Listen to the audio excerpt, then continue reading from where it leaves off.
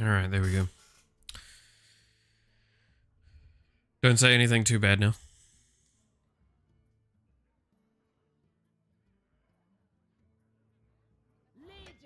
Don't be extremely racist like you normally are. Oh, well, that can't be good.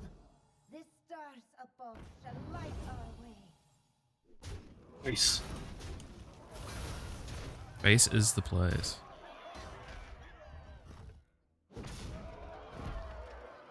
Oh, now you can see my fucking hand. Let's go.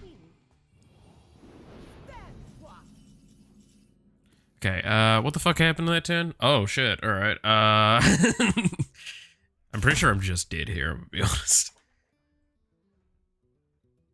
Because the buffs that you're getting are a little much for me.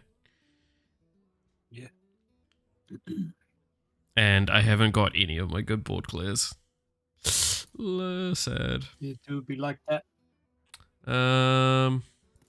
This is why, like, I shrunk this deck from being a Renathal deck.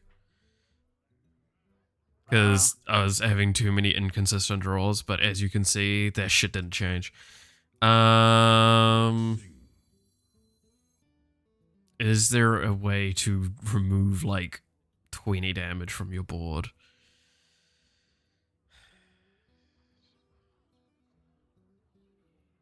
No, I don't hit the 5 health markers. Yeah. Ah, well. Have fun. Kill me, bitch.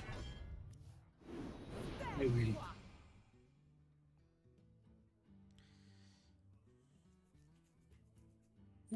Do your worst.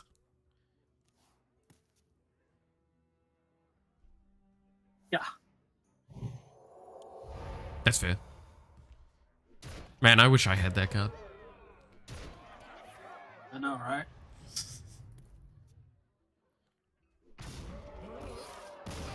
The amount of times I've gotten that and just wished I put like a whirlwind or Garrosh's gift. Oh, dude, I honestly, the gifts are so worth it now to, like, have in there. Yeah.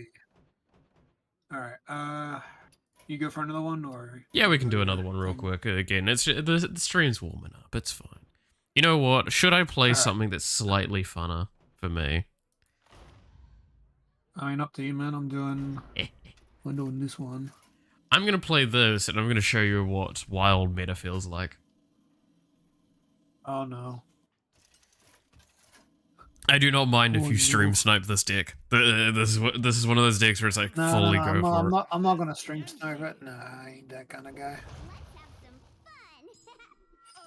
I might be real with you.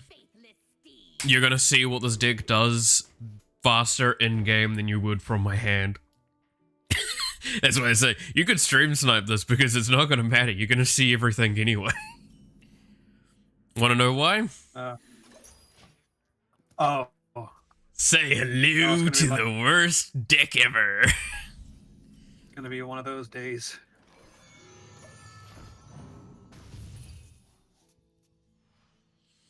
Yep. Don't worry, it's not that bad.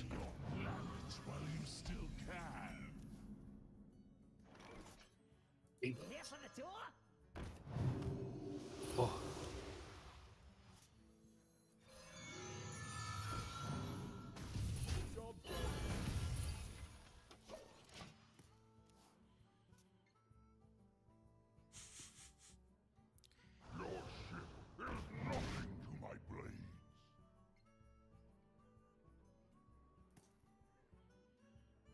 You know what the funniest part is? There's a card in this deck that I'm honestly tempted to remove, and if I explain to you why I want to remove it, it sounds so bad. Okay. So, you remember Solarium? The Solarium? The 1 mana, like, draw 3? Yeah. I want to remove it because I honestly don't need to draw that many cards in this deck.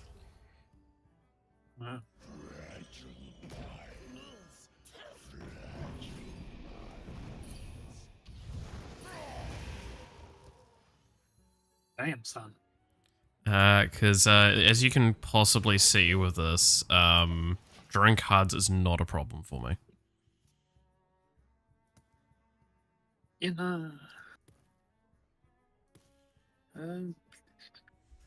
can I do here? Probably nothing. So you're ready to see why wild meta is really fun? Give me a second.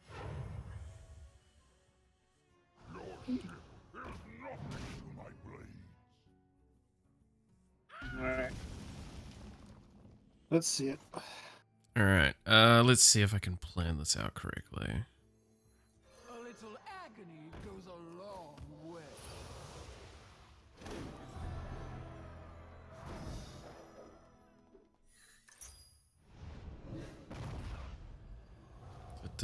You just constantly use the what are they called? That's that. Try this out.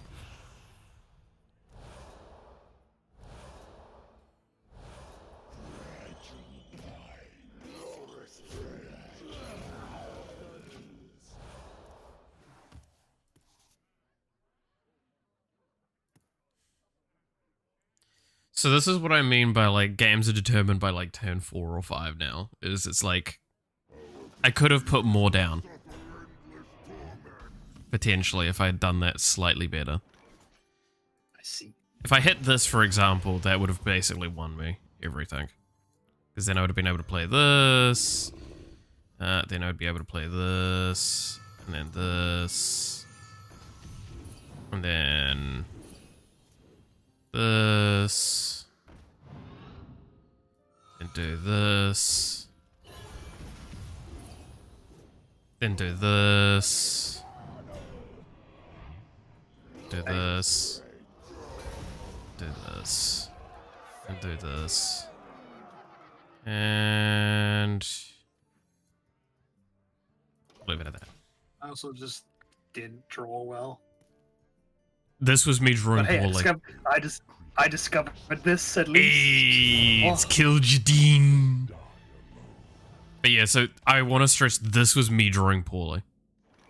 This is how absurd this deck is.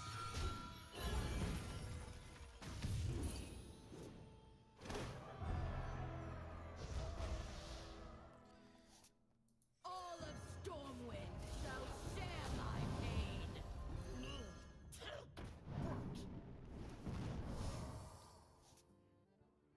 This card here, by the way, this mass production, is the reason this deck is fucking bonkers. Yep. Because with this Dark Blade, you just constantly draw it. Oh no, I don't get Dark Glare mana anymore. I don't get it. I don't do damage to myself anymore. Hero takes damage. What do Oh, I- that's right. Yeah, That's right.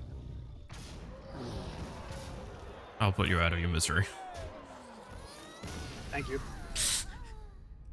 So yeah, this is why this deck is it's not perfect, like the best version of this I've seen, but this is why, like, wild meta, man. Wild meta is wild. Yeah. One Nobody- sec, because I'm gonna go grab that thing and re-roll the golden. Oh yeah.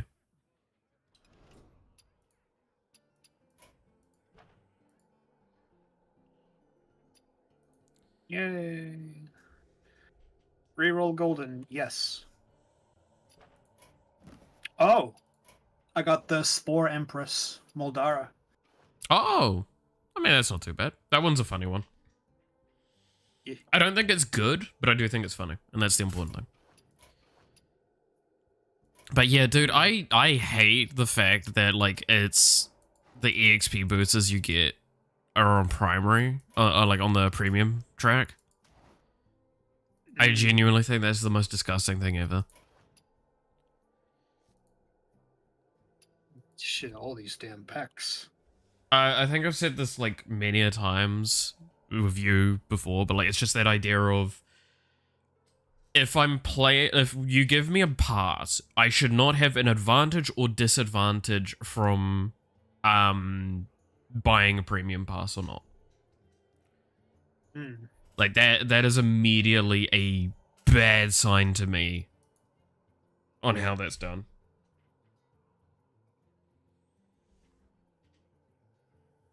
Sorry, I just had a lot of a lot of like cheering in my head, kind of thing. Yeah, yeah, yeah. All right, 10 packs.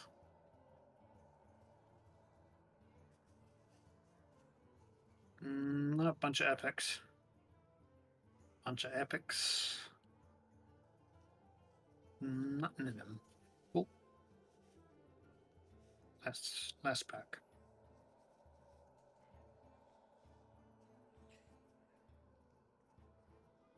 Right. Oh, by the way, I was gonna ask. Don't have to answer now, obviously, because stream. Have you got anything in particular that you've looked at Auckland that you want to do while we're up there? There was a card store, but I'm not sure where it is. Oh, we But can I find it, I'm remember- sure. Yeah, because I remember buying stuff online from them. Yeah, no, we can have a look around because like at this point in time, I plan on just probably going and looking at like some parks and museums and shit because it's cheap and all that. Yeah. You want to bring my magic cards too? Have a couple games or something. See how Yeah. it plays out. It's cool. I mean, y'all are definitely trying to get me into fucking Magic at this point, which I Yes. don't know if that's a good thing or not. It's not. So I'm already poor. I don't need to be more poor. But we can be poor together. All right. Fuck you, bitch. You being poor is an insult to me. Eat my ass. Okay, let's hit me in the face with your standard deck. Hit me in the face with it. Alright. Let's see if I can remember how to fucking play it. No, I just need to remember if I actually got all the cards I needed into this one. I mean, it's one of those things of you're gonna see which class this is and you're immediately gonna know what potentially this is. Yep. Yep. The Scourge are no match for me.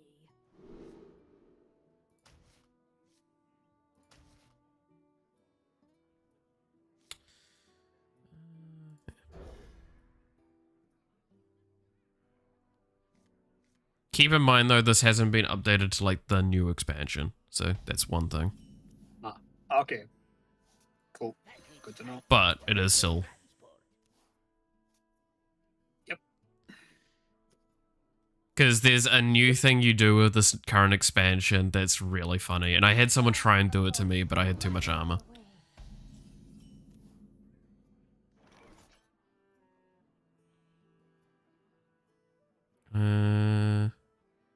What about making the recruit demon hunter?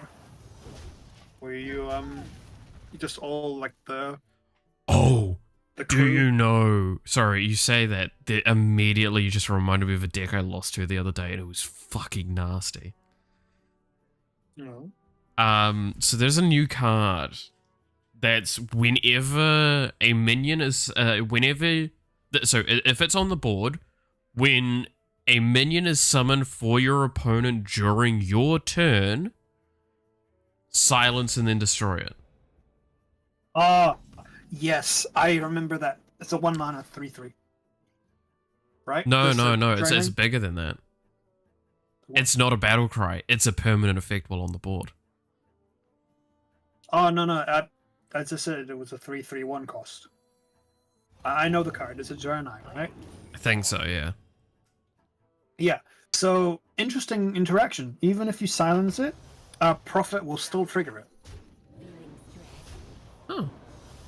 So I lost the game because of that. But no, the reason, else? well, I mean, like, yeah, that makes sense though. But like the reason why I say that, there is a paladin card that is, I think it's like 9 mana or something like that. Summon minions for both people until the board is filled. This star I didn't need to coin there, but my bad. So I'm sure you can figure out why that's problematic with that kind of deck. Yeah. My wool itches for war. Feeling stressed.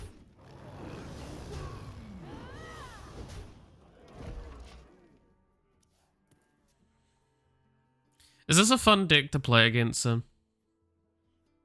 No. Yeah.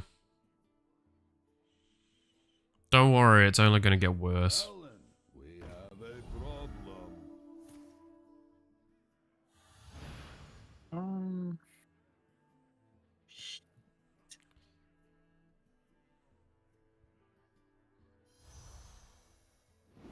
Does anyone copy?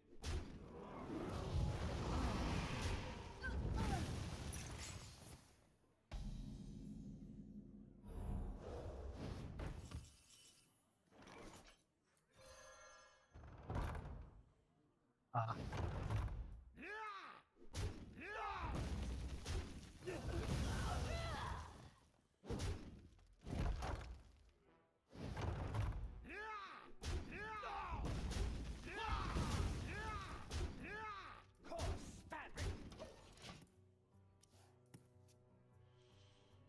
Yeah. Fun video game. Also, I haven't drawn well at all. If it gives you an idea, this was the best option out of my creation protocol, right? Valen, we Oof. have a problem. And off of his spell burst, guess what I drew? We have a problem. Yeah, that's pretty So good. yeah. Fuck me, I guess. Oh, I well. mean, don't worry about it. It's fine. It's fine. It's fine.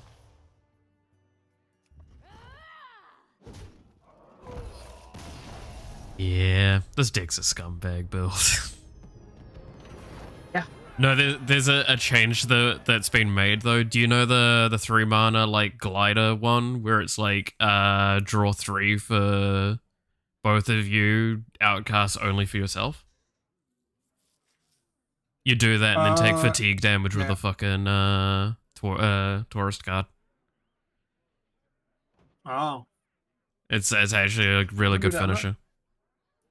I'm gonna do it again and hope that draws better.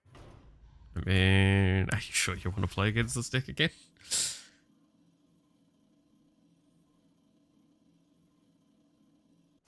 I don't know. I stand by. I wish I had different standard decks. I don't like playing standard typically. I hate wild as it is, mind you, but like I don't like playing standard.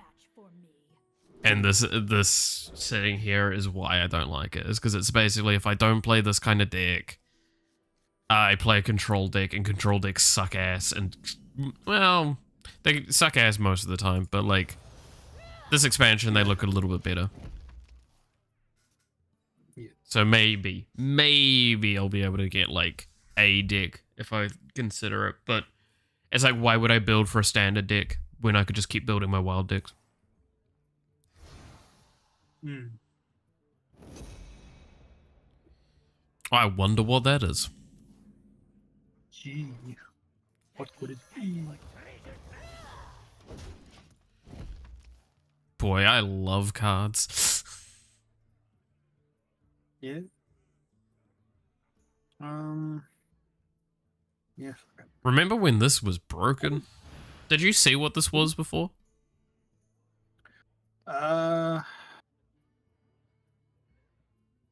What was it? I can't remember. They nerfed it, so it's basically what it was it gave itself and the thing. Oh. Sheesh. Monkey. So it was, yeah, after you summon a pirate, give this and that pirate +1 attack. So it would be like, by this turn, I would probably have a 4/4 or something, like a 4 or 5 attack on it. Yeah. When I shoot ya, it's gonna hurt. Load it up.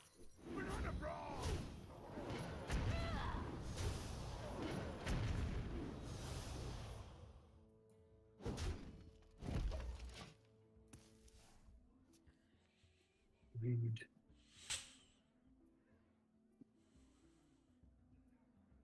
There appears Orlov. no signs of intelligent life here. Yeah, it's fine. Don't worry, we're not going to hold it against you too much. Load it up. Jesus. Kinda wish I had my point now. Why's that? Yeah. No reason.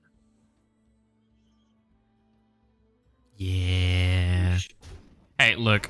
I said I apologize. This is the only deck I have in standard.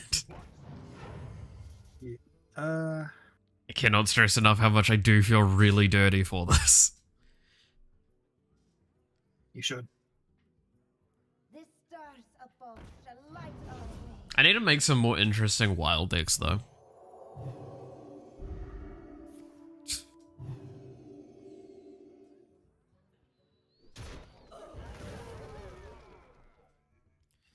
It's me. Alright, let's see. How silly can I make this? Oh, I can't really even make it that silly.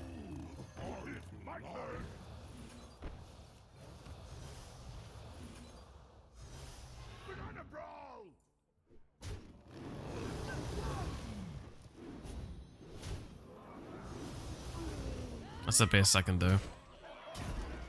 This isn't Warframe. I know, Roger, it's not Warframe. We'll get to Warframe eventually, but we're just having a little bit of fun before. Deck crafting, you know? Yeah. Having fun with the new expansion of Warframe. Alright. Speaking of, can I drag your ass into Warframe, or are you gonna go to bed soon? I need to go to bed, honestly. From what I can tell, it'll likely just be me tonight at work if they don't get the casual contracts on. Ah, fair. So yeah, I'm hoping it's just me, so I get to go home early and just say fuck it. Fair. Fair. Yeah, chap. Gotcha.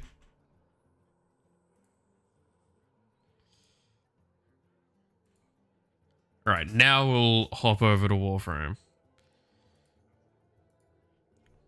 I was just, again, hanging out with a good friend of mine. Always good to hang out with him. Research on card game. Yeah, that's definitely what's going on, and not the fact that I excessively play Warframe.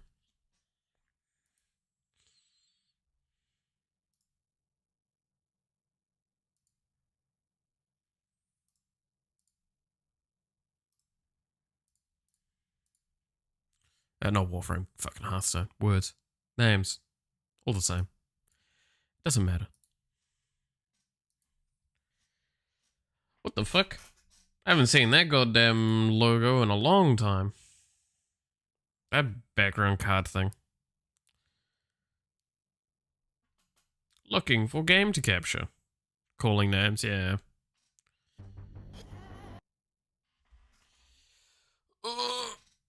Oh, actually, I just remembered I need to hide screen for a moment. Because fucking goddamn Warframe shows my part of my email.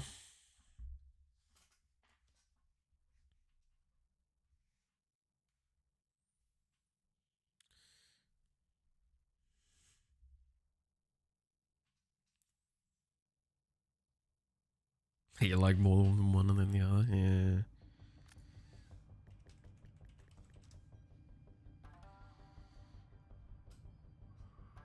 I mean, I stand by. Car games are the ones that I want to work on the most, long term.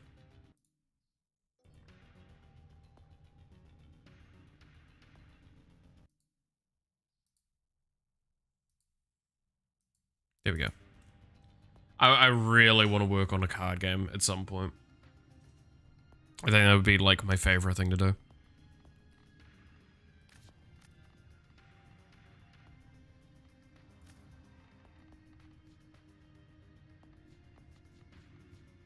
Okay, particle system is on low. Cool.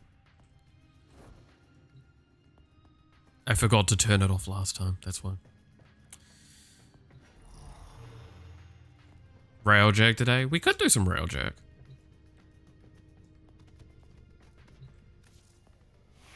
Trying to think what I want to do. Because, like, at the moment, I've just been farming Garuda Prime to level her up. Because I'm just wanting to see what she plays like. Because I mentioned this to like my mates and stuff. I haven't actually played Garuda since like her release. And I did not like her on release. She is a lot better now, but fuck me, her play style is not one that I'm very good with. Because it's very, like, particular in its positioning. And it's, quite awkward for someone like me. I kind of like face tanking stuff. And you're not supposed to do that with this. You're supposed to play around Dread Mirror. Hello.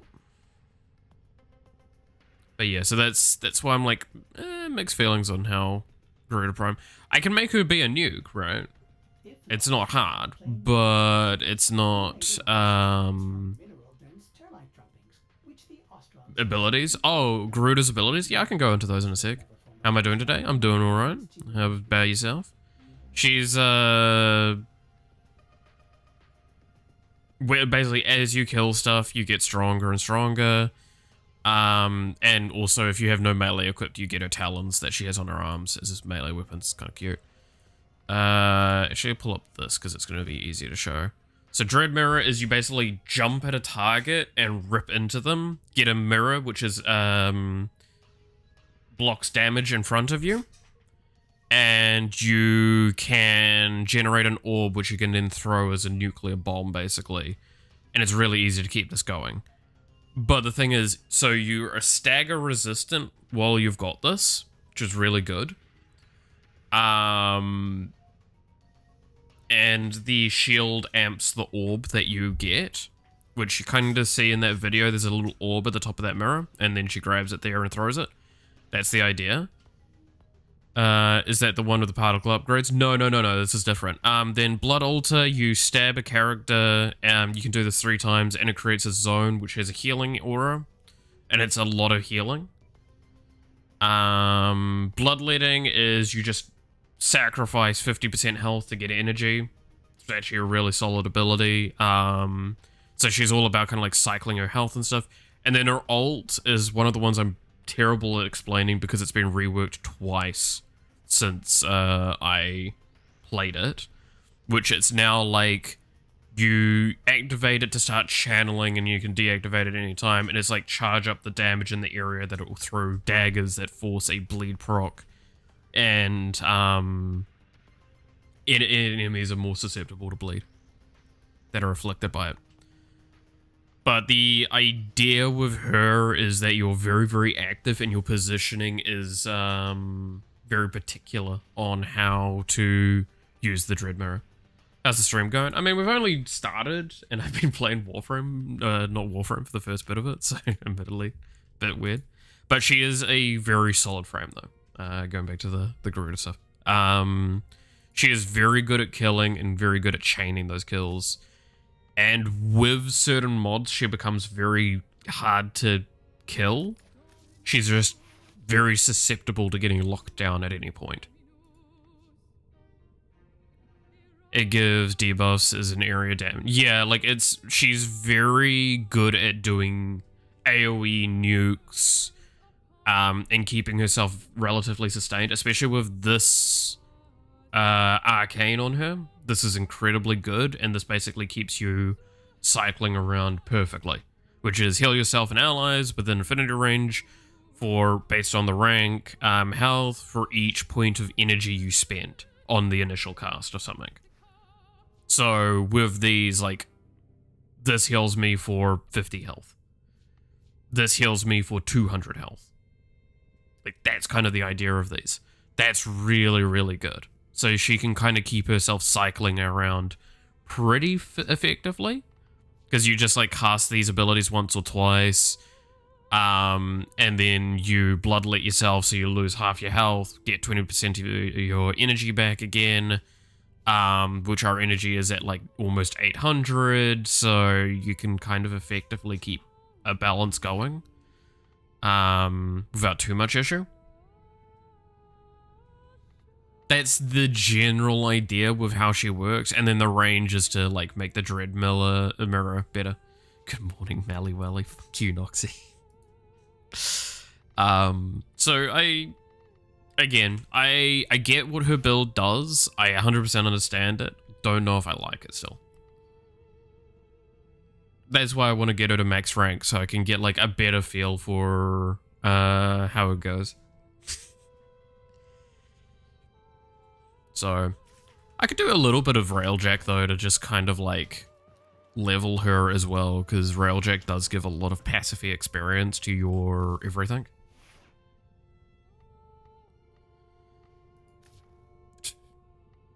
Should double check the claws.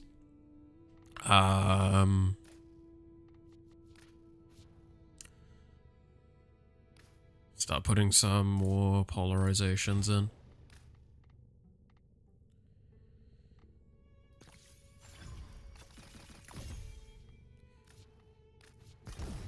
So I mentioned this to people yesterday. Like, I'm been farming a lot of the companion mods that have come out with the new updates and stuff, and my god, I'm hating this shit, man. I really hate getting all of these. That's something we're probably going to do a little bit of today, because I just want to get the farming done further along with it. Such an awful experience. Because it's you have to do very particular things for it. But it is strong.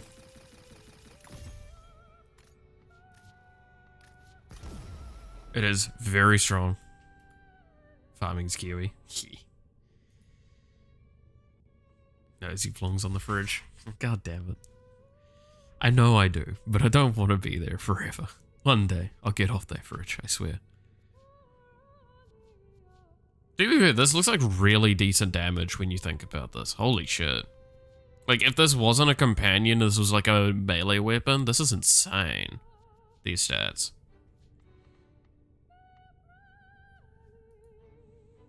You'll then become Dust Bunny. Again, I can't be a Dust Bunny because Dust Bunny sounds cute. And like, I'm not cute. I'm fucking grumpy.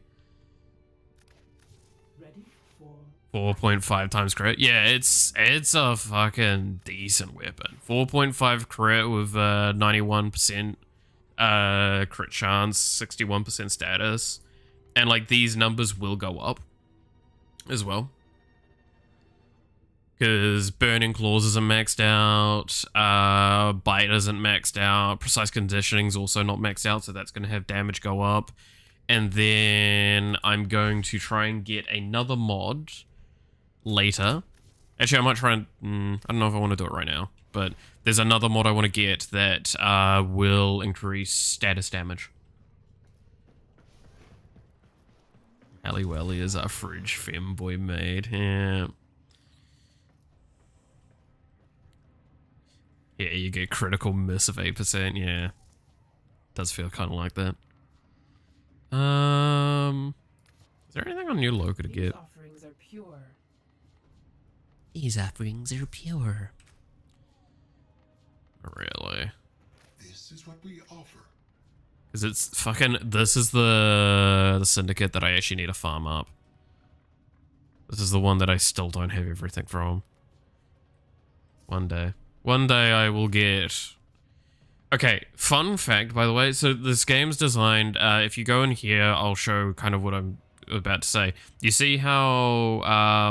so there's neutral, opposed, enemy, and ally. So it's all about, like, balancing around your syndicates and shit like that in the system. There is technically a way to have all of these maxed ranked. Need to steal some of your sin mods because I'm missing a bunch. That's right, because there was another mod that we talked about last night that you wanted to grab off me, right? The fucking stance mod. But yeah, no, syndicate mods, let me know, because shorthand is, of the ones that I have all of the mods for these factions. Because I own all Loca, all Vale, and all Steel Meridian. It can be seen from that. It's pair and sequence. I need to keep farming up. These are a bargain, just for you. Because this is all that I don't own from Perrin, which is quite a bit still. But yeah, I I still need to get, like, the ones from all of these. Specimen of wasted life. I have Veil and Steel, but they share pretty much the same. Yeah, well, I mean, that's the issue, right? Is like most of the ones that are allied do have a lot of similarities. And there's a few that I don't have access to because they're... I'm trying to remember. I think there's like one or two that are like locked behind Arbiters and Suda that I can't get. I need to do those at some point.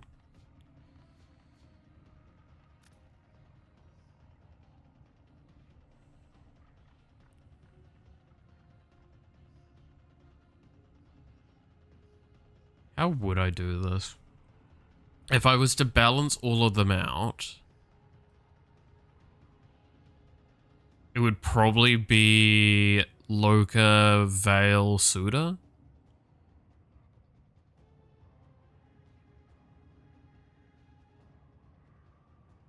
I would need to farm up a lot of Loka first, though. Yeah. It would be a very fine balancing game for that.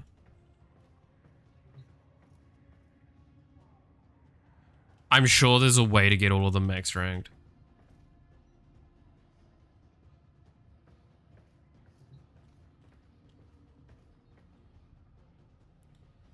Easy way, we have different active and swap mods. Yeah, I mean, that's always the, like, kind of theory behind it, right? Is you get, like, a group of people and you all just focus on specific ones. There's a 3 form. Oh, there's an Umbral Former Allied. I'm gonna do that. Oh, it's excavation? Ooh, alright.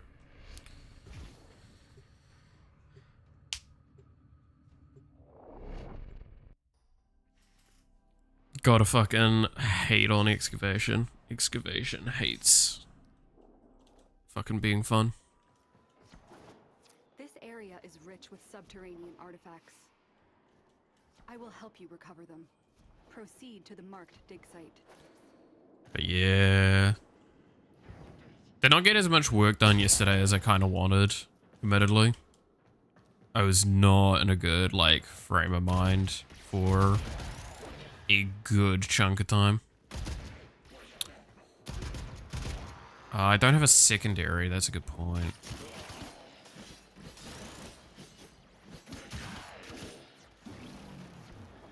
So it's gonna be awkward picking up fucking, things. Because I can't do certain bullet jumps and shit.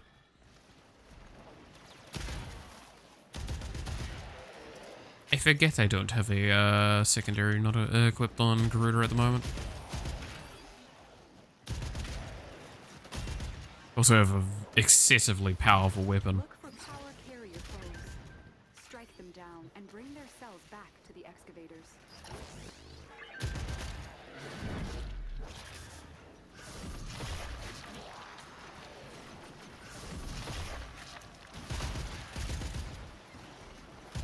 So right now you can see me, to those asking earlier about the abilities, you can see that I've got a mirror in front of me. And this is the first ability's kind of like mirror thing going on. That's what that leap towards them is when I do this. Additional fuel cells will be used to restore And shields. do that.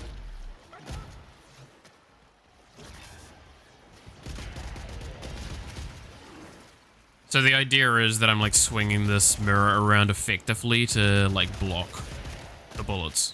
That's the general gist of this character. And I can keep the mirror effectively going indefinitely. As long as I'm like constantly cycling edgy orb. Yeah, look at that fucking this. To be fair, this character gets like super bloodied. That's the idea of them. If you actually look at the character, you can see there's like blood all over me. That's the passive.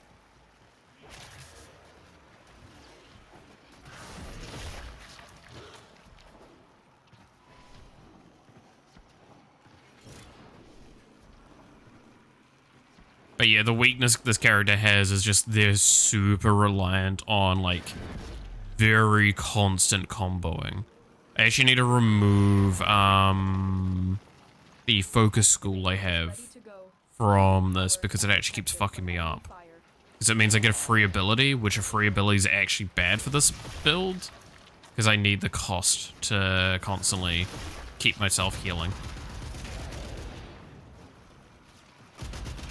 But like, if we get a group of enemies, if I hold this down, this is me grabbing that orb, charging it up, and boom. Enemy dead. Anything new in terms of updates for this game? There's not been anything for a little while. I'm just kind of like continuing to play because I'm just going to be playing it pretty regularly anyway, so might as well play it on stream. There's always more to do. Because I'm so far behind on a lot of things now. And then this is me turning someone into a blood altar. And I can do this up to 3 times. Or 3 times at a time.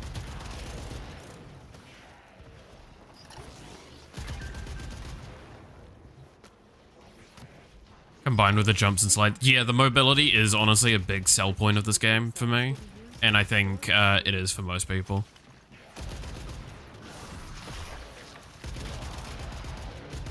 Like, I would love to try and find a way to replicate the kind of mobility this game has for something.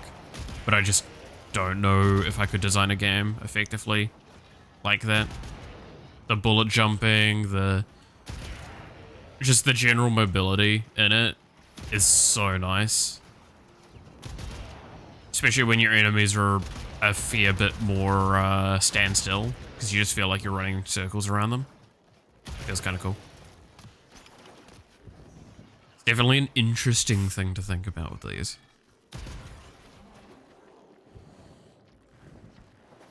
Oh yeah, by the way, when the mirror disappears, this is one of the changes that I honestly still don't know how I feel about. Your orb doesn't disappear. Protect the unit while it You're gonna make an FPS with these elements? Well, I mean, like, an FPS would be nauseating with these elements, is the problem. Right. Because, like, no, okay, let me correct to that. I don't feel I would be able to make it anything but nauseating myself. Right, because there is a perfect example of it being done, and that's good old Timefall. One of the best game FPSs by design, like, ever. And fucking, I stand by that. I didn't play it much, but I stand by, in terms of design, best FPS I've ever played. Because of the just general feel of it. To be fair, in certain missions you can basically call in a Titan in this, so you know.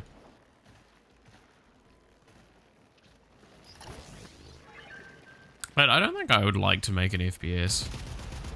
Third person, yeah. I think that's got a lot more interesting expression, right? Actually, that's a good question. Like, I think most people like FPSs, right? Additional Most people? will be used to restore its shields.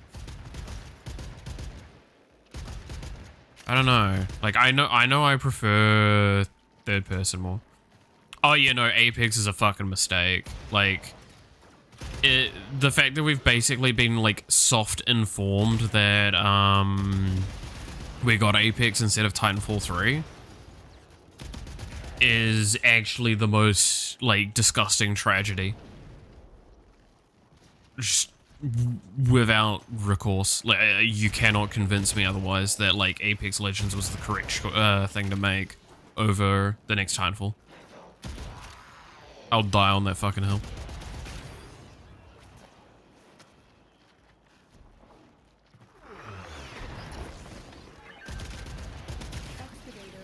Like, if they genuinely had made a Titanfall game instead of Apex, I probably would have played that, and I would have actually, like, maybe stayed playing FPSs longer than I did.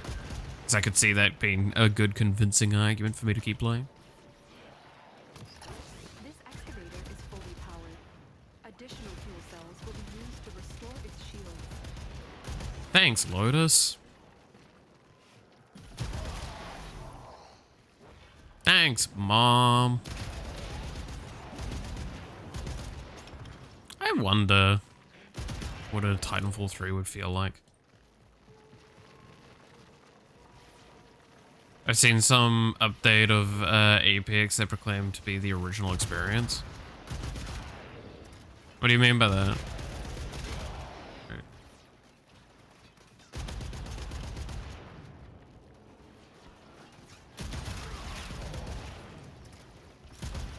Is that like an update from the developers or recently?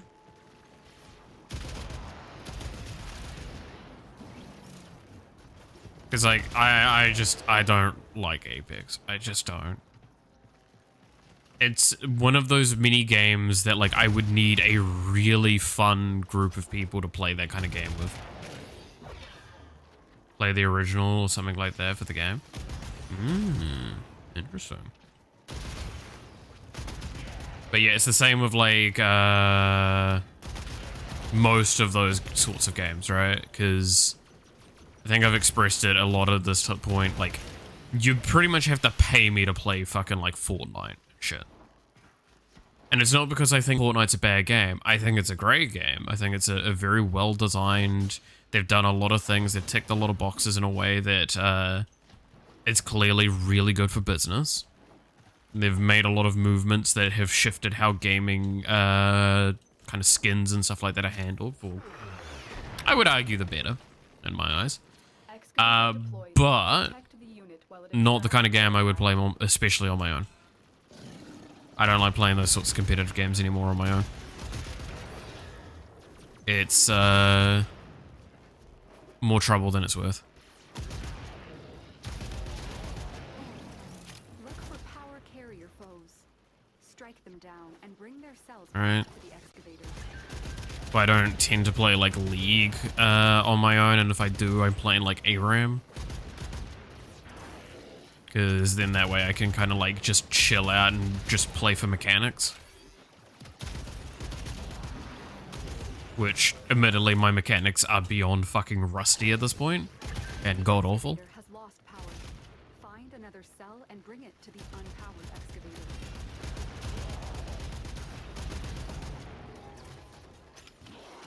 That's one of those things that like, it makes me a little sad that I've just completely deteriorated with some of the ability in games that I used to have.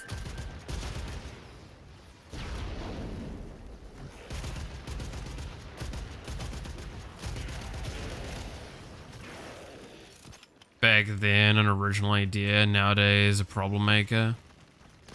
I mean, okay, I'm not gonna give battle passes to them. Battle passes were well and truly before Fortnite. They were popularized by the general game development community.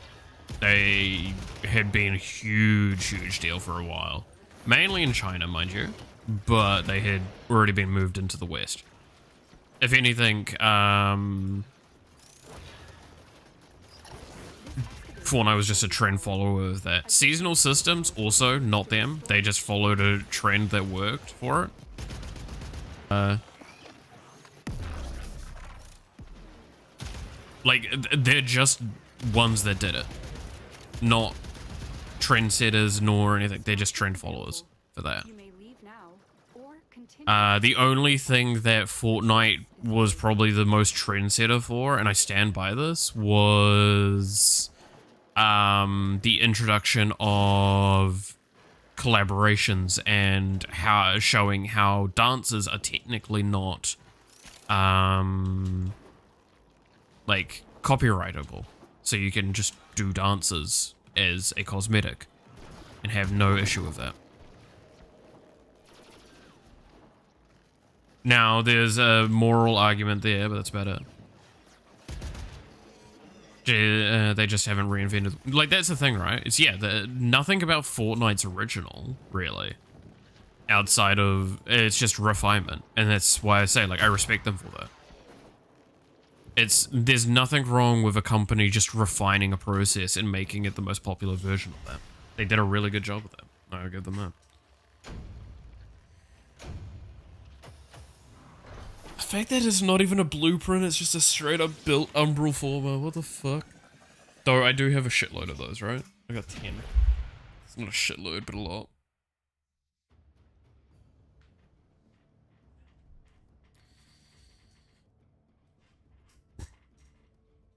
I mean, technically League of Legends is another example of that, right?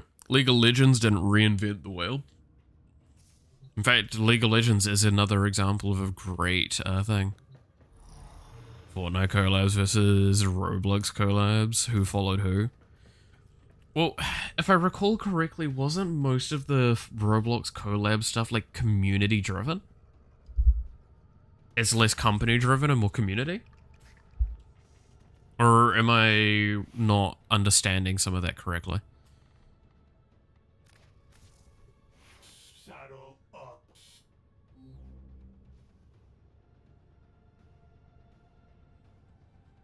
I feel like I need prompt reach on this, right? Now it's official brand stuff. Yeah, but like before it wasn't. That was the thing.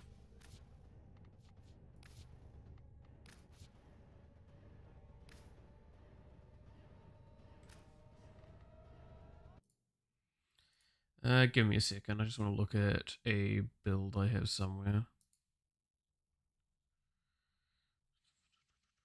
Reach and smite.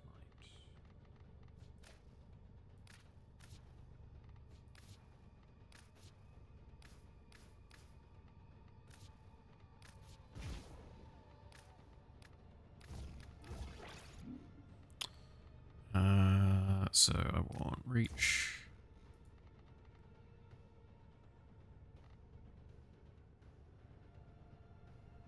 Before is the keyword, yeah.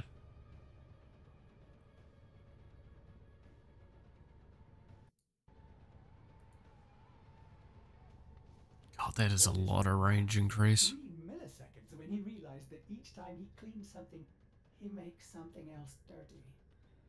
That's just 3 meters is a lot of range to just add to a melee weapon, man.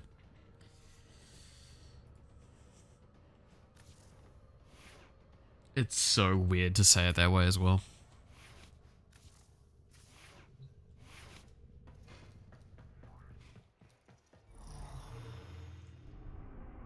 There was some former as well, right? Yeah, it's a defense. 20 to 30, it's probably like 10 waves? Would be my assumption. 15 at worst. The enemy is at our doorstep. You must defend our equipment until. Have you ever played Slay the Princess? I have not, but I have watched a gameplay of it, and I think it's a phenomenal game. Very reminiscent of like the style I was talking about the other day with how I want to do like the puzzle story game.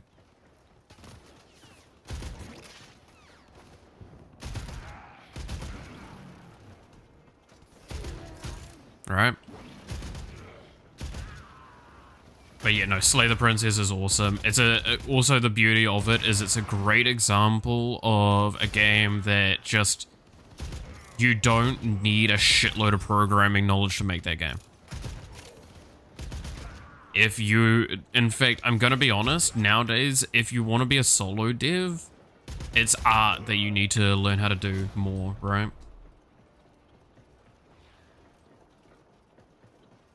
If you are good at art, you are more likely to be able to produce something like highly ethical than if you're good at programming.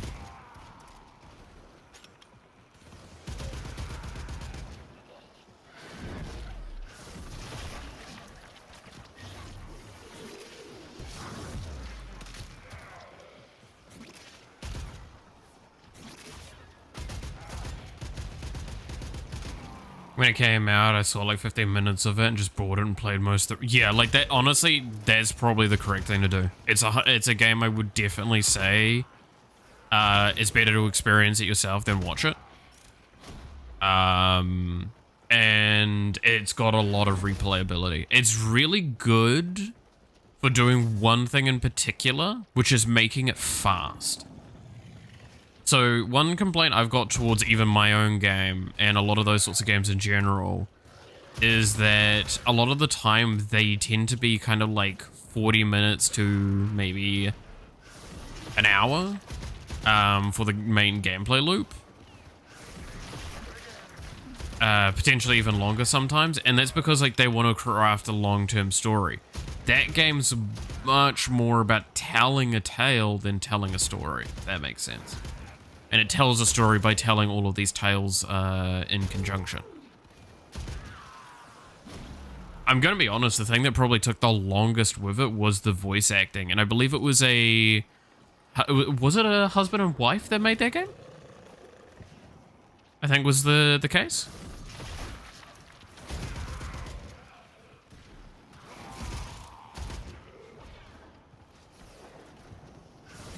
Like, one of them did the programming, one of them did the art, and they both did the main voice acting.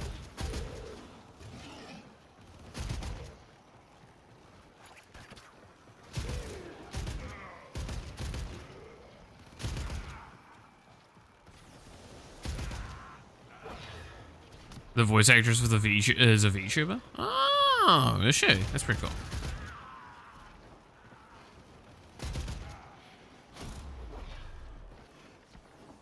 Were they a VTuber before the game, or? Because if I recall correctly, though, the game is done by like just the two people, which again cannot stress enough. That's how those sorts of games genuinely don't require a huge amount of knowledge to make. They just require dedication. It's the same with most games. Just hit your fucking expectations. Don't expect to make next to World of Warcraft, right? Always make that statement.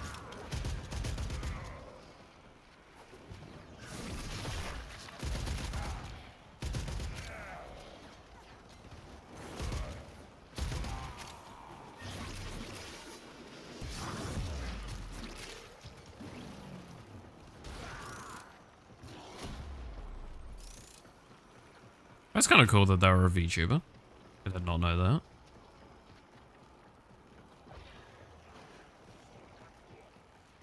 And the oldest vid I see on her channel is from 5 years ago. Holy. So yeah, probably a little predating the game then.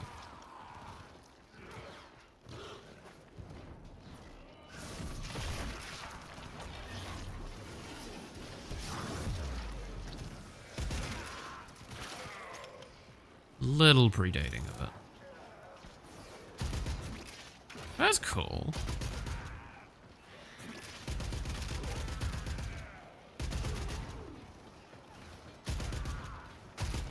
Oh, you know what I need to get doing? I talked about this yesterday. So we started finding... It's all... Yeah, the passive be like... The passive do be like that. So we talked about Redacted yesterday, right? And we were kind of like... more or less openly starting to talk about it. Because... we're at a stage where I think I'm comfortable being able to. With most of the aspects of it, not some. So one of the big things, right, that I need to really like kick into gear is probably learning how to do like chibi animals more. So I can do like more than just cats for it. I do think I need to do more than just cats for it.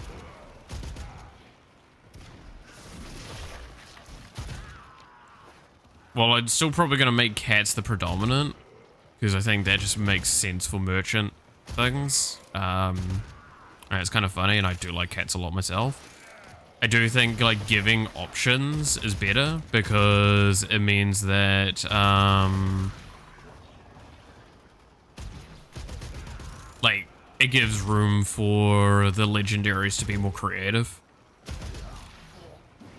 So the VAs can be a little bit more, like, have a bit more control over what they're wanting to visually look like, potentially.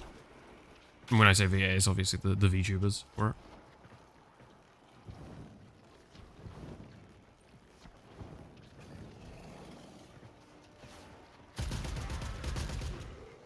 Because, yeah, the current designs I'm not happy with. They're very early design processes. And... like, the more I look at them, the more I'm not impressed with it. Alright.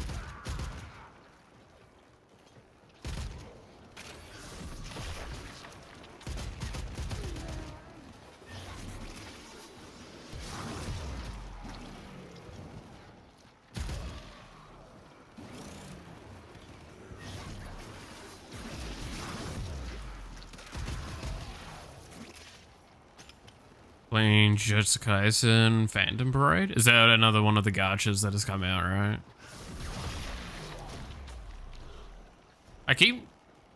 I'm not good at tracking all of the anime gachas that come out nowadays. I lost track about when the slime Datkin one came out. Like, I played that one for a little while. I enjoyed that, but... again, I've said this before, like, if a game becomes a job, then there's something wrong. Right? Like, a game should not be a source of stress that's not pleasant. And it's just like, oh, well, I've got to do this. I've got to go back to the mines because I've got to, not because I want to. When a game tells you you have to play because you've got to play and not because you want to play, that's not a good sign to me.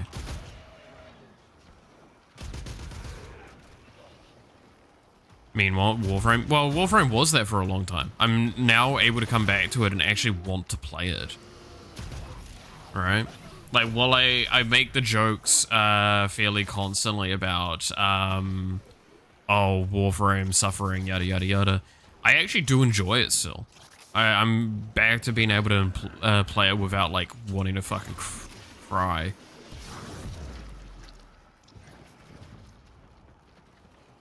But yeah, there was a portion of my life where I did treat Warframe as a second job, and that was not good.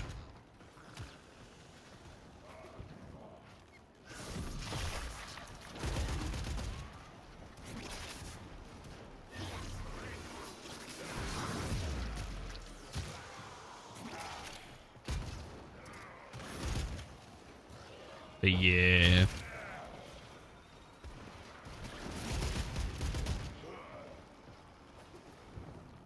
But no, so that's what I was saying. Like, with the chibi animal stuff, I do need to, like, figure out a good way of doing chibi animals.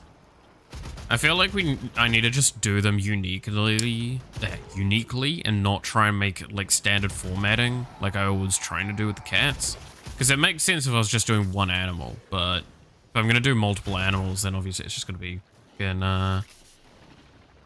Very impressive, Tenno. You held them all back. Time to get just got to get better at doing them.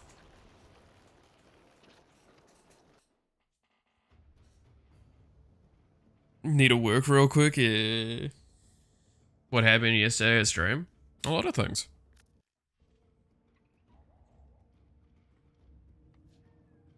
But yesterday, I decided to finally start talking about the redacted up to an extent. Which is, I think the shorthand of it, better explanation was yesterday. Collectibles in game that are going to be your, like, shop merchant. You can swap them out. It's kind of like a skin for it. The higher levels will have voices, and the intention is to try and reach out to VTubers to be some of the voices for them. And have them customized. Before it was cats, but, like, that's what I was saying. Like, I'm wanting to move away from it being strictly one animal and just having it as a general thing. Because I was listening the other day to a VTuber that I had reached out for it, and them mentioning that it's not that they hate cats, it's that they just dislike cats. And I was like, you know what, that's a good point. Maybe I should reconsider this to being, like, something a bit more interesting.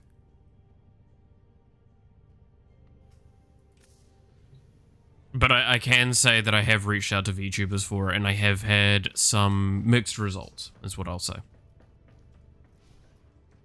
I dislike cats. I love cats. Cats are by far my favorite companion pet.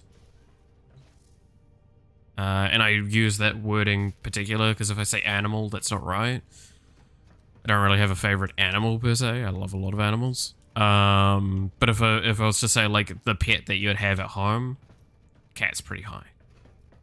If not the highest for me. Orders keeps the I have one sitting on my lap right now, right? Therefore, Like, I love orders cats. to allow animals on board.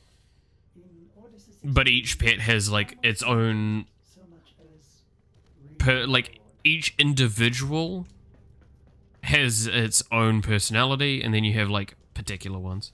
My brother wanted pet rats. I had pet rats when I was younger. They're fucking great.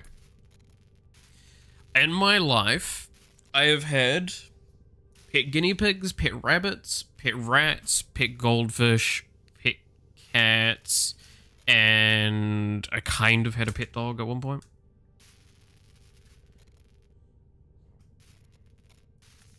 So I know like I've basically worked with all things in the scheme of it. I've also worked on farms. I've worked with horses. I've worked with sheep. I've worked with pigs. I've worked with all that sort of stuff. Like cattle in general, right? Like I've done milking. Hear me out, dogs. Like again, are you? So you're gonna make an argument to me that dogs are better than cats? So? The simple fact is, one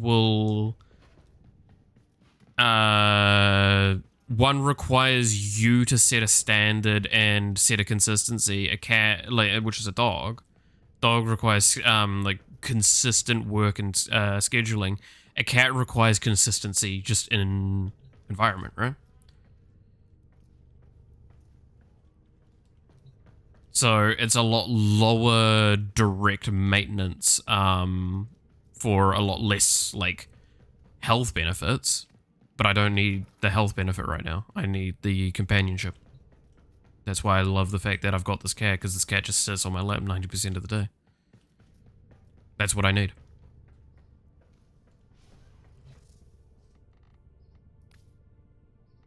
And before you go, a dog will do that. A dog's too big. Or the dog's too small and has normally got problematic personality traits inherent to them and requires a lot more effort and training. Not saying dogs are worse, just saying that for what I want right now, cat is better, right?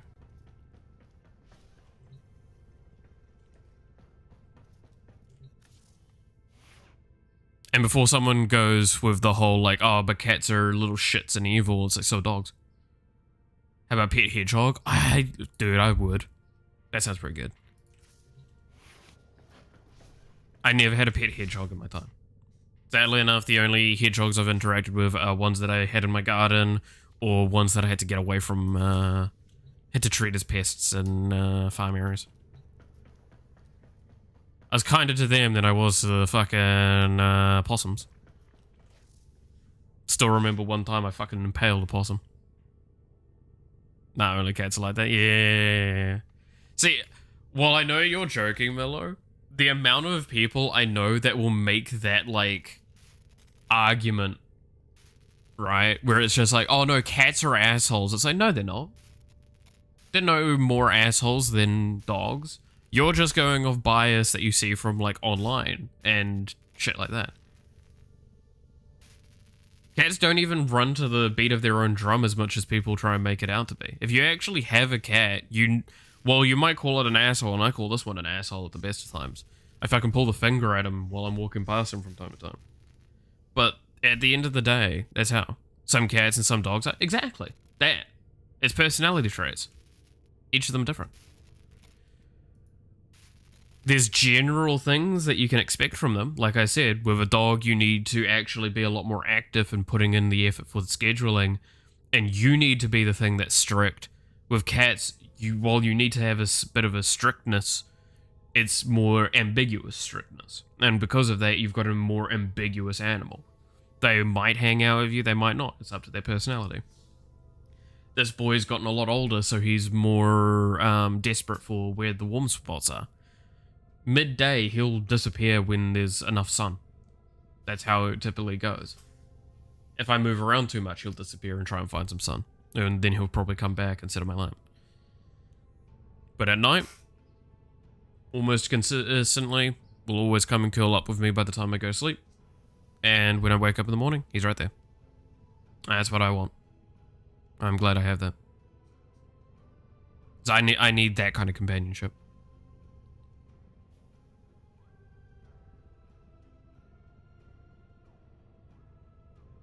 The truth is, there are more of useful dogs than there are cats. I mean, like, if we're talking strictly value in terms of task, then yes. Dogs are normally better than cats for tasks. For emotional support, that's down to what you need, right? Because dogs, again, dogs have their specific personality traits fairly consistent, right? As they try and, as long as you're a good owner, you need to put a lot of training in and stuff like that, put the effort in. Top task being wholesome. So, same with cats. You have any idea how much I remember, like, dude, I still remember this cat when he was younger. You could just pick him up and do whatever you wanted with him. He was great. I could wear him as a hat and he wouldn't mind. He loved it. He would just purr. It's because he just wanted attention. So no matter what you did, he would just want attention. Which is really annoying when you were, like, trying to punish him and knock him out of the way of something. Because, like, you would hook your foot and drag him back away from something, and he would start purring and smudging into you and going like, oh, yay, attention. It's like, no, I'm trying to get you away from the dead animal on the floor. That you've somehow dragged into the house, you little shitbag. Or the living one, which is even worse.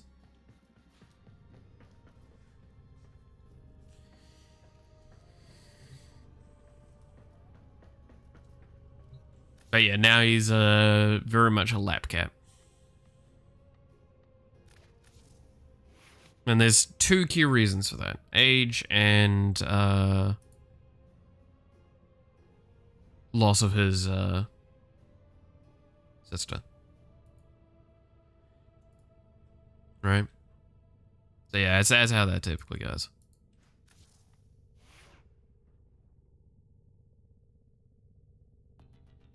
Cat alert. The butthole brought you a live mouse. Yeah, but it's a way of respect. And again, like, it's dog. I mean, I could make the same argument. Dogs piss on everything, right? Marking their fucking territory.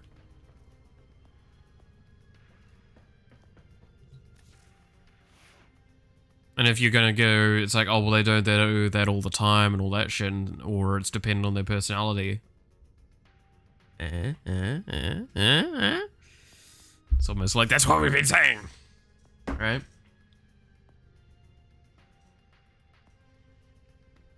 I don't know. I feel like I'm always gonna want to have an animal around me though, because I want to have something that will sleep in the bed with me, nice cuddled up. That's why I love this cat. Even on hot nights like last night, he was really, really, like, sweet. He just would sit, like, slightly outside the blanket, but still curled into me. It was gorgeous. I think he's recognizing I'm struggling with the heat at the moment. Service your weapons myself.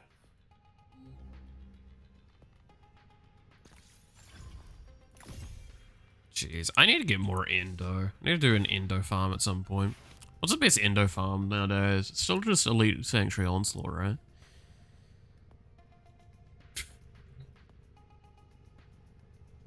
I heard you almost slip there. What do you mean?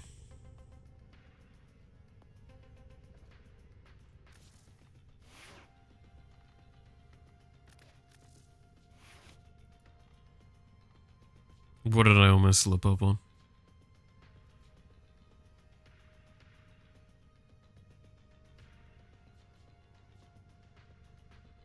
Having something in the bed? No, that's younger. That's younger me. I mean, what? Assuming we got to the bed.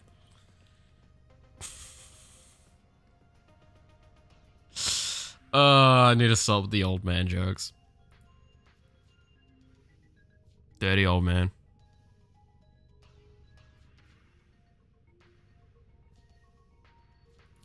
To be fair, I'm a lot better now, even though, like, I could literally just go down to Wellington and do stupid shit. I'm very interested to see how my trip to Auckland's gonna go. Because, like, we're gonna probably do bar hopping, right?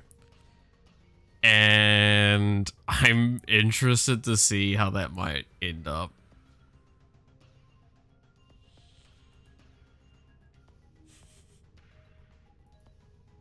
Because, like, I can't take them back to where I'm staying. I'm staying in a capsule hotel. But if, I'm on the dance floor, we'll see. See if I still got the riz, as the kids say. Right? The whole, the rizzling? Sounds like this fucking crackling. Now that's making me negative riz. What do you mean? I've got all of the riz.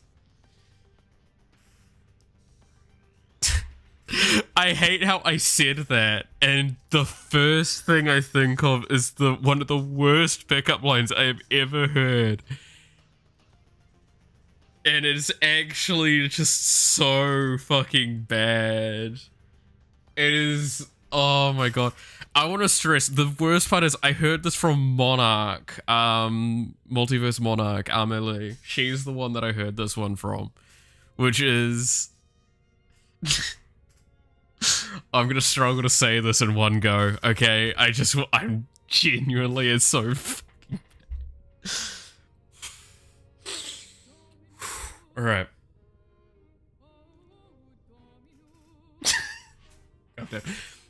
Hey babe, I just shat my pants, so can I get in yours?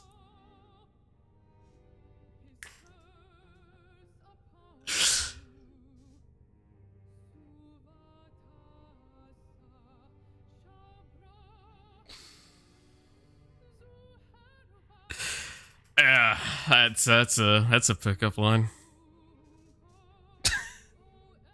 Vomiting at work. That's fair, that's fair. Oh, yeah, that one's, Still not the worst I've ever heard in real life, though. The worst I ever heard, and this is really funny. So Noxie will actually know exactly where I'm talking about when I explain this story, because this is in high school. So I was going, it was just start of, I think, lunchtime or something, and I was going to go to an appointment. So I'm like walking around the side of the building, the courts are on to the side of me to the right. And I'm walking across the car park out the front of the school. And as I'm walking across, some guys from the left of me start walking over the girls near the cages and stuff. And I just hear one of the boys, hands in his, like, I want to say pockets, may have been in his pants, I don't know, walking up like, "Hey girl, is your name Medusa? Cause you make me as hard as stone." And he said that like fucking halfway across this car park. And this group of like 3 or 4 girls just struggle. And I'm just walking past, I'm trying to do my best not to get involved. Stifling a laugh.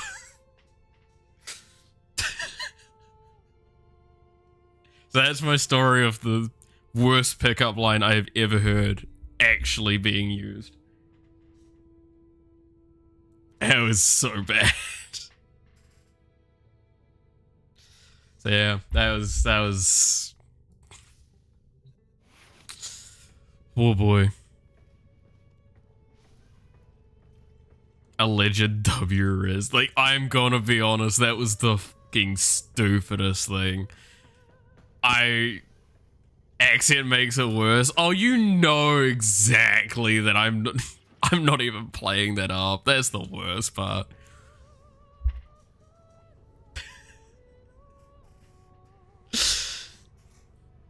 You know that high school. That high school was fucking stupid for that shit.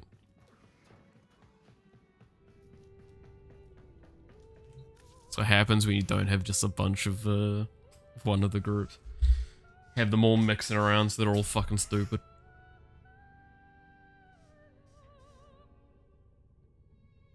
So stupid.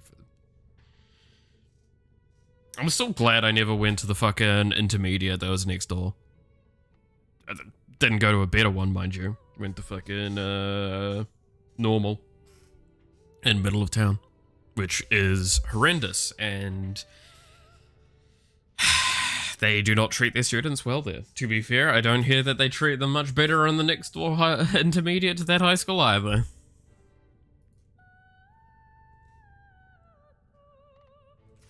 So, you know, just kind of realizing every school there was fucking bad. Was in the Warps. Oh god, yeah. No, I know where that is. Yeah. Man. Why is it all so fucked? Alright. Let's get these last few levels in the most, like, reasonable way possible.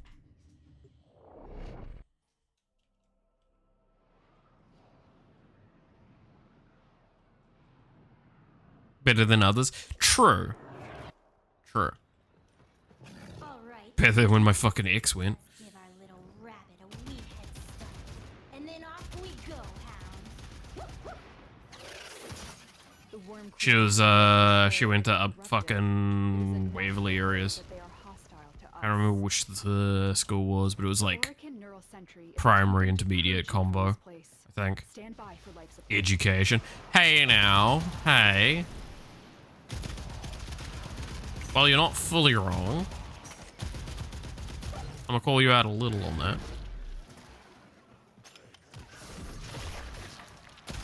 Like, don't get me wrong, we shit the bed nowadays, but like, give us a little bit of credit.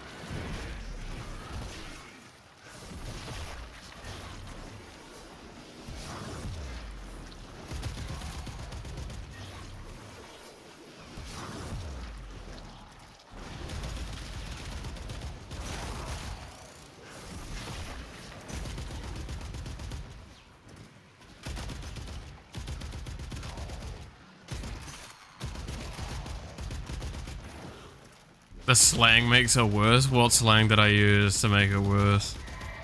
The shit the bed?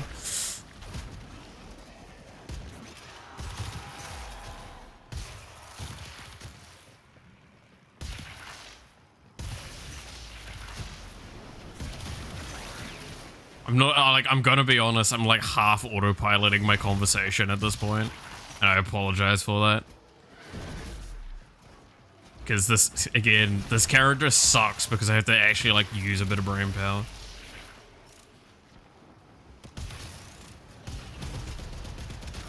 Why can't I use my frames that just require me to remember to press abilities from time to time?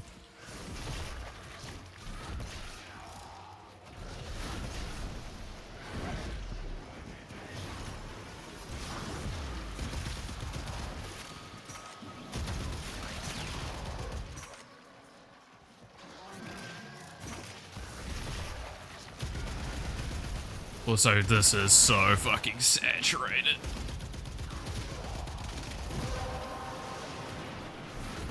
The relic has been cracked open. Finish your mission to find out what's inside.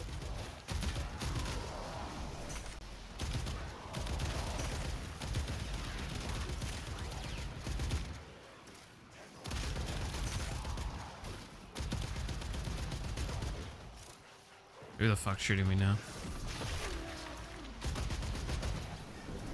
Yeah, no, the fucking, oh god damn it. Yeah, that's what happens when I turn the wrong direction for a split second.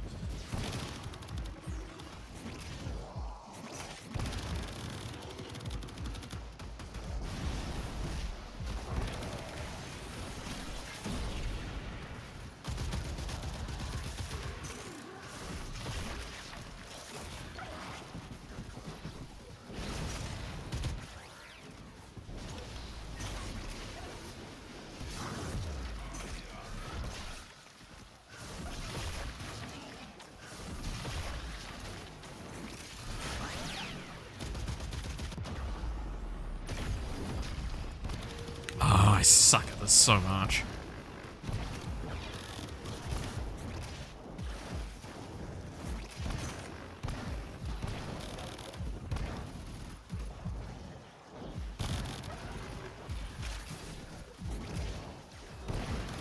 I'm gonna run out of my timer, aren't I?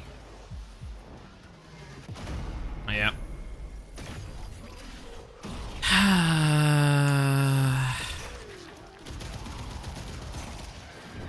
Finally, I was good at this fucking character, man.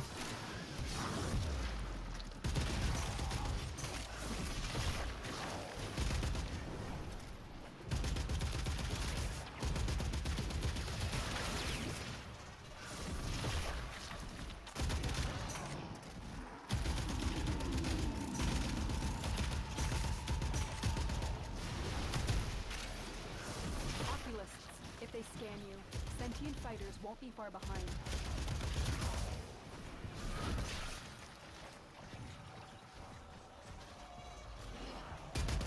Fuck off. The sentient has detected you. Fighters incoming. There you go.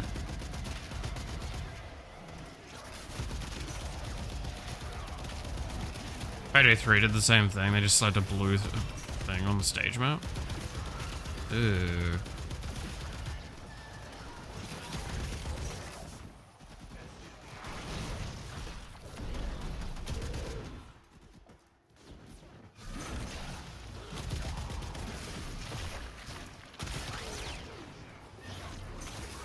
The longer you hold out, the deeper I can search.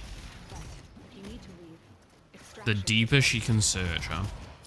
Were you my fucking dentist?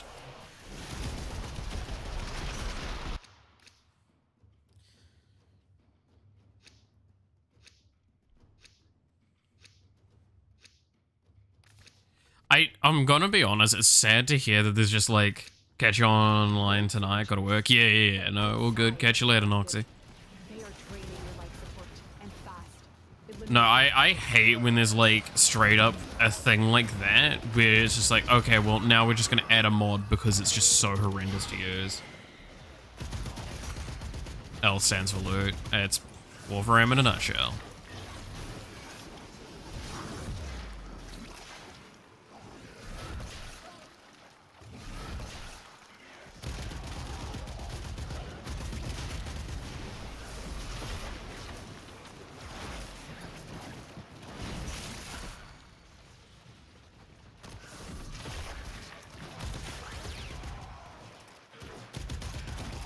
Yeah, if I'm more willing to use the orb, I think that's what I need to be doing. Yeah. I need to use my ult and my orb more frequently.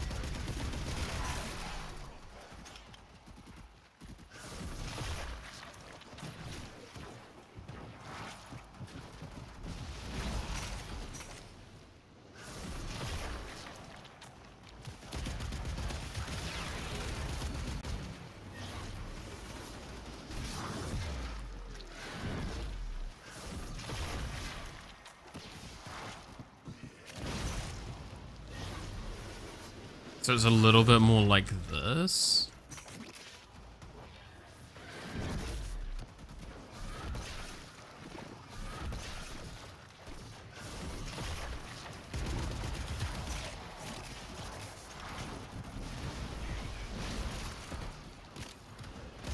Yeah, instead of going for like Mills damage, we go for this instead.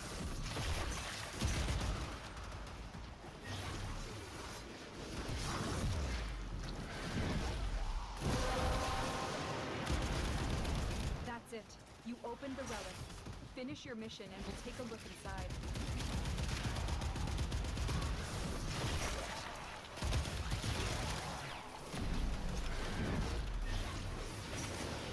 Yeah, no, this is feeling a little bit better to play it like this. Okay. I'm learning, I'm learning. There we go, a few mil damage again.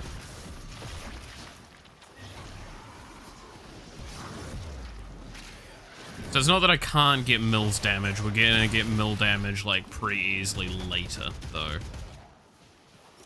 And it is all about that positioning.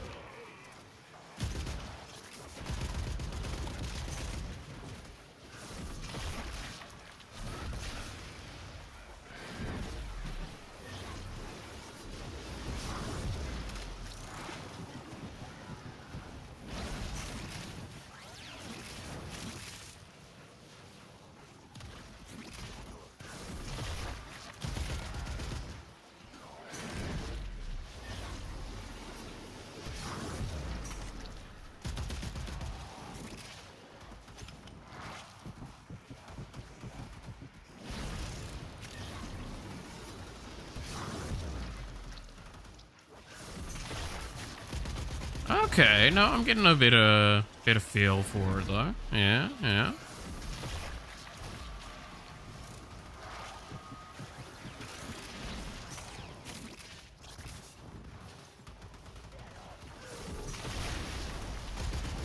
Definitely thinking this is the correct companion as well for this kind of build.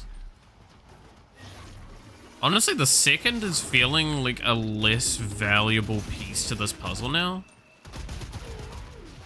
Now that I'm getting this combo loop going. Those oculists are scanning for targets. The sentient. Because, like, Look out for cute, I have extra healing in an area. Don't really need it. The Grenier and Corpus came here in search of treasure, but only found oblivion. We do have max rank, so I'm actually gonna leave.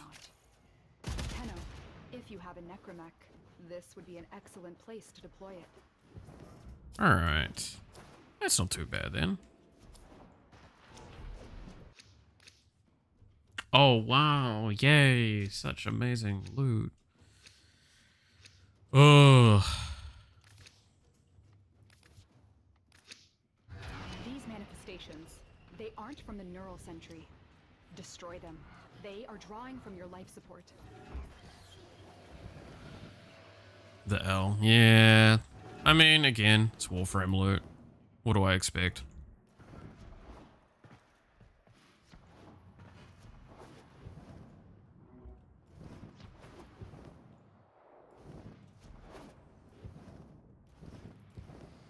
What do I expect? Nothing special. Mission complete. Alright, let my brain reset for a moment. So Hester and Garud are both max rank, which is good, because Hester does need some more former in her.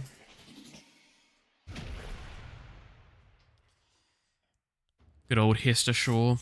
Anyone that actually knows who that character is, you get like a gold star in my fucking books. Because I don't think many people are gonna know. Unless they've been told by me already.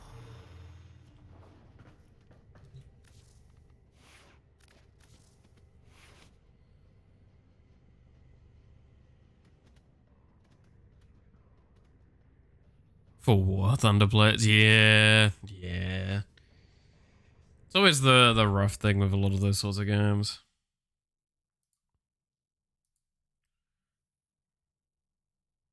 The grind as usual, yeah.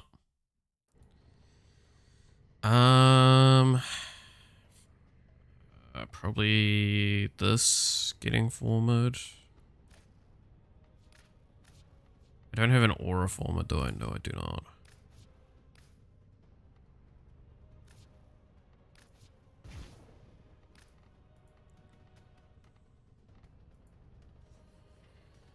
I kind of want an aura former.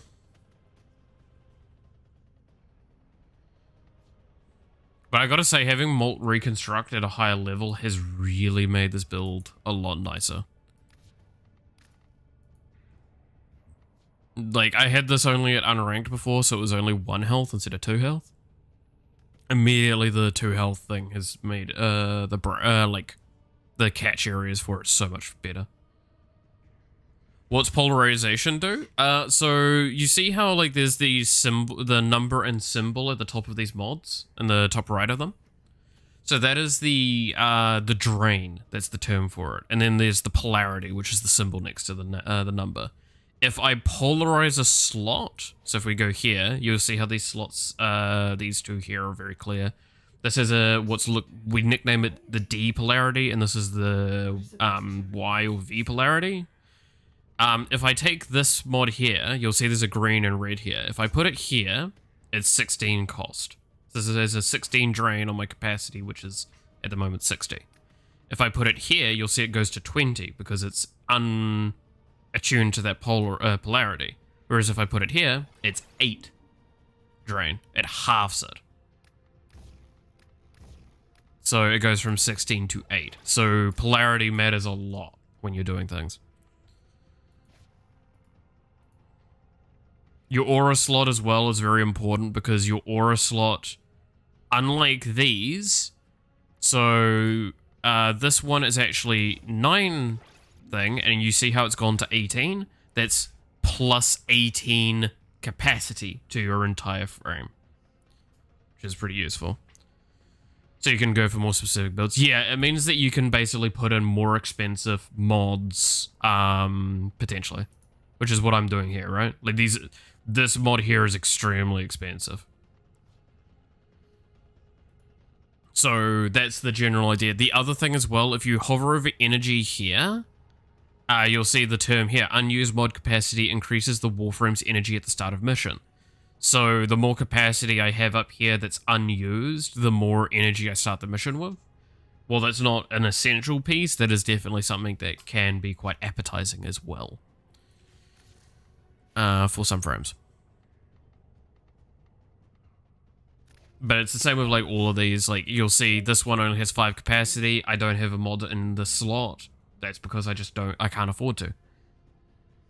Because look at how much some of these cost. So this is 15, this is 13, this is 13. The mod I want to put in here is going to be this.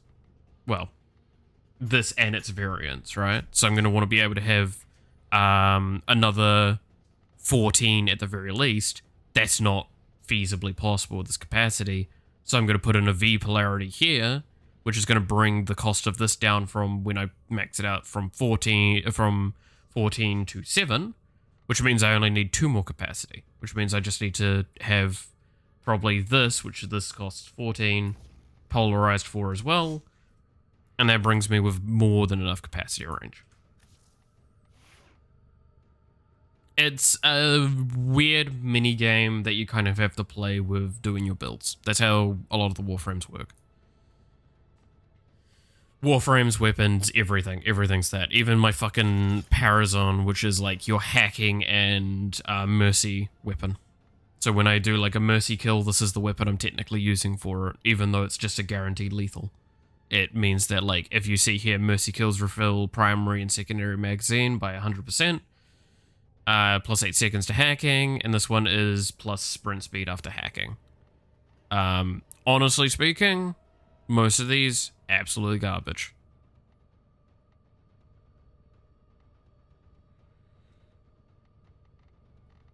Like, I would actually probably argue Livewire is potentially better than Blood for Ammo, but hey.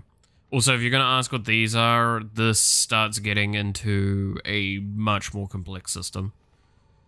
This is Parazon finisher mods. And that's for doing a very specific thing. Which I could probably do a little bit of that later. Let's see.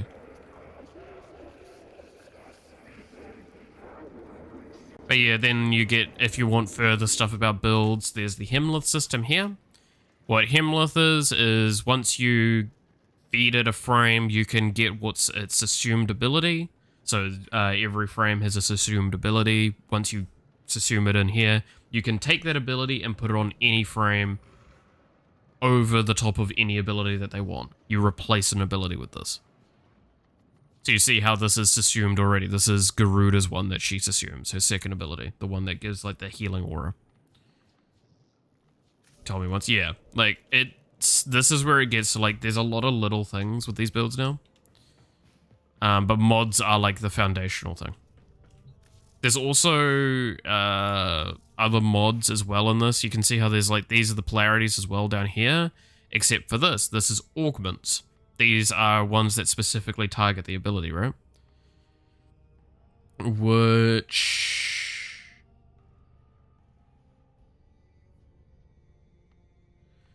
I don't know. I still think, like, most of these are bad. Like, this one's probably the more interesting one. I still don't see it being great.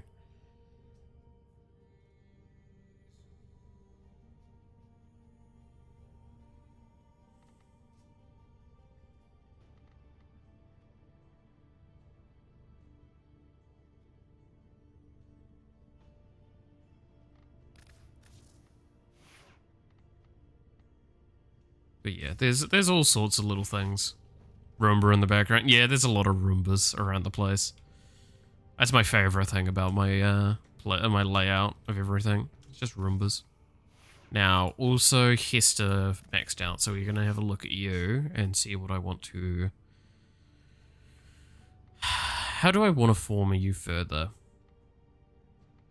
Let's see, that's gonna go up by 5, so that's gonna be another 9. So basically a V polarity is probably the best to add in here. I can't remember what this is supposed to be. It's another Bond mod. I can't remember which one it is. Because I don't think I own it yet is the problem.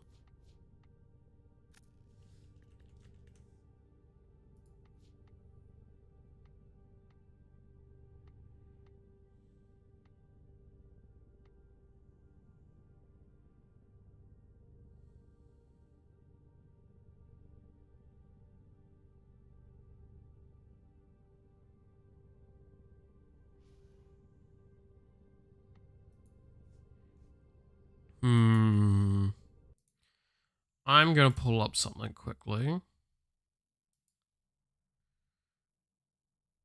to find the info I want.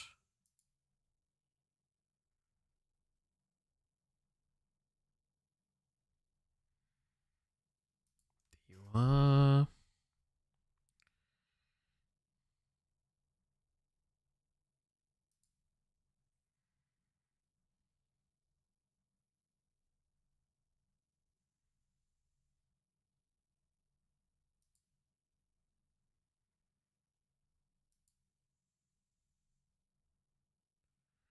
You told me once about the gimmick mods, but there's some ultra-specific mechanic normal ones? Yes. There are some very, very specific ones out there that are, like, very particular for builds. And they would not be used in almost any other context. Ooh.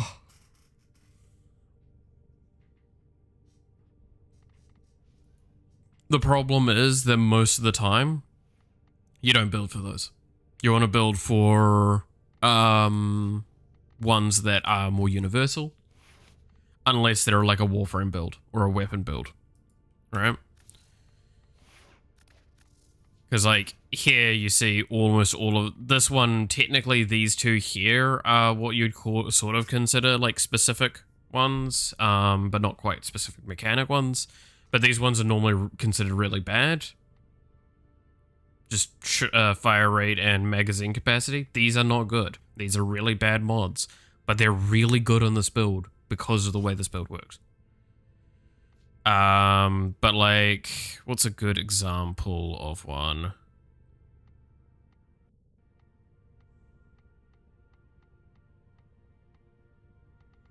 Here we go. Hunter Munitions. This one. 30% chance to apply bleed when you with a critical attack. This mod is extremely strong on certain weapons. One weapon in particular that was the reason this weapon was strong is this one, Ignis Wraith. And the reasoning is this weapon does only heat and viral, so its status can only be these two. That's it. Heat and viral. And bleed is, by the way, one of the best statuses in the game because it does what you could consider true damage. It does that damage that it would do straight to the target, regardless of armor or anything like that. It's really strong. And this has a really high crit rate and a really good base damage numbers. So you're basically just stripping their armor, dealing extra damage to their health, and then bleeding them, which is one of the best things you could ever do. And it's just doing this nice and cleanly. And because it's a beam weapon as well, having like a good fire rate on this means that your status chance is actually higher. And ends up being really good. And then I've got this, which is one of the stupidest fucking Rivens I could have ever gotten. This is Riven mods are really weird. Riven mods are basically unique mods for that specific weapon, and they have randomized stats that you can reroll. And I got one for this that is incredibly good.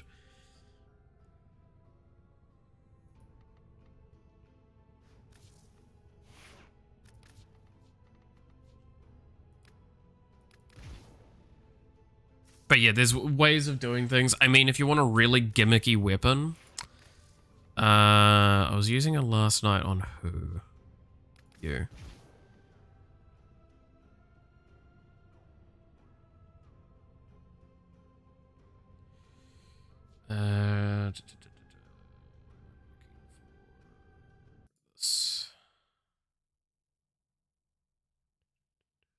Resourceful retriever. That's one that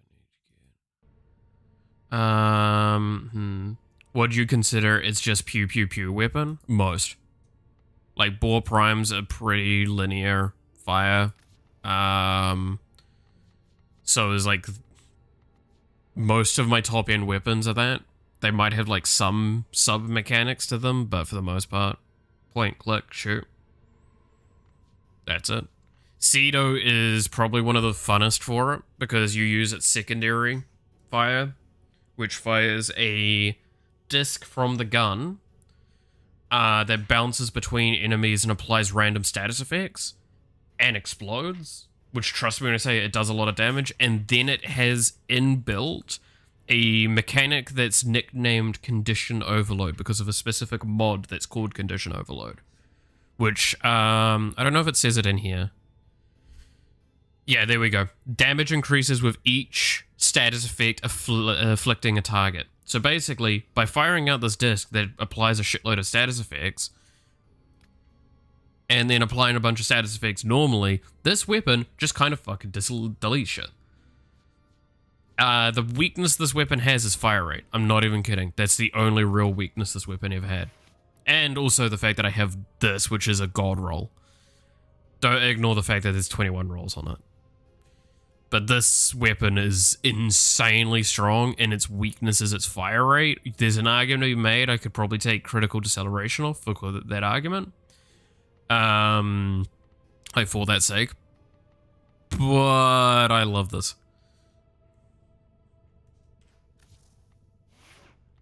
The Lanka? Ah, it's a sniper rifle. That one, yeah. Which it's got a skin on at the moment. Yeah, it's a sniper rifle. Sniper rifles in this game suffer from the fact that it's a horde shooter. Right. Like, that's the weakness of a precision weapon. You need to find a way to make it AoE. There's a few ways to make a sniper rifle good. But, like, this is an automatic shotgun. This is an assault rifle that turns into twin SMGs.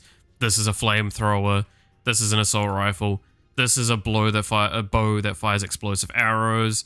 This is a literal fucking cannon that fires cannonballs that cluster bomb. This is a giant shotgun that fires a pulsing wave that bounces. This is another automatic shotgun that spreads war crimes. This is a laser beam. Like, that's the thing. Did you ever do a penetration sniper rifle build? In this, almost all weapons have some form of penetration. It's easy to do penetration. The problem is, so it's called punch through in this game. The problem is the way snipers work mechanically is their weakness. They have low fire rate, high damage. And when I've got 100 enemies in front of me, even if I've got enough punch through to kill like 5 of them in one shot, why not just take something that kills 50 enemies in one single cone? Again, there are ways to make them work, but they are not worth it. Unless you really, really want to do it. That is the problem with sniper rifles. They are kind of good on certain bosses, but there's better options than them nowadays, is the problem. Like, I'm gonna be honest, you want high damage, you would think the sniper rifle's good. This here is a shotgun, and this does better. Because you can preload your shots and charge them together and fire them all at once. That's kind of the problem. This here is literally the definition of I have more bullets than I have sense. This is 200 bullets in a magazine, and it does a shitload of damage. It's one of the best weapons in the game for the longest time. Like, that's kind of the thing you'll see, though, with Warframe, is that, like, this gun is no longer an amazing gun in general consideration, because it doesn't have good AoE. There's a reason why this here is considered one of the best guns, because it has got, like, really good AoE with its Incarnate mode. Anyway, this here is one of the strongest weapons, if not the strongest weapon in the game.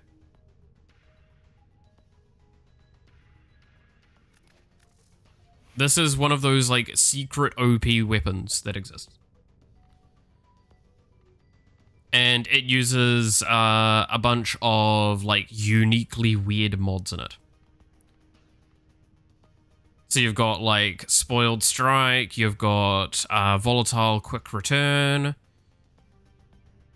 you've got Killing Blow, which is considered pretty bad normally. You've got Amalgam Organ Shatter, which is just a worse version of most Organ Shatter stuff, but it's, like, really good for this build. To be fair, I've been told this is better now for it, right? This and the other galvanized. I don't know if I've bought it yet. No, I haven't bought it yet. Okay, I need to go get the other one. But there's a new 2 mods that I need to put into this because they're apparently fucking insane.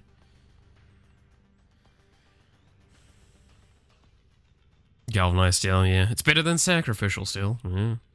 But no, this weapon is... It's too good. It's too good for its own sake, and it's one of those things that it doesn't look that good on paper, right? But this can easily hit damage caps without much amplification. Because I don't think it's got anywhere a description of what it does for this thing. Yeah. I don't think I've got a good description for how it occurs.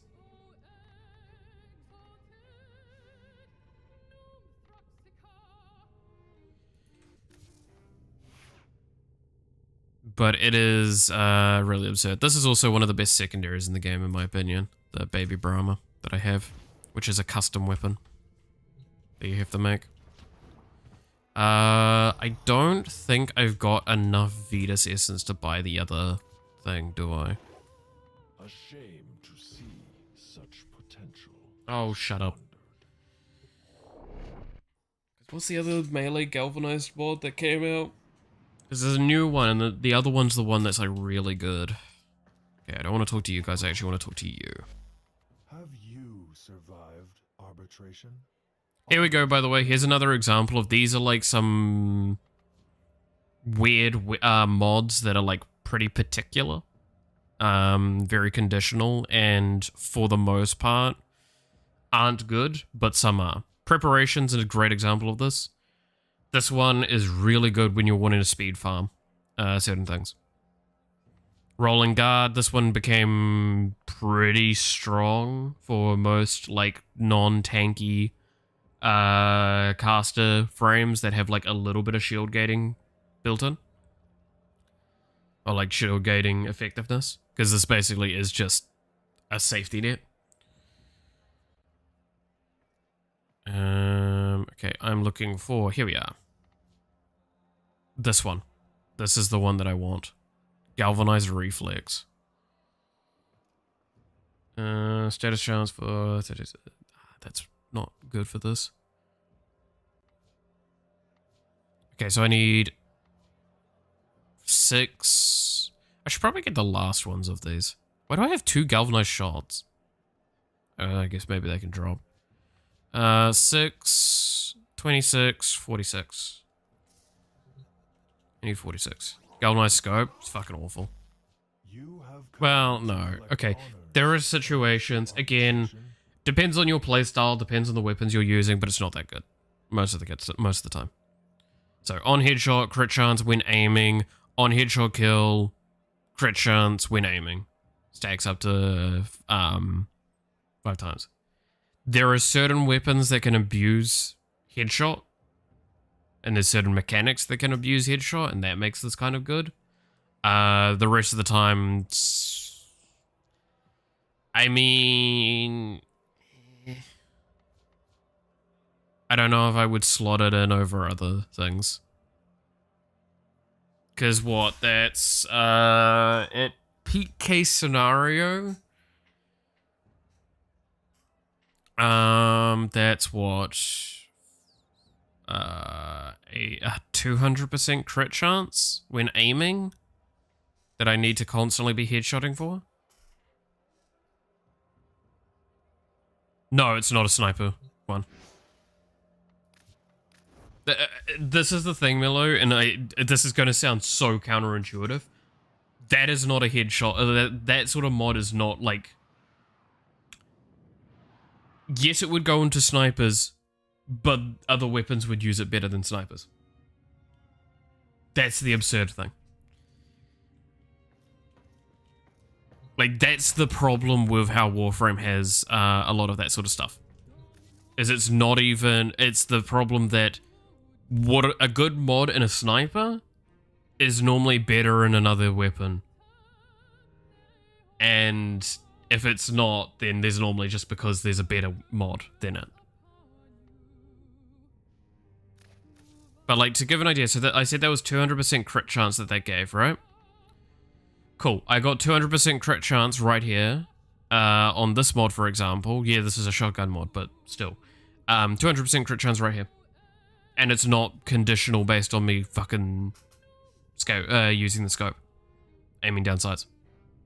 That's it. And if we go to Ignis Wraith, because that has rifle mods in it, I'm pretty sure. Critical delay. Cool. Another 200% crit chance. Non-conditional. Just flat. Do you see why I'm like, that scoped one's not good? Sure, I have to take a minus 20% fire rate, but I don't have to hit headshots and kill with headshots constantly. I just have it. And there's plenty of ways to compensate for fire rate easier than there is to compensate for trying to be highly accurate. And having to scale it up is the other problem. And then it's also a low mod capacity. That's the issue. Operator, Otis has determined the secrets to happiness. That's genuinely right there is kind of like why I say it's the sadness that is what Warframe is by design. Welcome. What is the current arbitration? Is it good? Interception. Ooh. No. Okay. If it was a survival, I would have done it.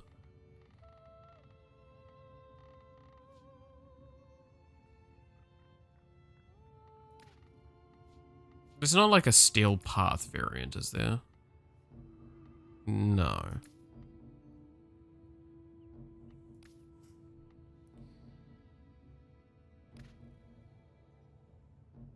I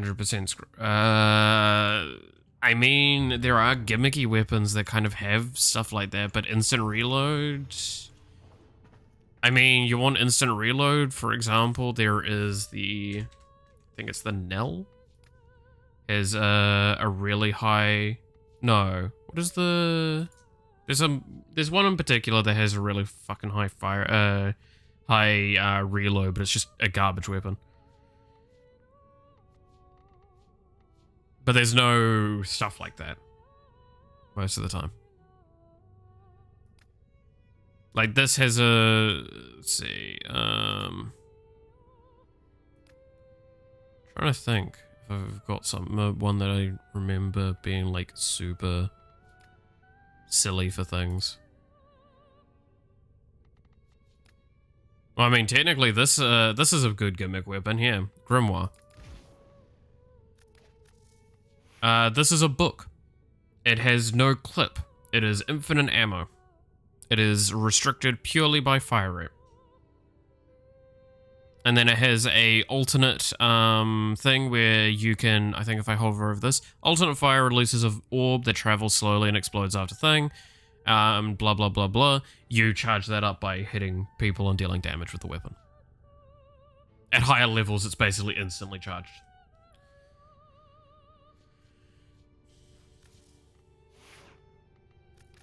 There you go. That's kind of a gimmick weapon. Like, most of the time, gimmick weapons, I mean, like, you've also got this, right? So the Kuva Nuka is a gimmicky weapon. The reason why is it's got the highest base critical multiplier in the game of 5 times, but its crit chance is 7.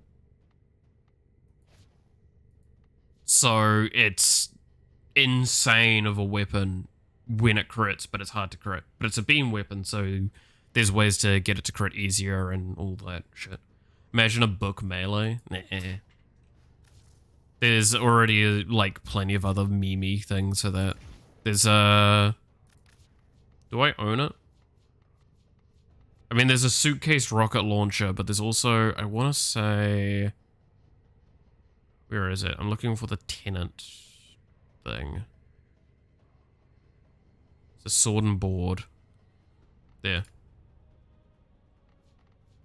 Like that basically is it comes out really weirdly. It's hard to show there though, because I would need to like shrink it down. Gunblades are a thing, I guess, as well. Again, like when you're asking for gimmicky, they're normally like very side-on mechanics. Skiajati is probably an example.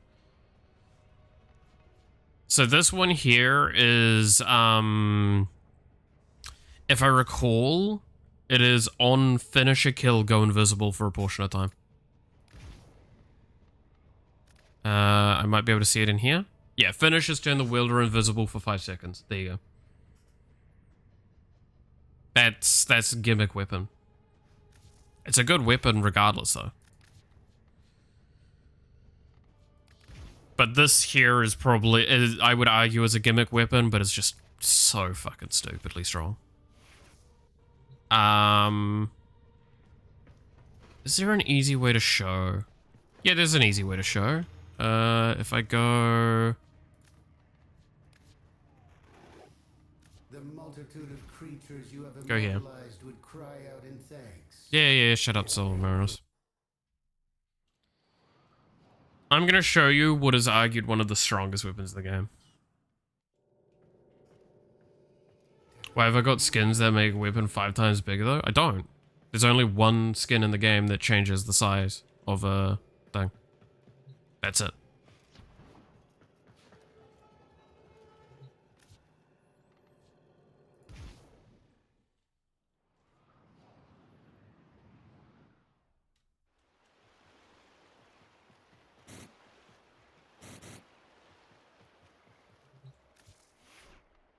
I don't know what you're referring to with the skins thing.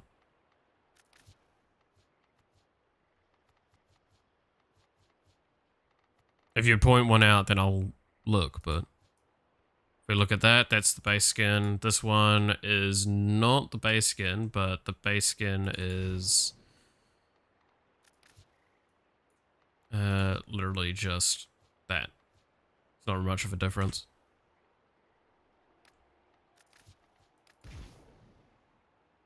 There's only one skin in the game that changes that, though. Anyway, so I want to simulate.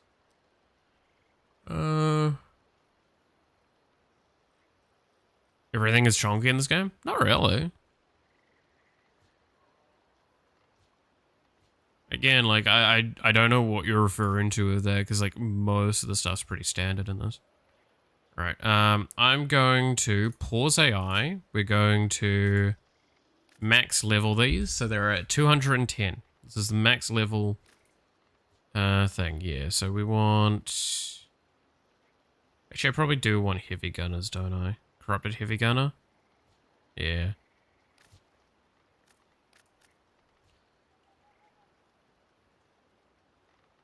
And we'll put Steel Path on, which amplifies them significantly.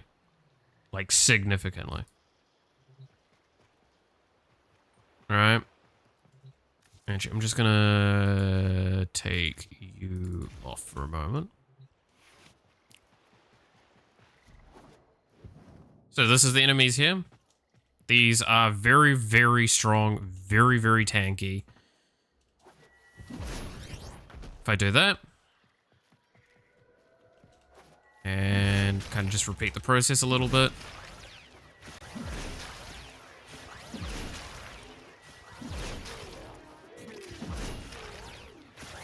You see how they're dying really quickly to a bleed proc?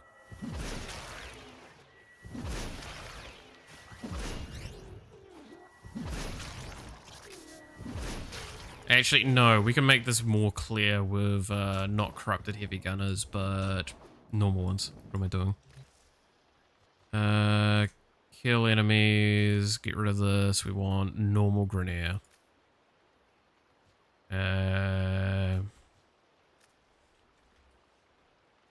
We just want heavy gunner. There we go. Bleed is very meta. Bleed is very meta. Yes. Bleed is one of the best damage types in the game. There we go. This is an example of what I'm talking about. Look at how that's going. That's actually a proper showing of what I was trying to show. You know how I threw one of it and we saw them slowly ticking down? And now this time they're just immediate?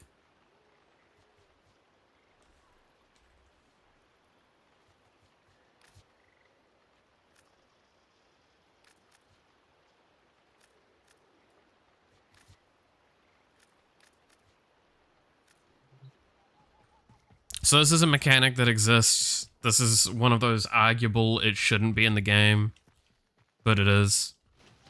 So again, as an example, this is one of the best shotguns in the game.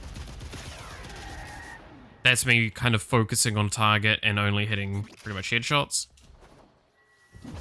Single throw of this, and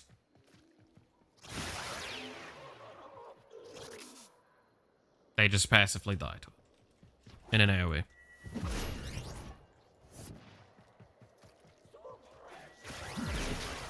There we go, that's gonna pretty much kill all of them here.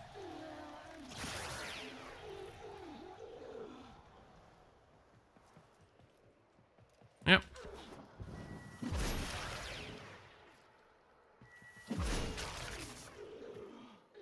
Now again, these are really strong enemies. I cannot stress enough, these are very strong enemies that would... I mean, they spawn as basically elites for their missions. Like, pseudo-elites. These are heavy units, after all. And it's because of a weird set of interactions that are occurring that makes this weapon obscenely broken. Want to know what those are? I can explain them very easily. So, You saw how I was throwing it and then it would explode? That's actually not what this weapon does. If I melee with it, you see, this does jack shit. And if we simulate again,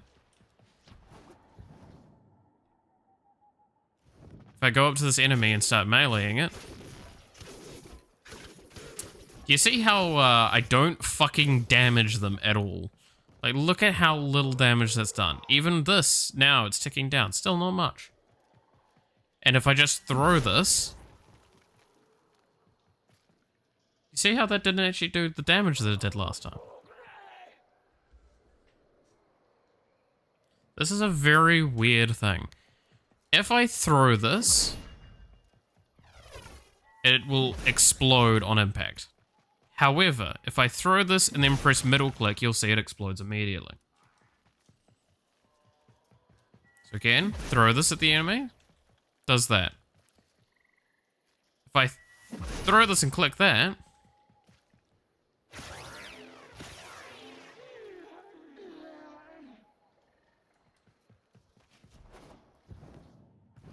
so immediately you're starting to see something going on that's kind of weird. Skills needed? I mean, as much as pressing a button correctly. By the way, this is an example of this weapon at its peak, and look how, like, slow it is to kill things. But it's also killing in an AoE, because it's chaining between them. Alright? So. But no, the reason this is broken is because what bleed is, and what a specific mod interaction does. So if we go back to this, slash, again, slash temporarily ignores the target's armor and causes damage to bleed over time for extra damage. It's basically, this is true damage. This is pure damage. It does this regardless. Nothing slows this down. This will deal its damage purely to the target. This is immediately a really good thing. Very, very strong. Very, very potent. Now, if anyone knows anything about this game, you'll actually know about these. These are the Smite mods. This is a faction mod, or is another nickname for them. I think that's the more universal term. See how this says 1.4 times damage to grenade. This isn't maxed out as well, keep that in mind. But this does bonus damage to grenade. What this calculation is not what you'd think. Because there is a way to double dip on this calculation. And that's what we've been doing. So, when we throw this and force it to explode, we force a bleed proc that's of a really high value based on the crit as well. That's why we care a lot about these values. It ends up being an extremely potent, instance of damage. So it applies a bleed that's really, really good.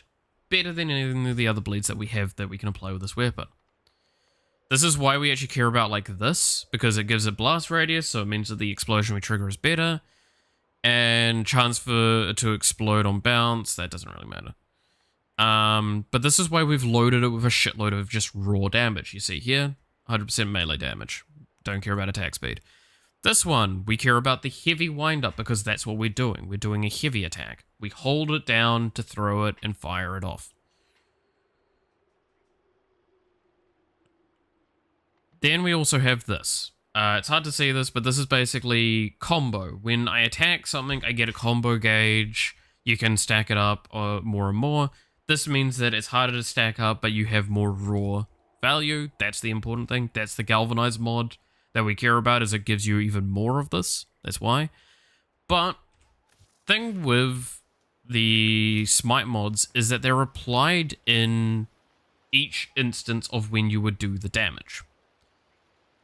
So, if we re-simulate these enemies, this is the best example I can give for it. When I throw this and it explodes, the damage dealt in that instance is amplified by the Smite mod, the faction damage amplification, right? So when I throw it and it explodes, that is a thing. Then it forces the bleed proc based on that damage it dealt there. And then the bleed proc triggers and it applies that faction mod amplification to the bleed proc, which means we're dipping into it multiple times. What happens when you dip into a calculation multiple times and stack up that? It amplifies absurdly high very quickly. So that's where we get this explosion dealing only 12k damage, and then getting to 35k bleeds that just shred through the enemy. And again, as a stressor, well, not all of these died, a few of them died, and it's all AoE, and the thing is, I can be running through a mission and doing this.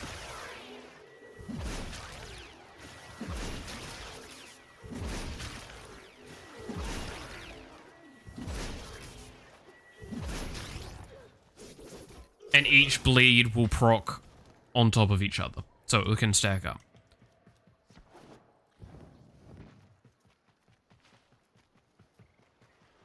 That is the strongest weapon in the game, in my opinion. Because it works on bosses as well. A lot of bosses. A lot of bosses. A lot more bosses than it probably should.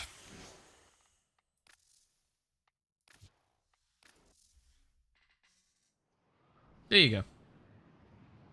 That is a weird little set of interactions, and that's why if you actually see someone doing a build high-end, you'll often see faction mods in there, because it requires the usage of double dipping to do obscene amounts of damage in a completely unnecessary manner. Though that's typically what you do with when it applies a bleed or a heat proc, because you want a DOT for that. Because the DOT itself is what's the point of the double dipping effect. There's also other effects that you can apply that kind of have a similar argument, and they'll double dip and all that, and you can potentially triple and quadruple dip if you do it correctly.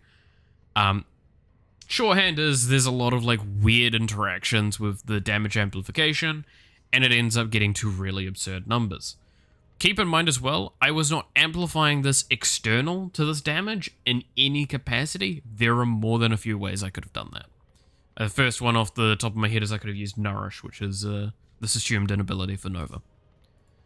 And that would have amped up that damage quite a bit more as well, because that would have applied a viral effect as well.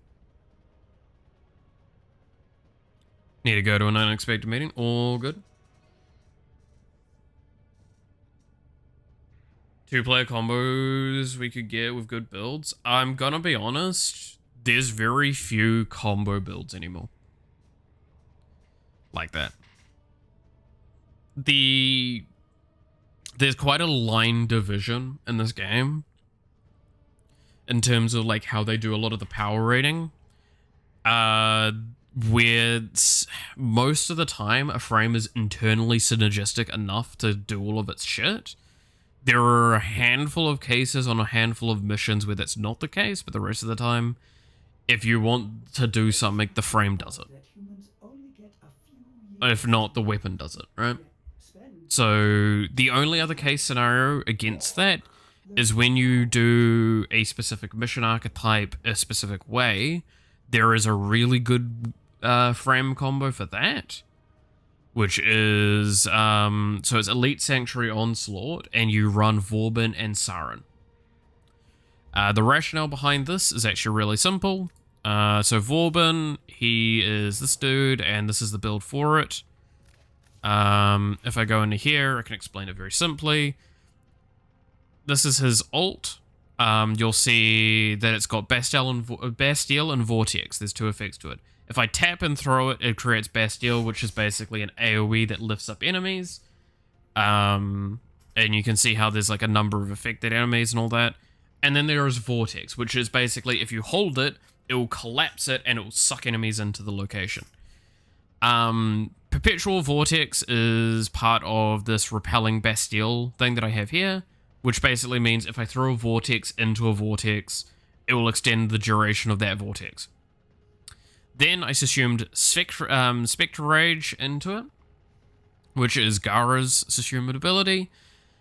Creates an area around you that basically gives you aggro thing. Enemies will shoot those first. Doesn't really matter because you're mainly doing it for this Spectro Siphon, which is enemies that die within the Spectral Rage have a 50% chance of dropping energy orbs. This just means that you get really good energy. Why is this good? It's because he doesn't do damage. He groups enemies in one of the most consistently potent ways possible while giving you a shitload of energy. Siren, yes, the build is nicknamed Warframe for a good reason. Laggy Portals build. This is the build that I use for this. This is basically you press spores, and then you use Toxic Lash, and then you occasionally use Miasma, and you just shoot the enemies in the center of that vortex, and you will mass kill the entire map.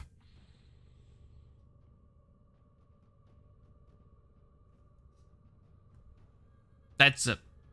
That's the combo. Why is this combo good?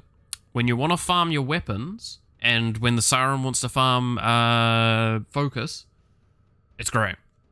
Because with a little bit of amplification to your experience, insane.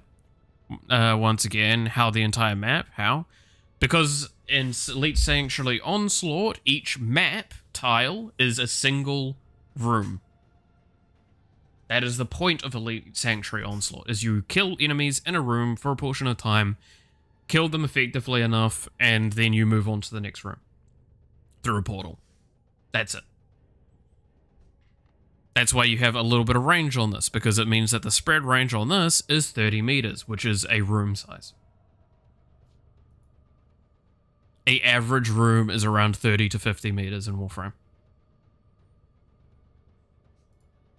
Outside of like really excessively weird rooms. So that is the idea of this. And that's why I also like Miasma. This hits a 38 meter radius. You can't spam this though, because it's Elite Sanctuary Onslaught, and there's a rule that if you use your ult too many times in a period of time, it puts it on a forced cooldown.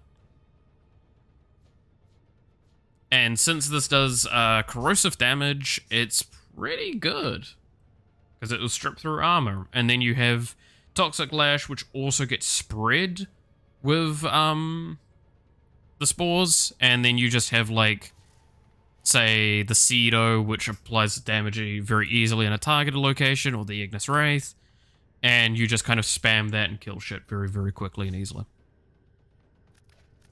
That is the entire point of this. If you're wondering, Regenerative Malt is just purely to keep you kind of further alive, because it just gives you health regen based on your power strength as well when you use this ability, which is basically something that leaves behind a clone that explodes.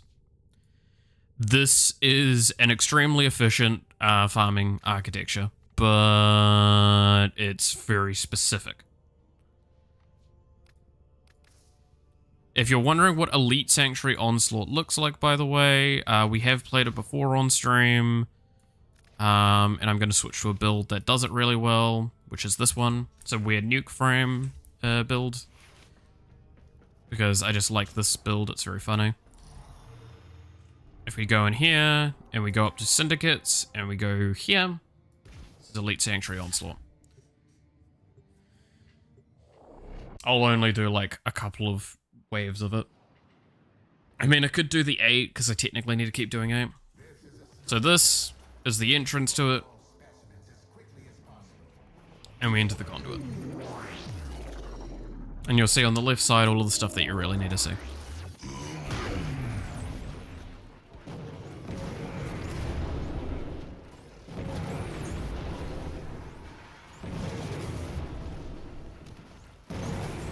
So if I actually pull up the map here, that is the entire area that I have to work with.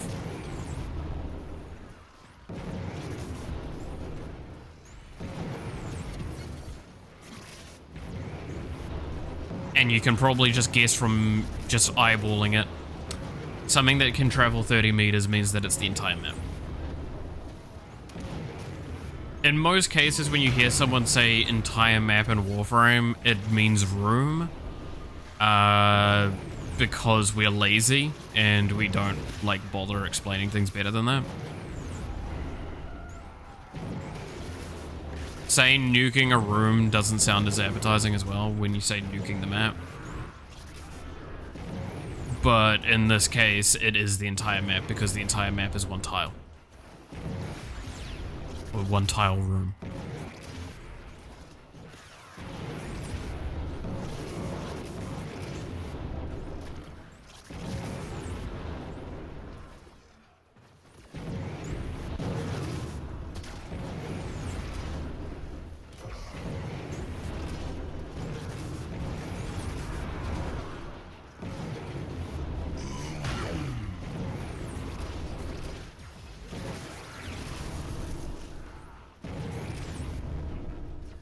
But yeah, you see how I've got a score and an efficiency marker? It's just literally kill shit as fast and as effectively as you can. The faster you kill, the more efficiency you have, and obviously the better score you have. But with Elite Sanctuary Onslaught, there are additional rules. I can show one of them off with this. If I press this, Alt, and then I press Alt again. And now I can't use Alt again for another 5 seconds. It's like, think like 8 seconds or 10 seconds initially, but, and yeah. Wait, and now I can use Alt again.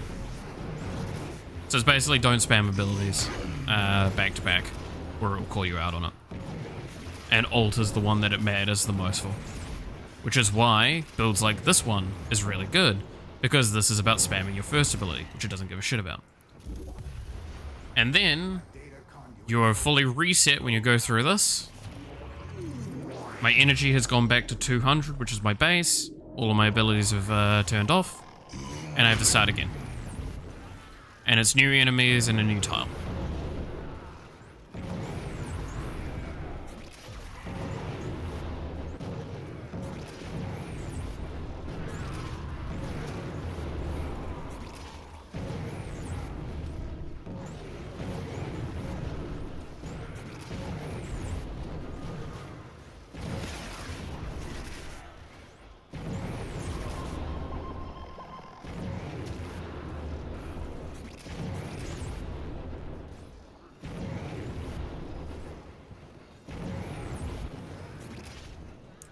Fell off the map. So yeah, does that answer your question then, Miller? What I was talking about? But no, co-oping builds is not really a thing in this. Because what do I need on this build, for example? It has amplified energy regeneration. It does nuclear damage. It's got damage reduction. It's got shield regeneration. I can speed enemies up, slow them down if I need to. It's got an AoE proc as well when I'm hit to knock enemies back slightly.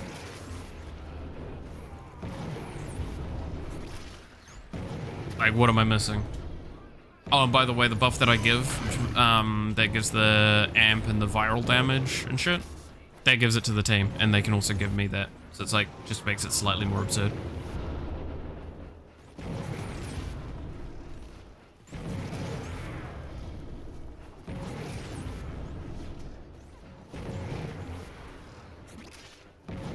The more game mechanics become not even... Yeah. I love this game. I truly do, but it's a bit of a weird one. I was talking with... I stand by, Warframe is a very unique game for me that I don't think anything can truly replace. So the mobility is the main thing, but like I just love the horde shooter aspect of it. They've done it fairly well for this. I don't know.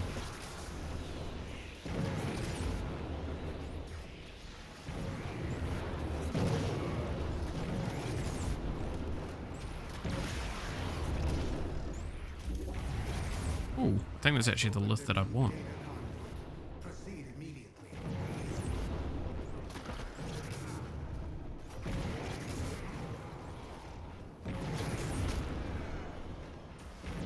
Hunter, you are running out of time. Enter the data conduit. But the fact is, I also haven't shot my gun like once in this entire thing. I've also got headshot kills apparently. The beauty of this game and the concept of it giving you random headshots. Hunter, the sanctuary Because you hit things a specific way.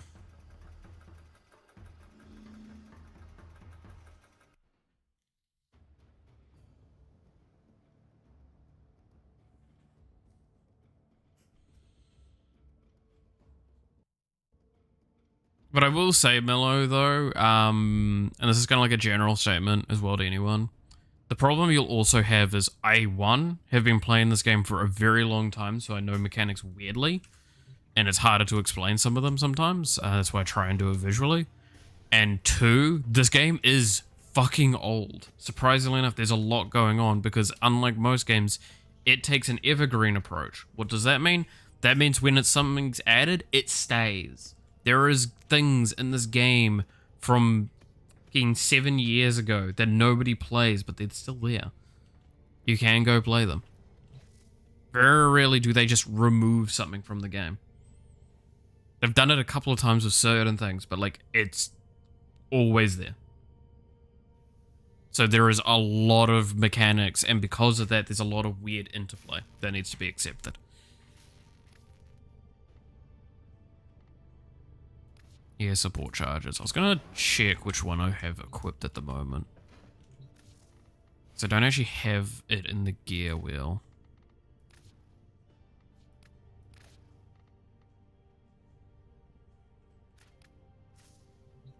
Ready for action.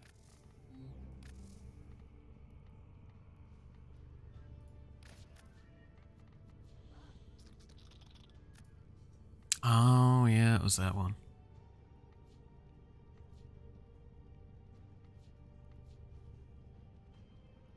I don't have the one that shows you shit. Huh. Which is the one that shows you shit?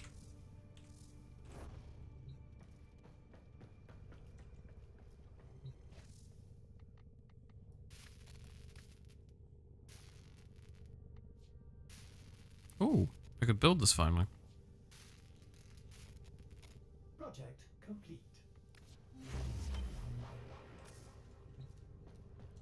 Something like if I would try and explain TF2 mechanics to you. The thing is, right, is TF2, in the nicest sense, is a lot more simple and linear.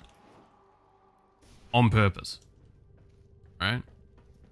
Like, there's interplay and there's lots of unique mechanics that work in between things in ways that you wouldn't consider. But that's like, that's where you start getting into map-related things and positional data and all that sort of stuff.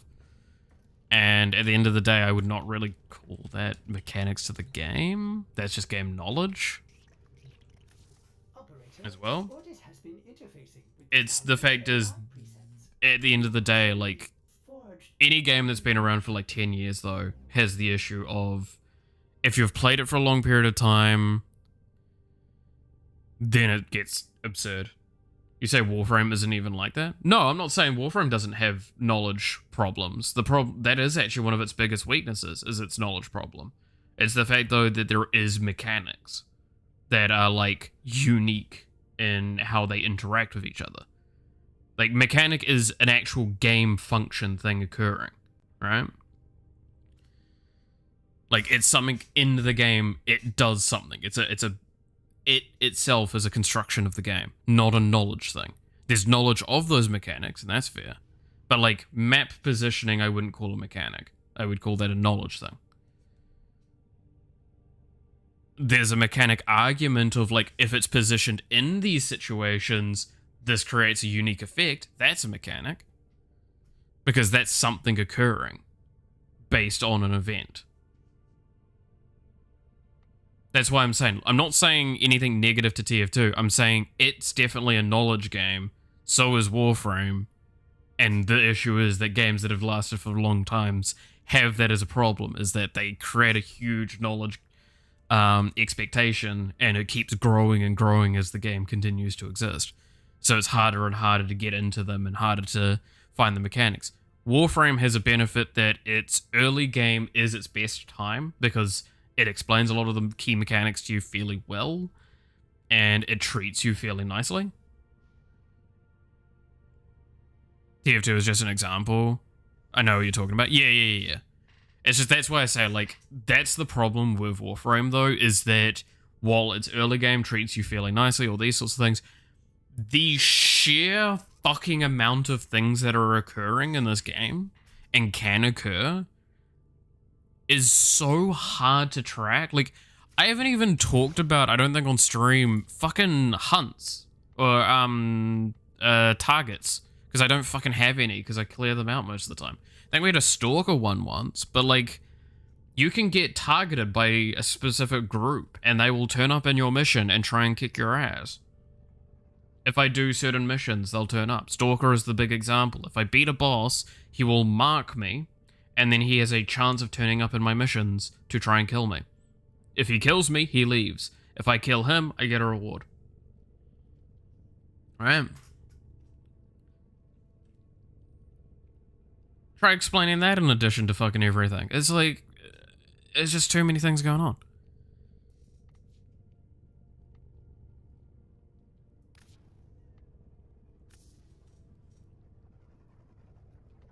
Like the fact that if we go to stats, most of them are going to be covered by the camera, aren't they? Yeah. You can see down here, like this is gross time in game for missions, and this isn't even accurate, and everyone knows this isn't accurate because this doesn't count a lot of things as well. Gross income 60 mil. That's also not right, and a lot of people know that those numbers aren't right.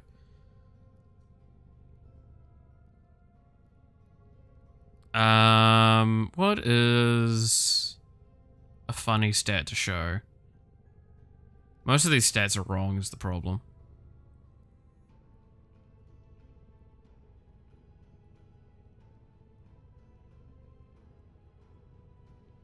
Yeah.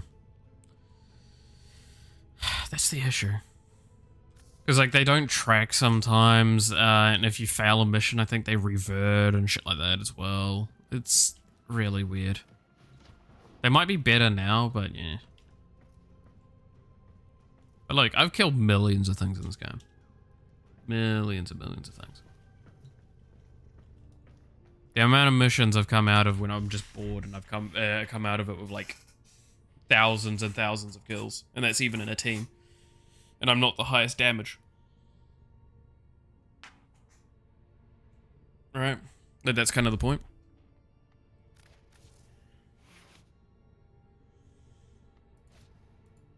This game is very fucked for a lot of reasons. It's fun though. It's fun.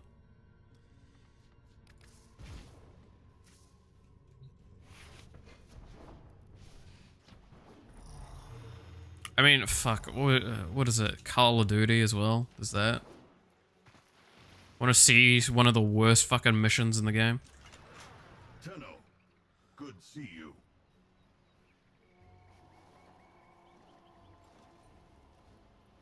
I'm not gonna do all of those.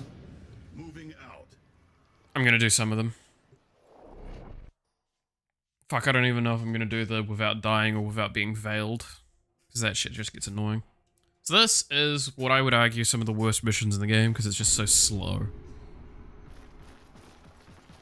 Nobody around but Rex and a few Veilheads. Alright. Get in, find the parts Chipper wants, get out.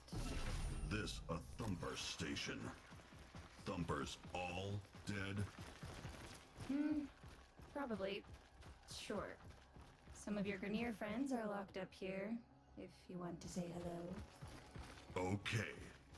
We do this.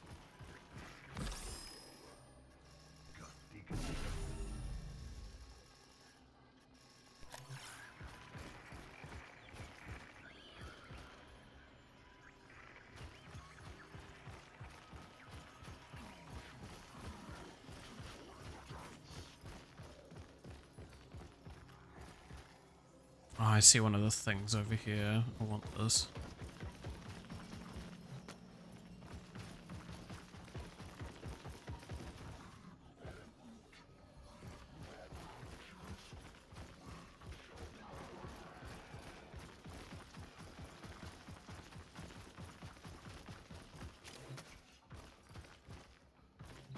Yeah, I'll take this.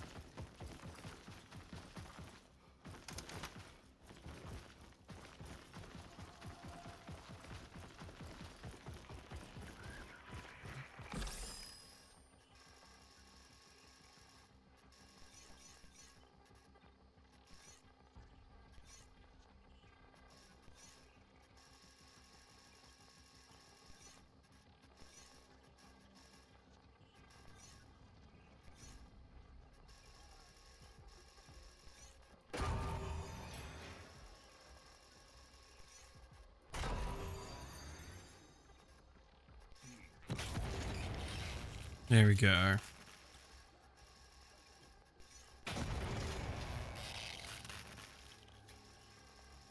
Think that's all the main stuff. Hello.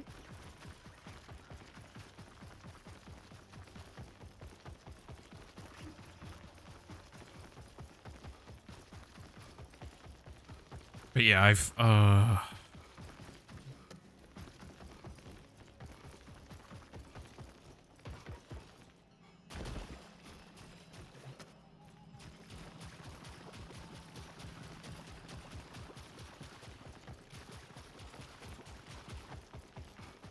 Alright, and then...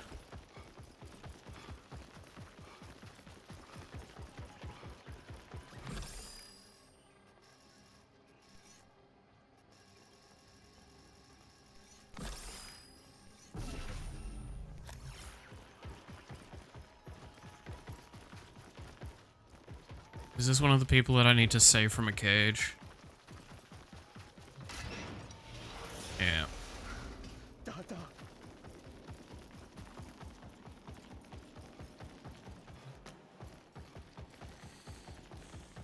Need to save 4 more of them, which they're all marked on the map at the least.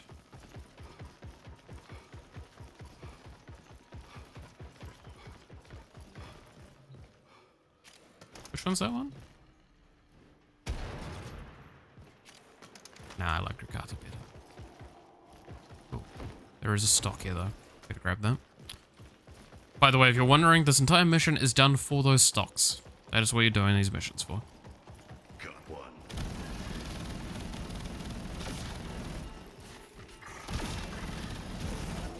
You dead already? Alright, give me that jetpack.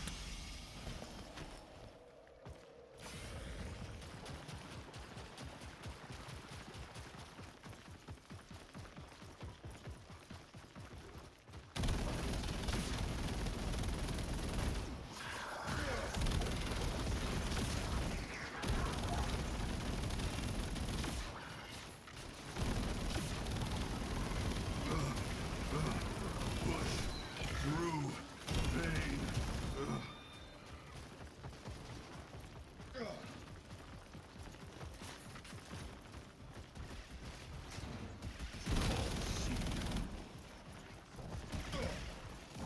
What is it again? It's this one.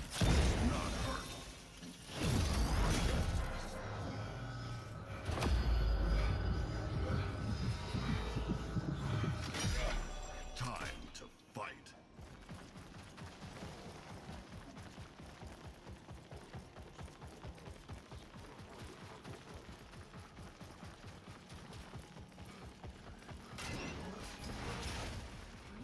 There's probably something this way, isn't there?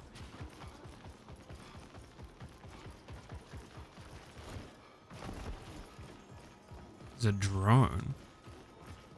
That's it. Okay.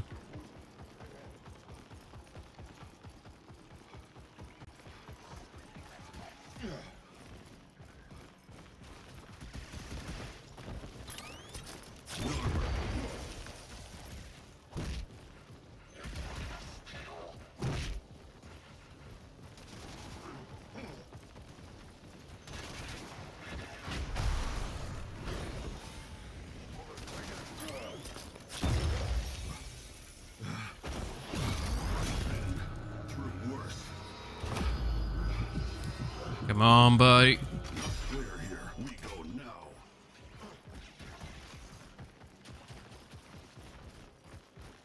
No. Stand still. No Narmer. No What? queens. I don't understand that thing sometimes.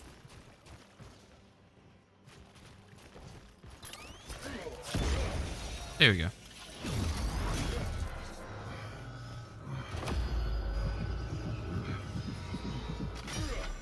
Follow call.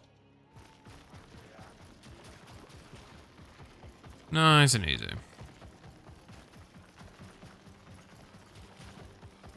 Now it's me and the boys. Call teach you good. Need cover.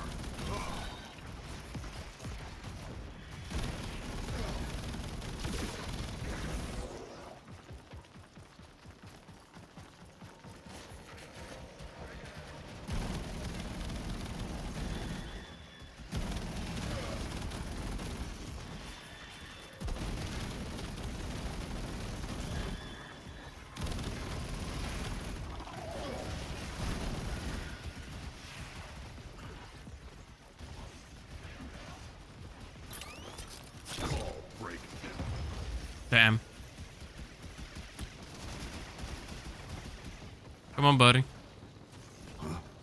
More. There we go.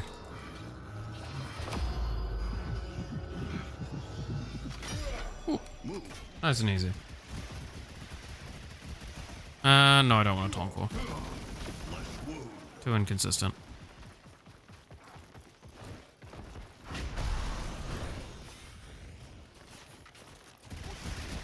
So there is a person trapped up here. Oop. That's not a person, it's a dog.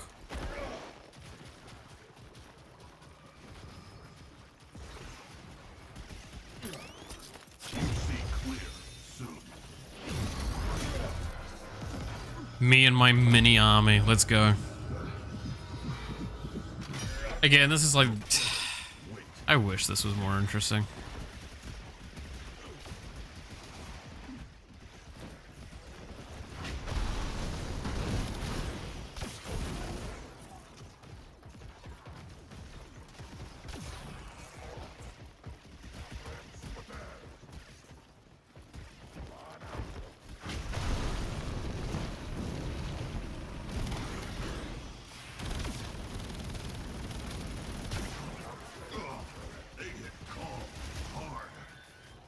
Okay, and there's another person or something in here. There we go.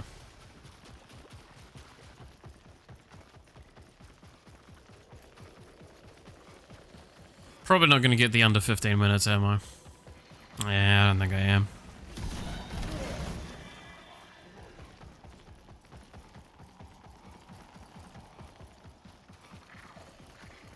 Found more. What is stock for? It's a resource to purchase certain things. Sail coming off. Like there's certain mods, there's a Warframe, that's about it. And it's the only way to obtain them. Wake up. Killing time. What about that one? The Thumper. Lots of weapons on that thing. This one dead. I'm sure they're all dead, Call. Look at this place.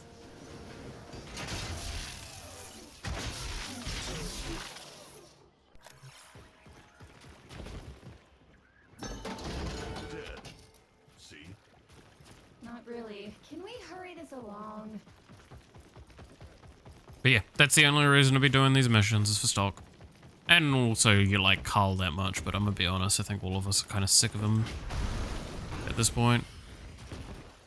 If you've farmed out these missions. Because he's a cool character, but like reusability was not high.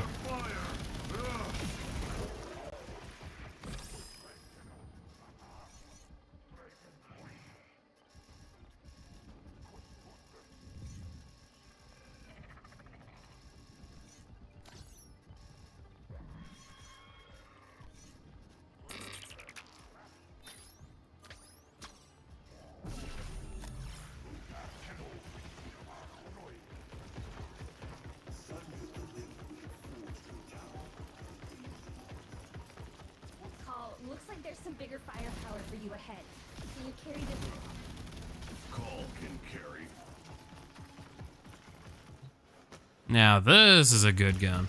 Old gun good. This gun better. Cross that rope bridge.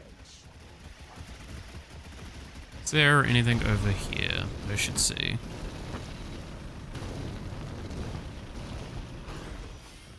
It's a grenade.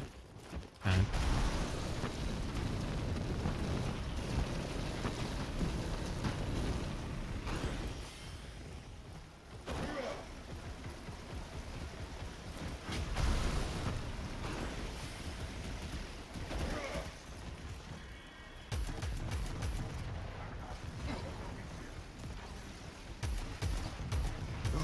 Armor not hold. Need break thumper open.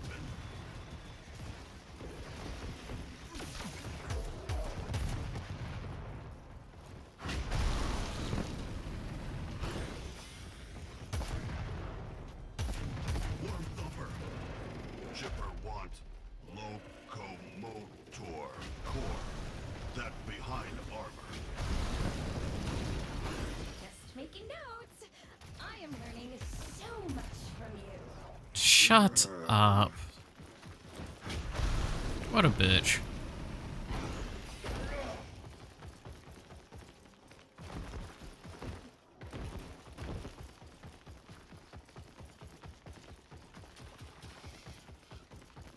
Oh look, it's endangered animals.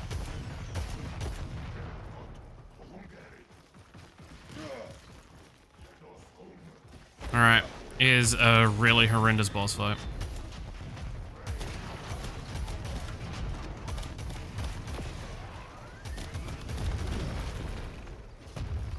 Call taking fire.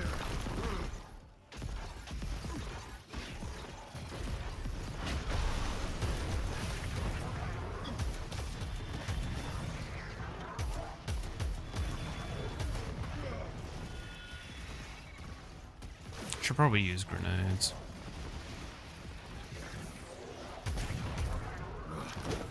That Grenier mercy.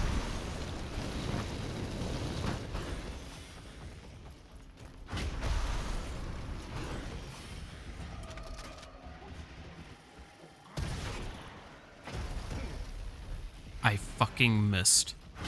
Or is this Magician stand lore-wise? It is after what's called the New War.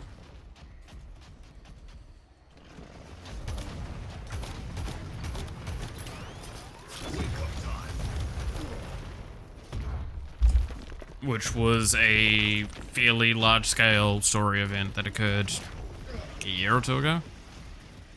Not in story, in real life. Oh my god, I love being knocked down for 90% of a fight. Gun, no good here. There has to be something we can do. It's just a machine. There are multiple ramparts near your location. Heavy gun emplacements. I suggest you use them. Call learning so much from you.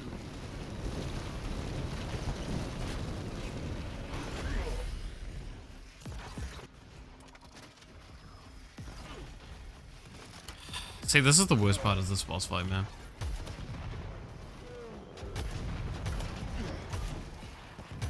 I don't believe I can do, like, jack shit right now. While I wait for that one to recharge, which should be now recharged. You burn! Yeah, just throw a few grenades at the ground.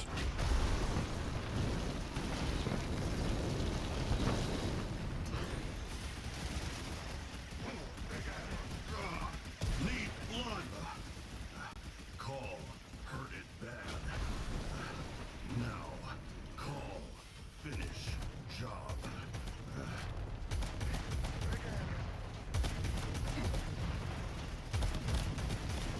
If you're wondering, yeah, I have to shoot the green things on its legs. That's the only way to deal damage to a thumper.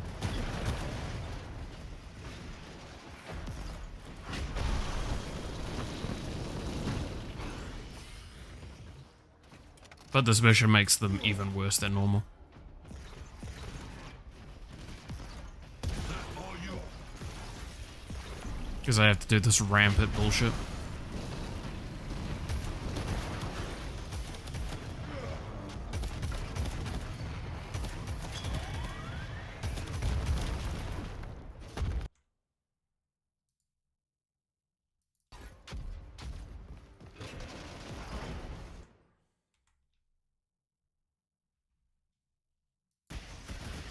Not important right now. This is, and then, yeah.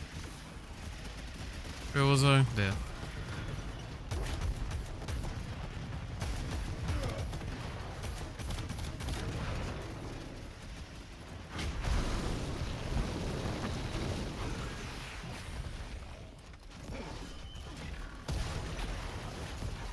Alright, where's his last leg?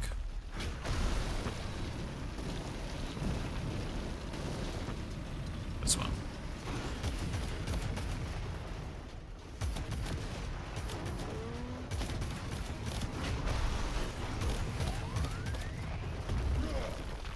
Oh shit, I wasn't paying attention. Didn't hear the noise.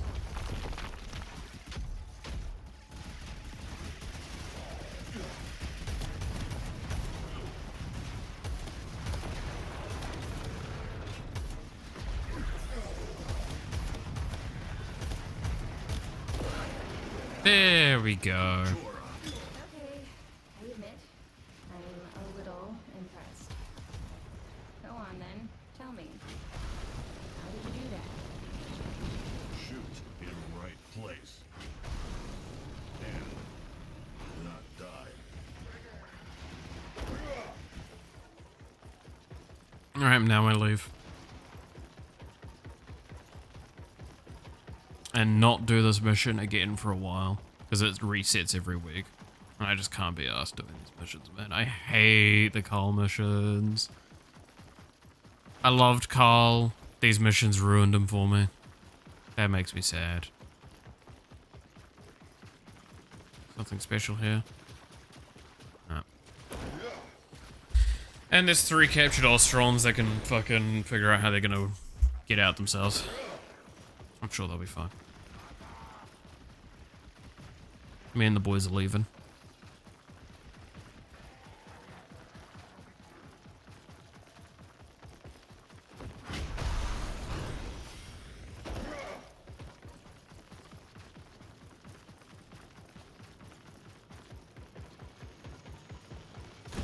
All aboard. Keep your heads and biceps inside the windows. Oh, I didn't even go do Sprag. Oh yeah, I forgot fucking Sprag. It was in this mission. But yeah, there we go. 60 stock. It's not bad. 70 stock, sorry. Exit. Ugh, disorientating. There we go. And then, if you're wondering what the stock is used for in a bit clearer of a form, Come on, mate. Get over here. Come on. Everything here This. does the job. that shop is all stock. That's it.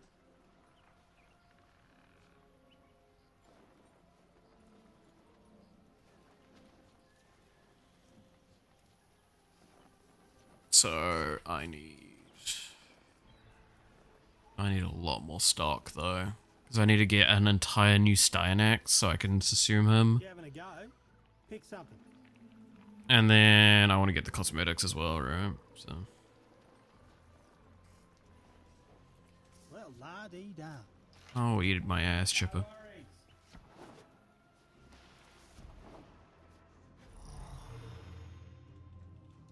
All right, so why did I get pinged on Discord? Because it looked like it was from a server.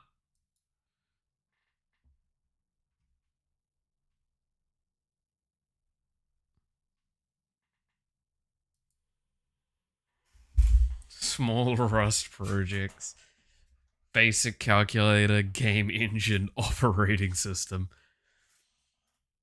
Sounds...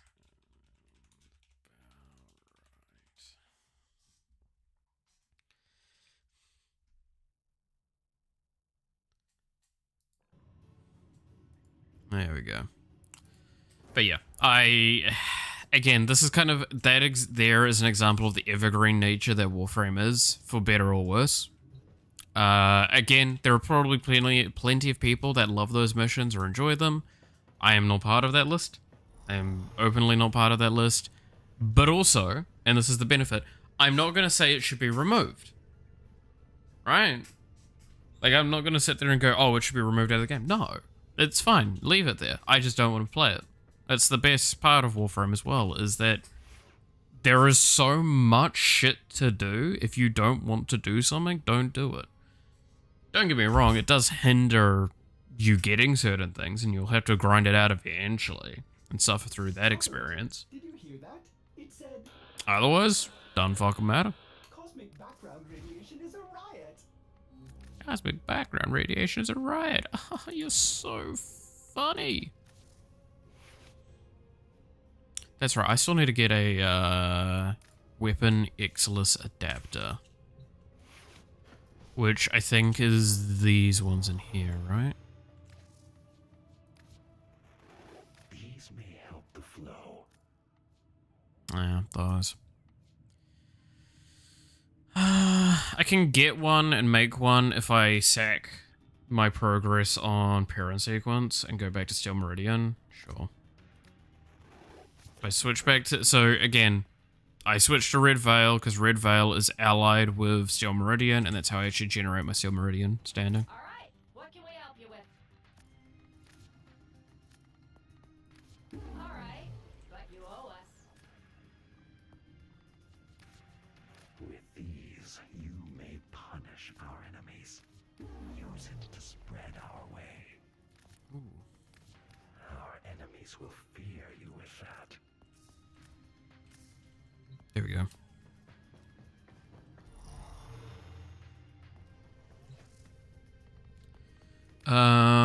So now, if we go and do here, it's like a long build though. That's the problem. Let's see, yeah, 23 hours. In 23 hours, I'll have my fucking thing.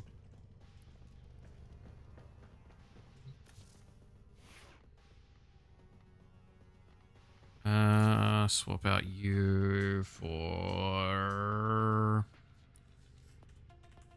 my one of my favorite weapons. So I need to see. Do I need to form a you? I don't really need to form a you, but I could form a you. What is the afflictions one again? Enemies afflicted by status effect gain when they're knocked down or flying.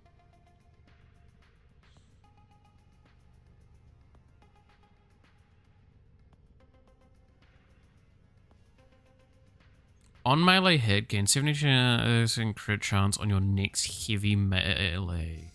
Your heavy attack up to 70%. That actually sounds good. With Tenokai? Holy shit, yeah. That's probably good.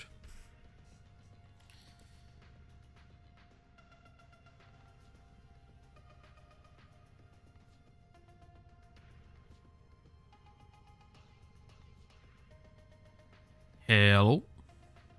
On melee electrical status, 20% chance for elemental melee status effects to apply to enemy with cannot refresh while active. Ooh. Why are you? That's fair. I don't know why I am as well. On finisher kill, gain 6 initial combo for the rest of your mission. Oh no, that's not a fucking thing, is it? Oh, I can see this being a really bad idea. Oh, what have you done, Warframe? What have you done?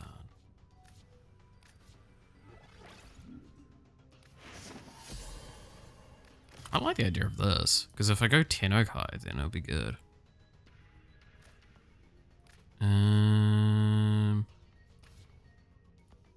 Install. Fly. There we go. Actually, is there any changes I would make to this build?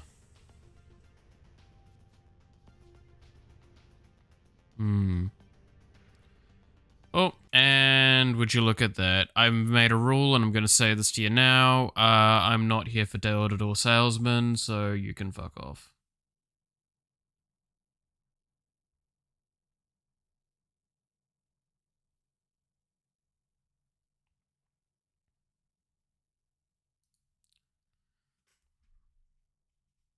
Go be a door-to-door salesman somewhere else.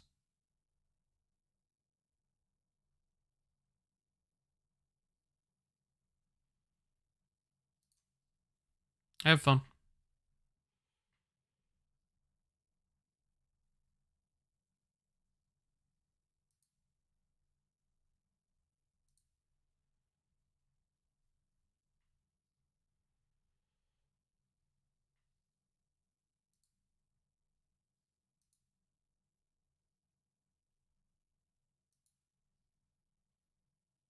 I wish I could delete specific messages.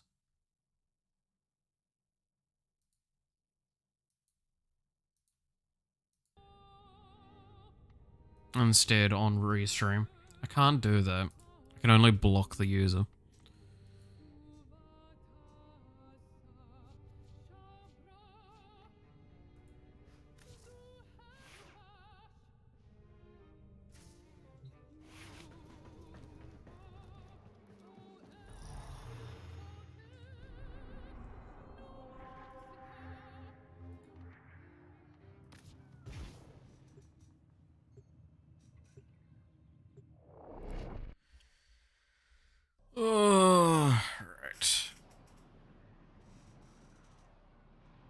I'm gonna go do a really hard mission for funsies.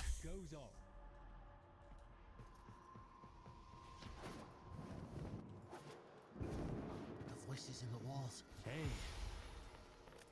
In my humble opinion, you'll last longer with a few warm bodies to soak up the damp. Nice.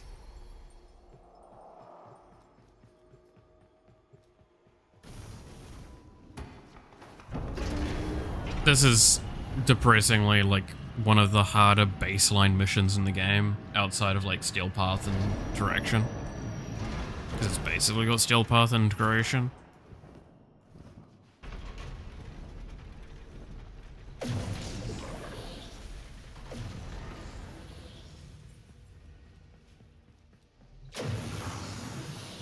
I'm not even gonna read what the fucking keys do, because that's the fun way of doing it. Use that terminal.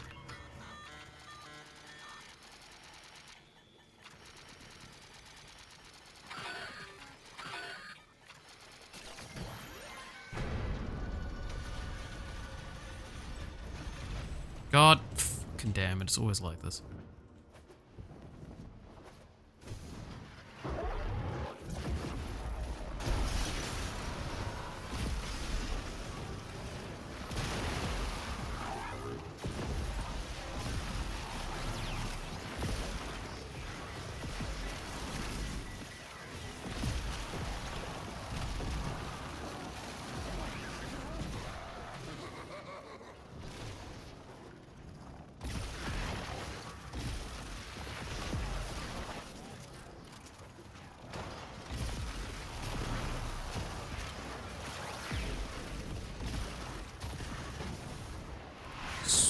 Super incredibly difficult and totally not fucking change.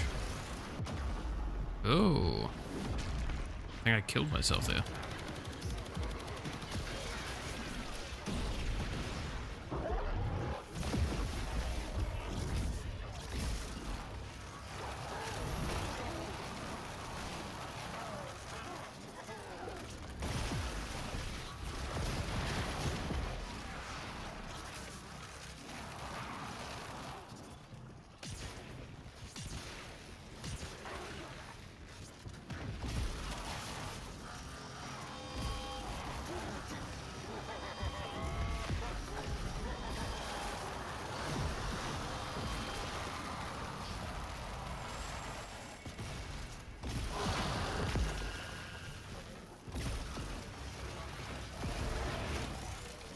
I should probably just do the mission.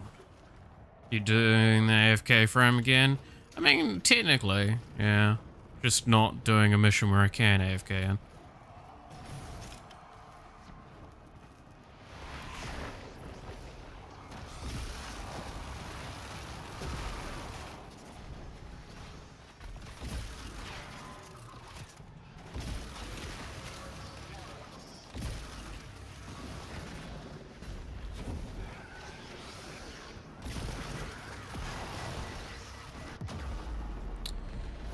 I should have probably read the fucking keystones that I picked up.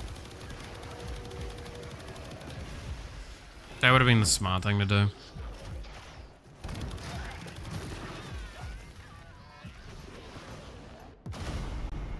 Yeah. Because I don't know if I'm supposed to be jumping or not. Because there's one of them that's like, while you're moving and not jumping, you take damage. I'm pretty sure they can do lethal.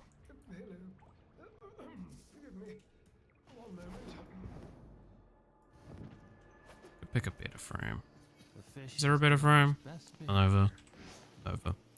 Can't tell if he's really sorry or... Yeah, Nova. I mean, the gun wasn't also good.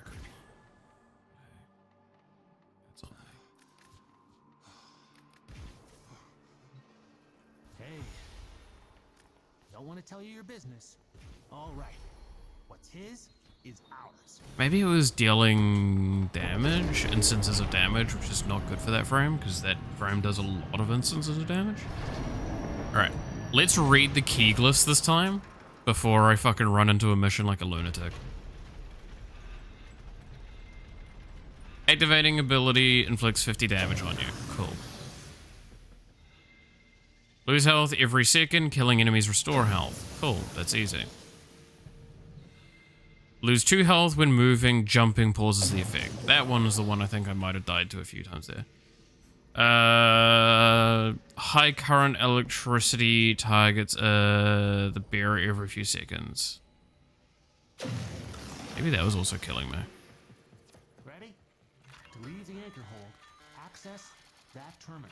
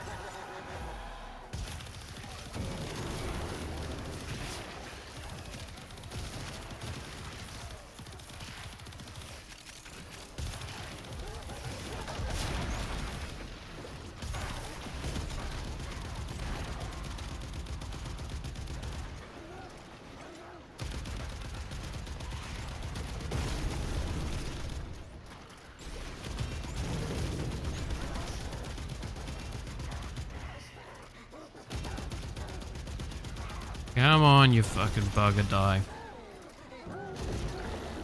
There we go.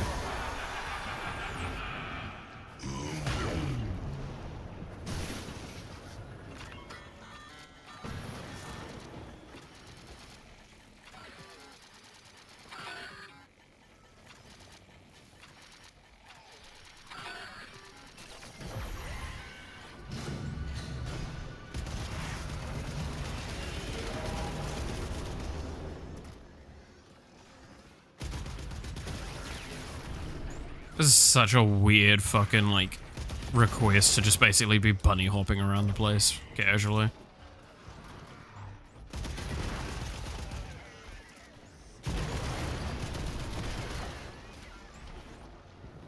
Look like a dumbass. More of a dumbass than normal.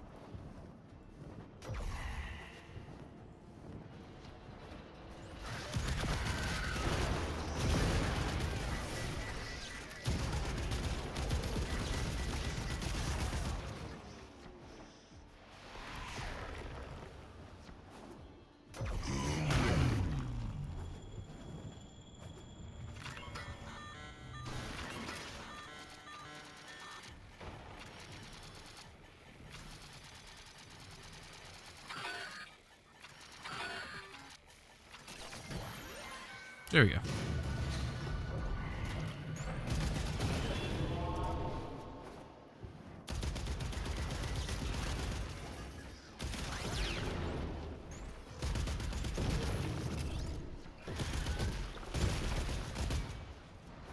Yeah, again, the reason this mission's just difficult as well is because, like, it's got no respawns in it. There's a lot of little details to this mission that makes it hard.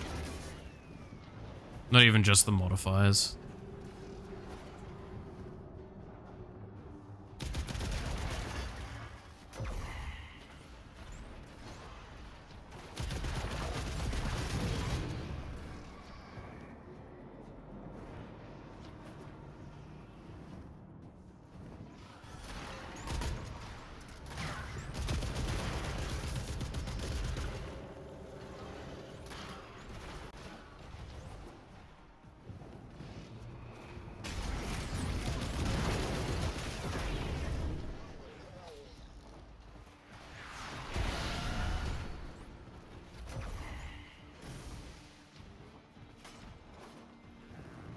I'm pretty sure I can find the nature cell without finding that last thing.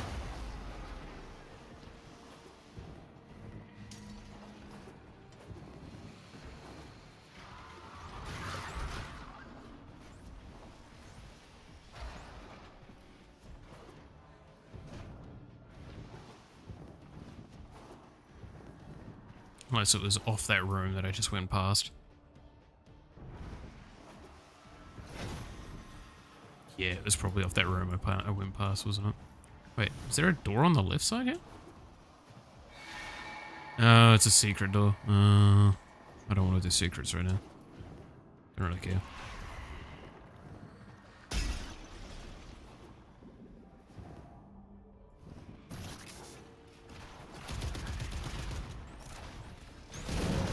That's right, I could have gone to the fucking console and be done. I'm an idiot. For some reason, got the thoughts again. I mean, I'm gonna be honest, you gotta find the way to, like, improve that mental if you do want to keep doing this stuff. Because, like, just... I know my evidence of this is probably not the best, but just don't care.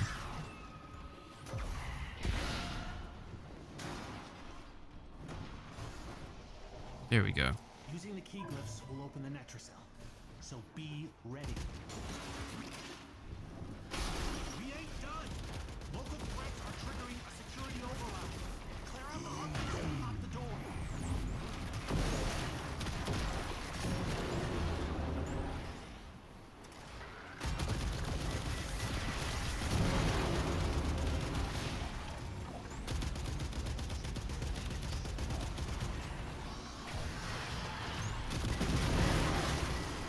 But yeah, like, 100% though. So, numbers don't matter. Like, if numbers are what solely matter to you in terms of content creation, you're not gonna get far. Because you're gonna lose motivation constantly, and you're gonna get to a point where you just devalue yourself and you have to quit.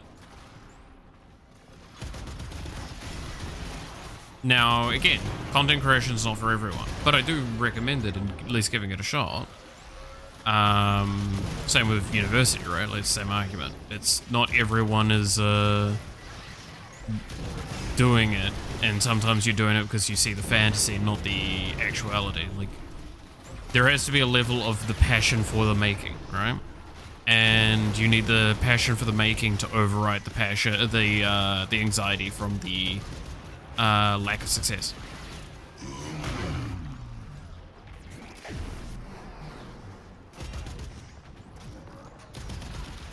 Basically, don't let the intrusive thoughts win. Right? In a sense? If we're like memeing over.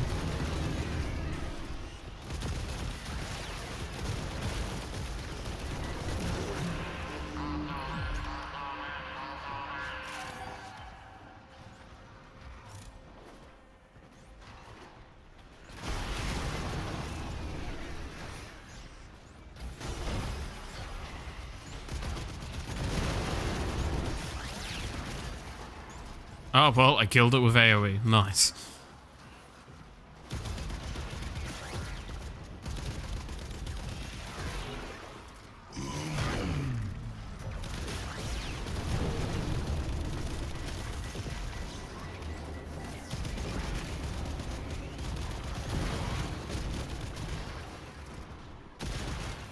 But yeah, so it's all about doing what's fun.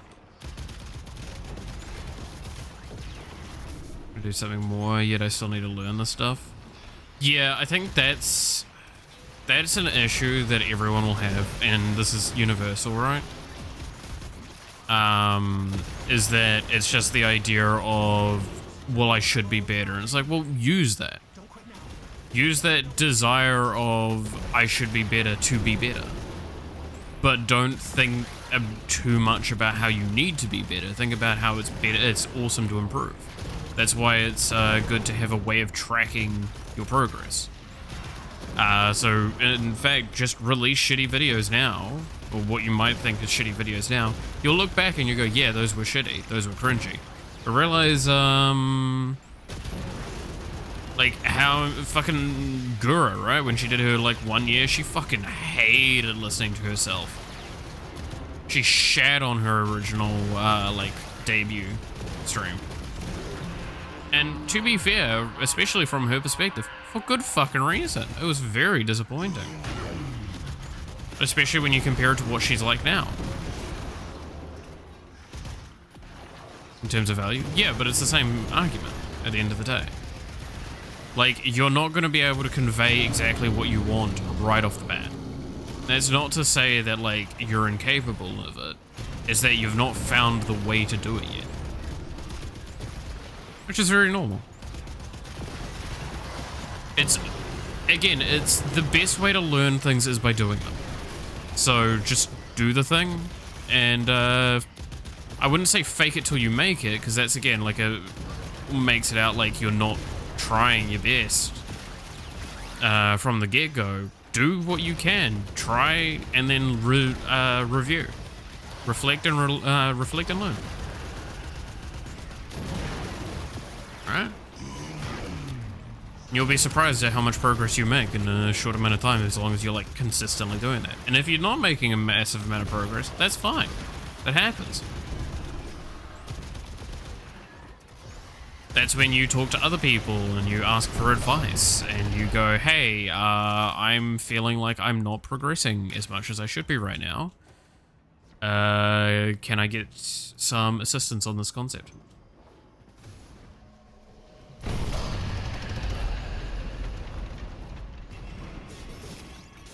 Take whatever Albrecht provided and get back to the sanctum.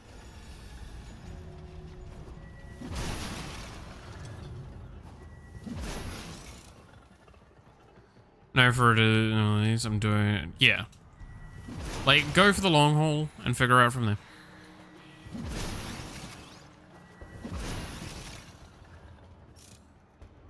Because, again, I've been streaming for 2 years-ish myself. Over 2 years? Yeah, over 2 years. And I am far from what would be considered successful. Very, very far.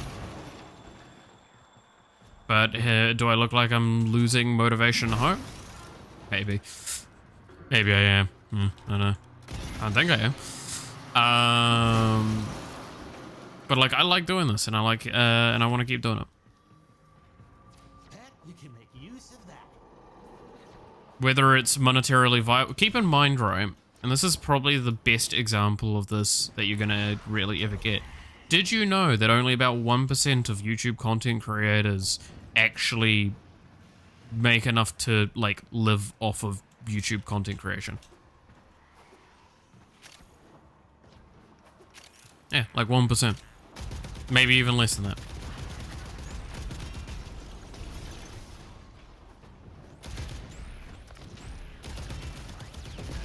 So just as a comparison point, that's equivalent to the whole argument of the millionaires.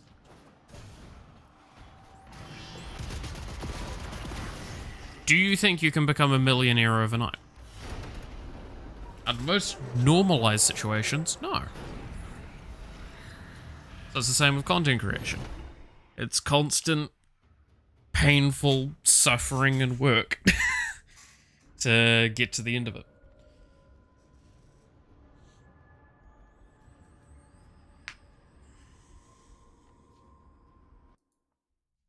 There's always an element of luck, yes, to an extent.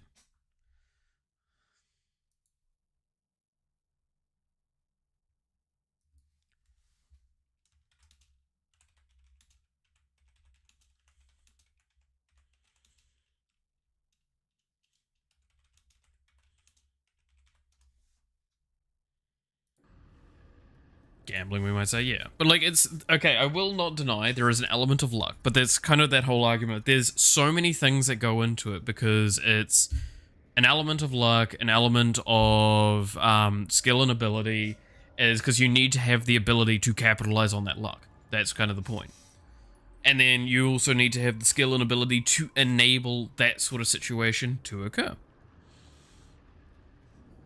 Hey, yeah. How's it going? But yeah, so that's kind of what I say towards that. In your case, Mello, especially. Like, just keep doing what you're doing and trying what you're trying, and then learn from it. You're not gonna start out well. I think doing the art stuff really helped me recently put a good context on that, right? We've talked about the art stuff that I did earlier in the year. I haven't touched it again for fucking months, and I really should, because I've been too busy doing the game art. But like when... Let's pull up drawing and let's show this again. Alright? You've seen this before, but like this is just exactly what we're talking about. Drawings.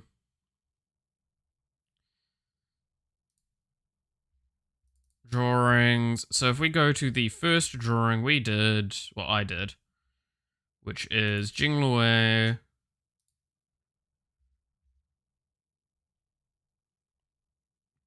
Sketch thing that I did.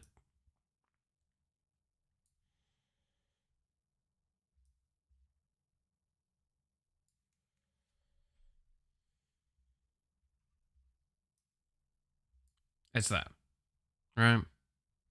Actually, you know what? Let's move to this screen. What we're doing this, yeah. Right. So that's Jinglue. That is a horrendous drawing. Overall, it's the lines are inconsistent. They're scribbly. They're fucking haphazard, messy all over the place. The details are just completely messed up. And then after doing like this for a couple of months, again, this is the folder here. We can see how many times I did this. We did multiple a day sometimes, but most of the time it was one a day and not even that sometimes. Haven't done it again for months. Let's try and find the last time we did like a full body-ish one. Like a good full body.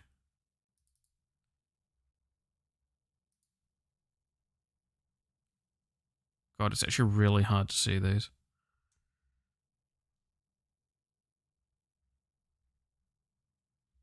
Which one's this one? Oh, that's good enough. We'll use this. This is the second last one that I did.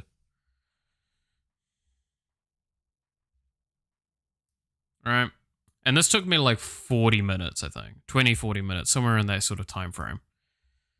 Comparative to this, which took about the same amount of time.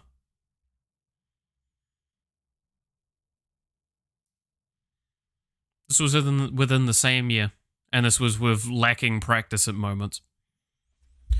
Right there, Milo, is a great example of why you might not see the value in it now, but it's the hard work that gives it the value.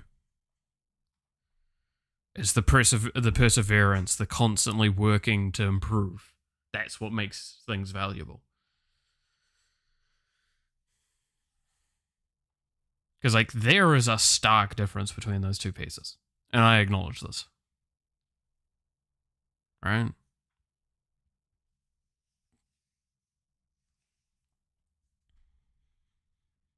Like, to say that these were only months apart is kind of a more incredible factor. Now, admittedly, that's probably because I, again, had art skills in the past. And this was more reawakening some of them and bringing them back up to snuff. But if, like, this takes as long as this, that's insane. Now, mind you, I stand by, this still needs a lot of work. This is still nowhere near up to the stuff that I want from myself. But that should be the example that you kind of need, right? Improvements being done, yeah, over time. Yeah, but it requires constant effort. That's the thing, right? Is like, while you can improve over time, and that's a great thing to keep saying, at the end of the day, you also need to do thing to improve thing, right? Don't want to tell you your business, but if I was trying to get into a Netracell, I'd go with a pack. Nice.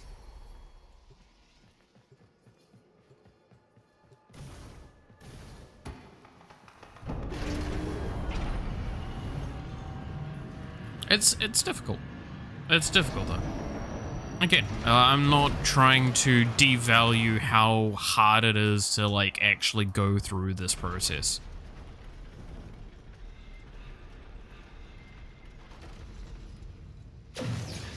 That's kind of an annoying one. That's a scary one. That can actually do a lot of damage from memory. That's fine.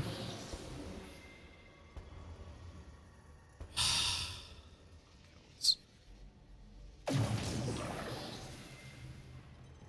got your glyphs. So, Hit the terminal to exit into the labs.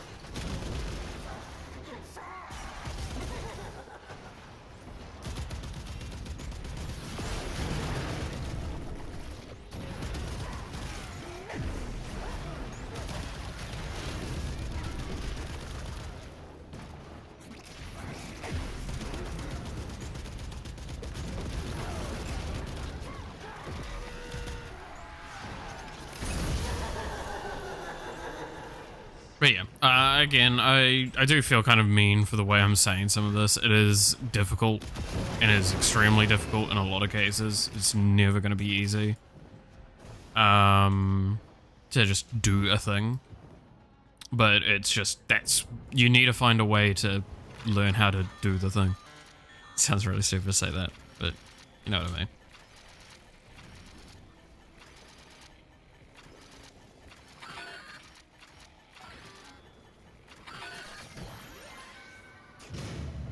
You're as mean as Gura? Yeah, clearly.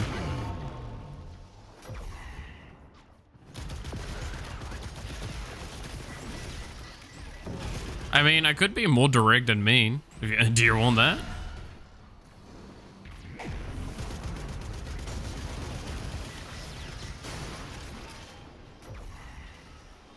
That'd be funny. That would get me fucking in a lot of trouble, right?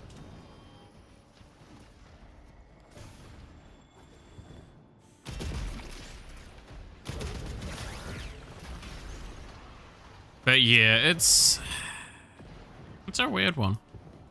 I wish I could get better at giving that advice.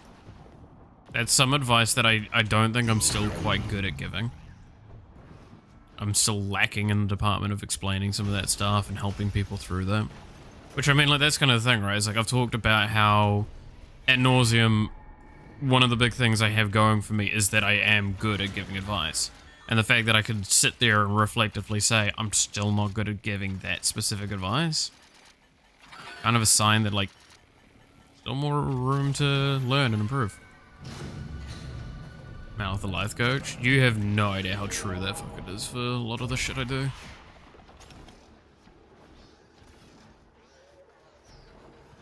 What, this Netracell's this way, right? I'm sure I can find it off this. I say that. Nah, okay, immediately wrong. Yeah, no, let's just go towards the marker, because I think the markers are fucked up again. It's in a sense why I actually want to move with, like, I've talked about how I kind of want to move alone, right? But I do kind of want to still move with one of my mates, because he's in a living situation, and I'll be very brief on it for his sake as well.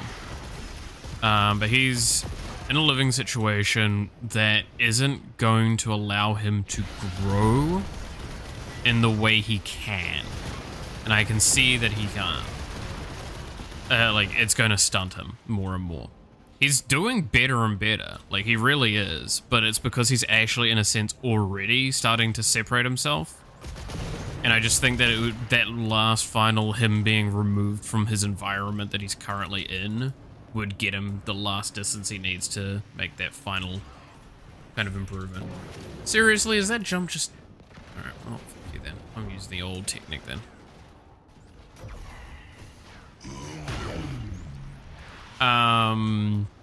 So that's why I kind of want to move him, because it gives him an opportunity to get into a space that allows for more expression. And realistically, he also does ask for my advice on a regular basis, so I feel like it'd be quite useful for him to just literally be there, so I can just go, yo, you wanted advice?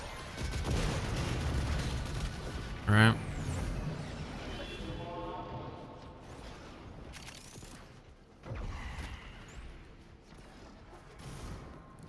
I'm actually kind of thankful with the new group that I hang out with a lot, that most of them are older than me or same age as me and have gone through enough life things in their own regards that I don't have to end up being all dad life coach with. Okay, lighting being weird there. Life coach with them. It's actually a really refreshing experience, and it means that I can just sit there and make shitty jokes and get made fun of. Using the key glyphs will open the Nectar Cell. So Which is a improvement in my eyes. I like being able to just kind of sit there and be silly. a security override. Clear out the uglies to pop the door.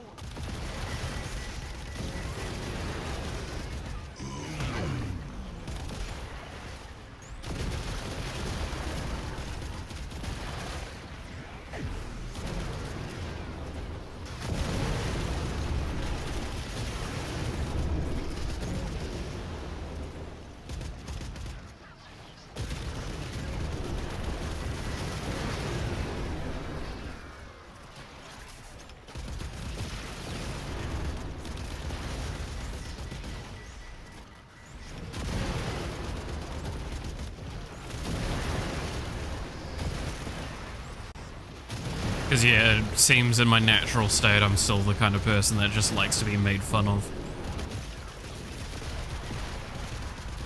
At least by my friends. And again, tastefully. I will always make that argument. Be tasteful when insulting me. Otherwise, I'm just gonna fucking say goodbye to you.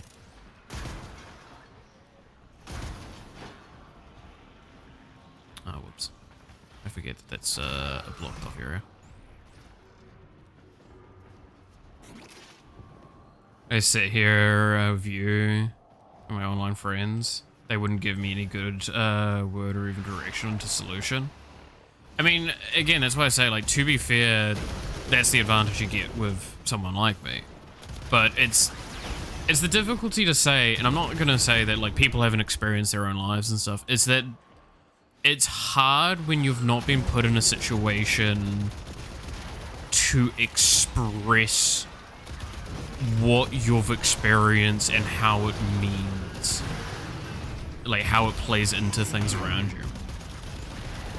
Because that takes a good bit of self-reflection and being comfortable with yourself as well, because you have to acknowledge your own faults in that situation, which is not something that people are willing to do. And it's understandable why. You don't want to think about the negative of yourself, because the moment you do, it can become just a spiral of depressive thoughts. But there's a level of you need to find a way to think about yourself critically, not negatively.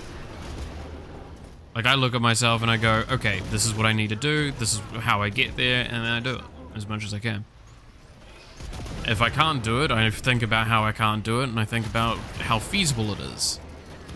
Is there a way to fix that? Is there ways to improve this course of action? Am I willing to take this course of action?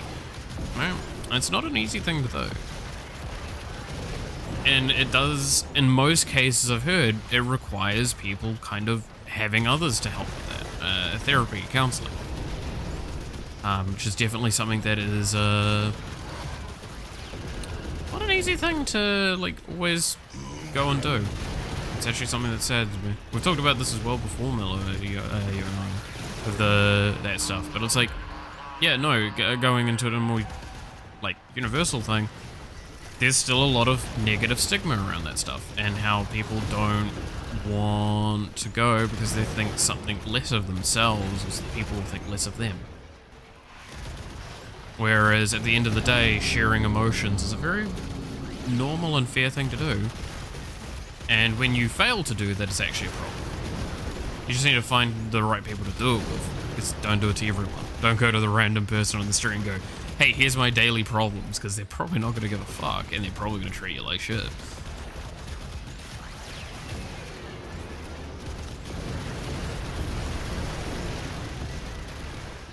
Because that's the thing, right, is in the friend group I have, while I mention how, for the most part, I'm like the butt of the joke for a lot of things, and I'm fine with that. There are certain jokes I don't really like, and some of them they've made, and I've been able to go like, well, it's like, for now, that's it. But if it went deeper, then I would have probably kind of spoken up going, hey, look, this is too much for me. And I know what too much feels like for them. And I know exactly what my buttons would be. I'm never going to say them because, or like, I might say them to them, but I'm not going to say it on fucking the public because I know immediately people are going to try and push them. Or if I do, it'll be in like maybe a public therapy session. I don't know.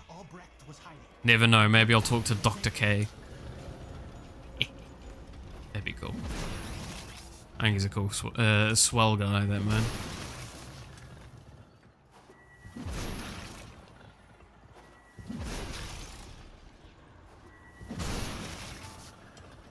If, I've talked about him before, but to anyone that watches this or might not know, there is a channel called healthygamer.gg, or GG or whatever, not dot maybe, but healthygamer.gg, look that up, highly recommend it. It's really, really good mental health advice from professionals. And it is kind of targeted primarily at gaming sort of mentality and males, a male audience. I would definitely say it's definitely a lot more targeted at that, but not solely, right? It's targeted, but it's not the sole point of the content. If you play video games, if you just kind of want to talk about things, he's definitely a good place to kind of get some ideas. Because he talks about a lot of very intense and important topics that I feel are very important, and the problem is that they don't get enough awareness or attention because of the kind of situations the world is in.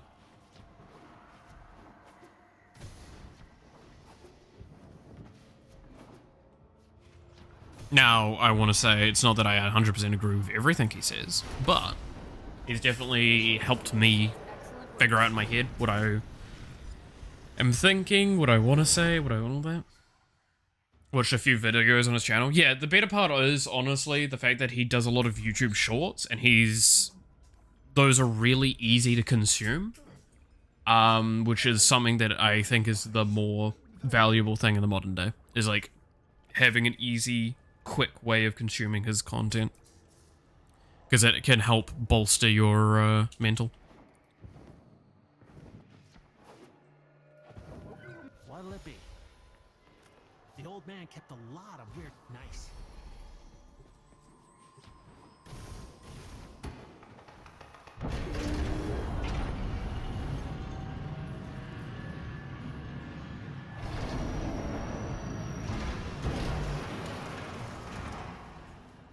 Sorry, I am actually also keeping an eye on the time because I do have an appointment today.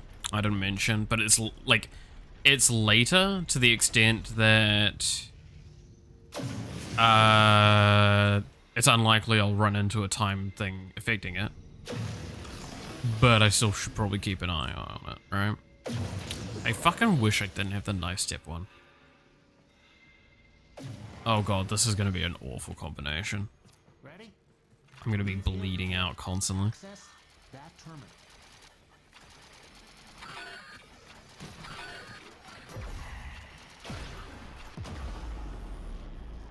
Are you fucking serious?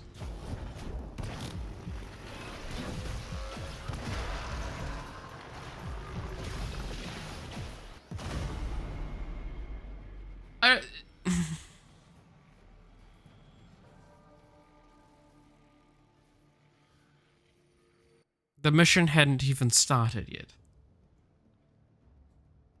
And they just killed me from the fucking door. I don't even think the effects started triggering yet. Like, I don't even... Warframe.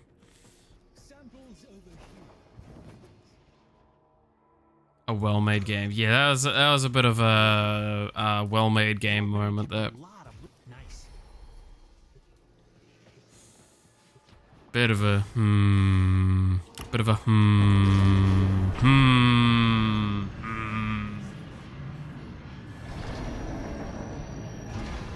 bit of a question mark.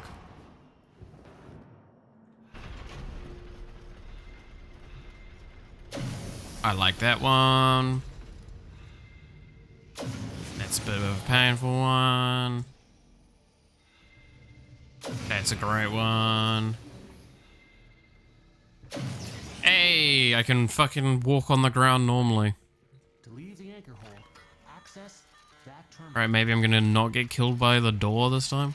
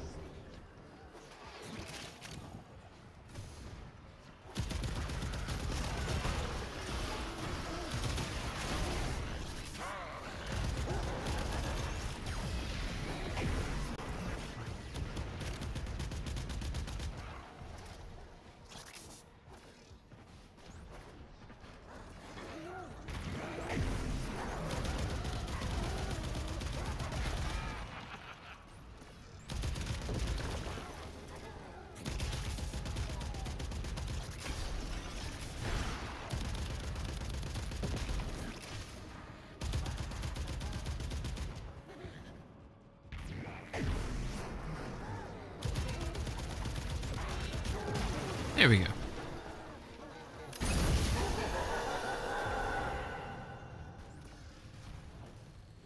Alright, this way.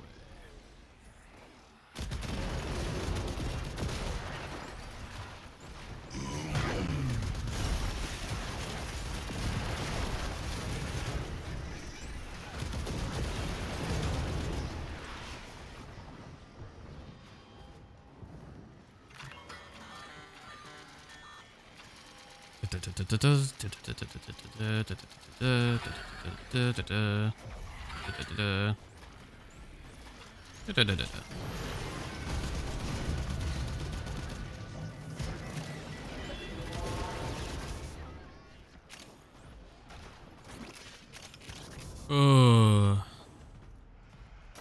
God, this game sometimes brings out the worst in me, I swear.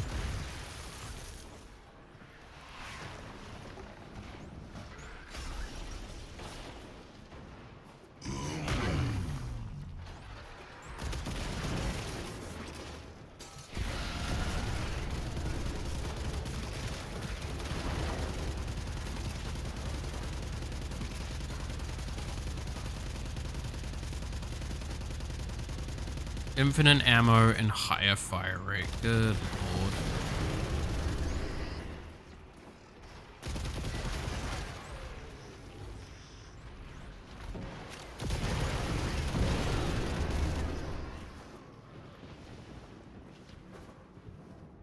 Has it run out yet? No, I've still got 12 more seconds of it.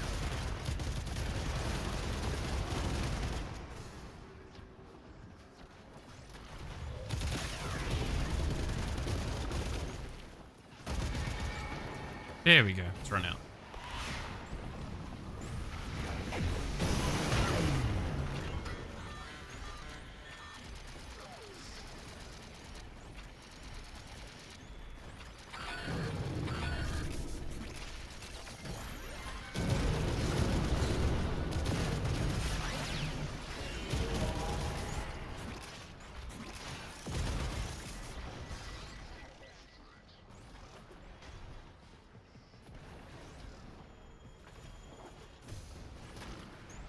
Gotta be over here, right?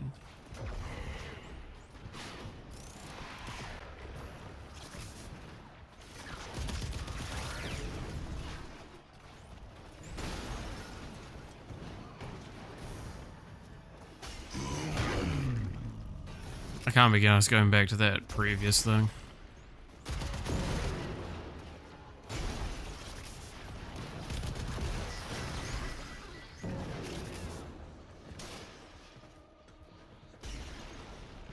Hopefully we can find the nature cell fast and easy. Hopefully.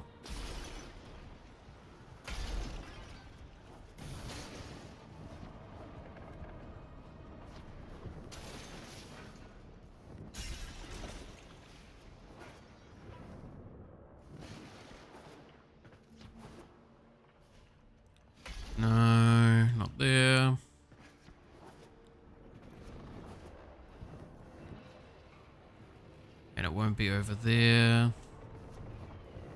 So this is definitely the wrong room.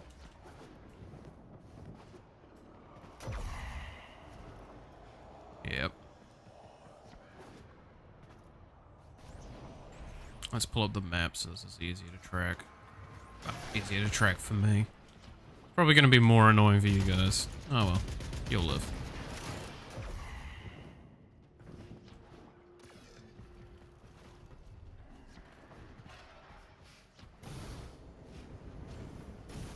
No, not there.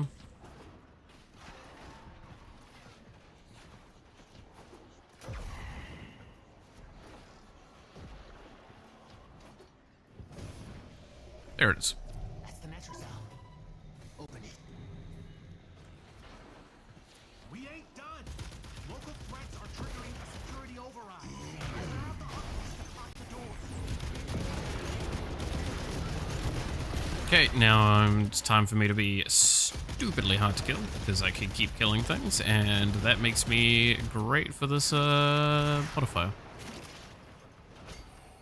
Nice and easy.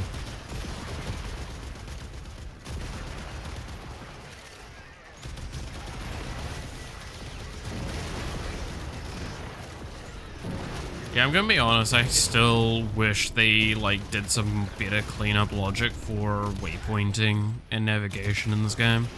They've tried to a few times, but it just, every once in a while, it's so ass still.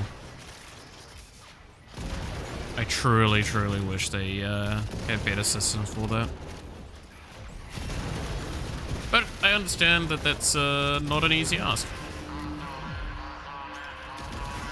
Because, like, sometimes that shit is more than complex to add in.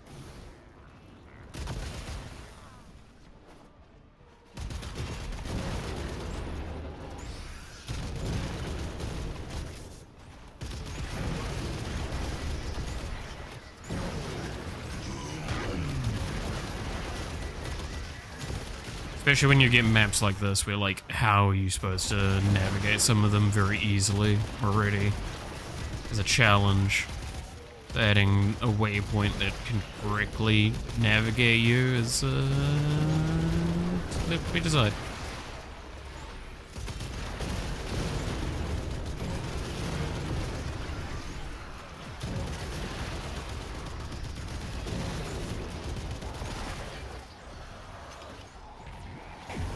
I should speed the enemies up so I can kill them faster.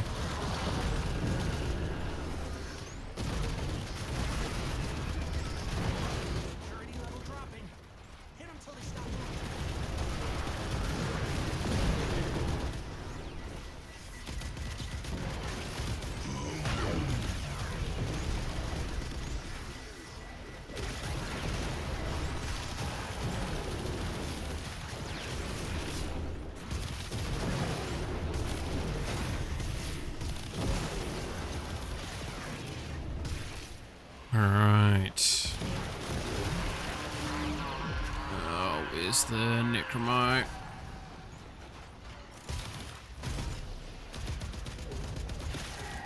Charge that up as I go. Hey, little buddy. Oh, I see him. There we go.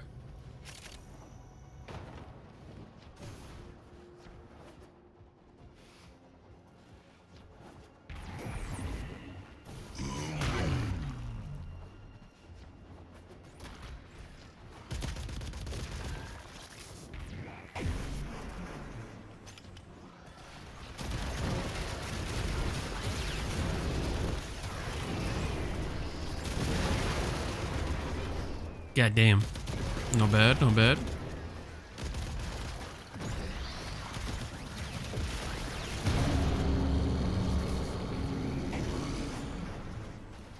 Enemy intensity increasing. Oh no.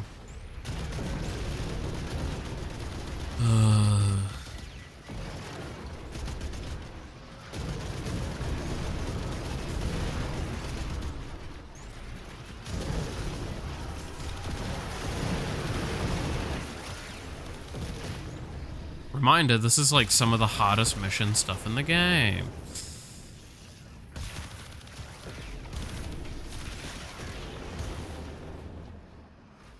This is supposed to be like a specialty challenge mode. It gives you some of the best rewards.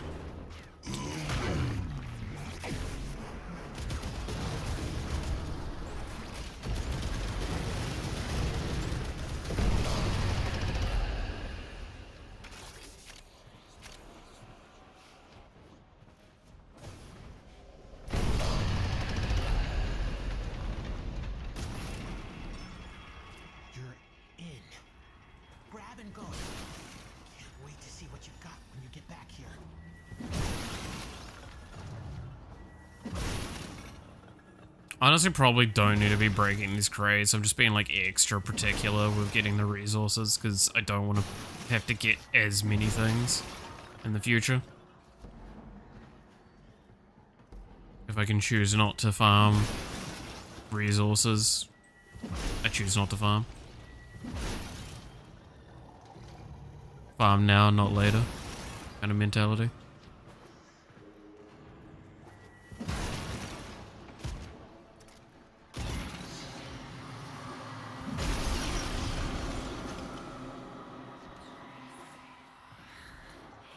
So I could just run in, smash that, and leave. That's like the actual reward.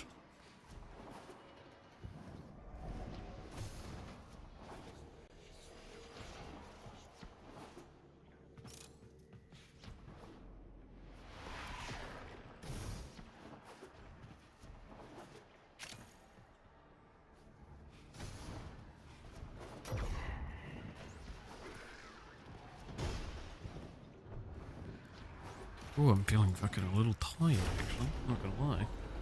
Just had a wave of drowsiness there. Hey, more Archon shards. I'm actually happy with that. I've gotten 3 for 3 so far. It's not bad. Alright, I need to go do a different mission. For the sake of my sanity. Because holy shit, these missions are draining my fucking brain.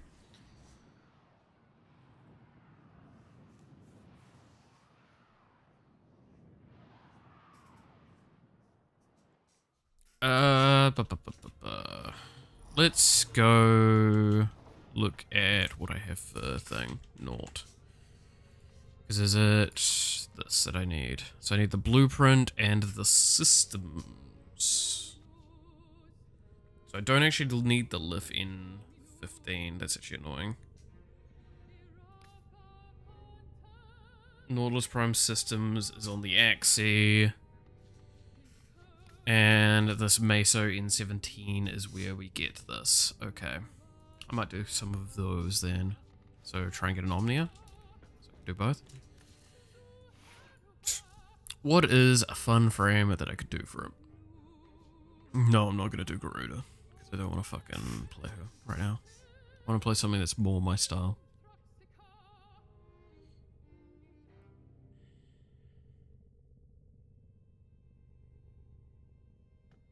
Like weirdly tanky, weirdly damage, weirdly everything.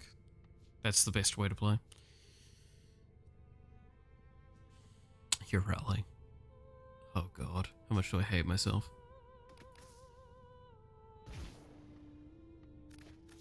Kawaii anime girl.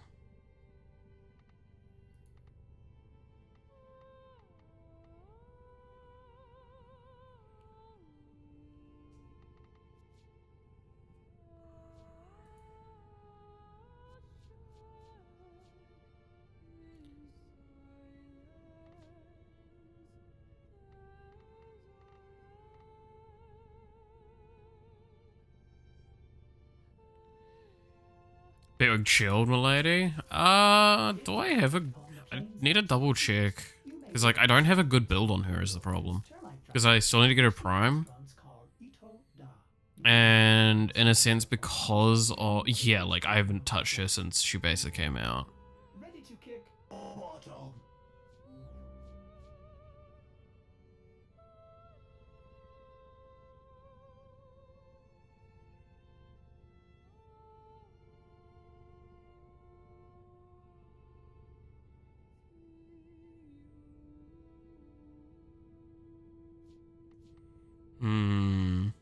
I can't do it at high level, but I could do it.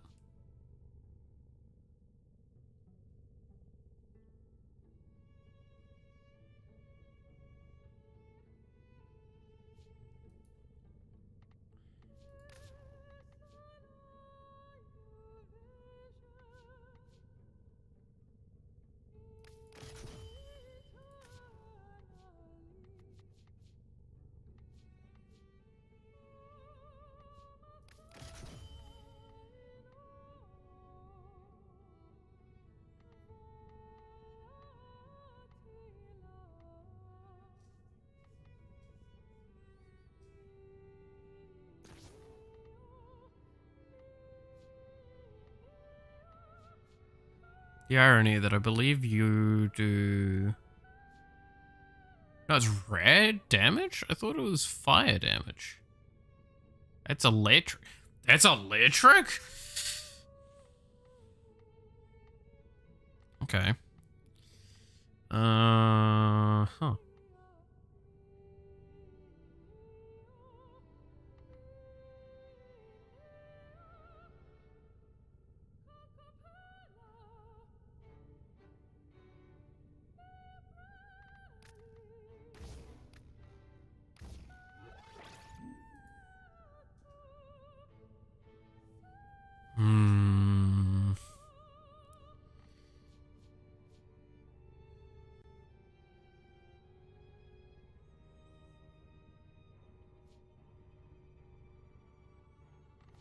I want more power strength if I could.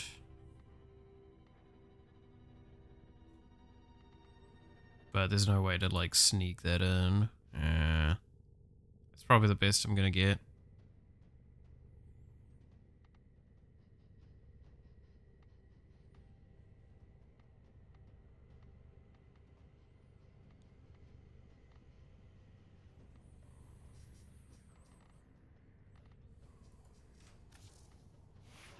Alright. And then I'm gonna have to rely a lot on a weapon.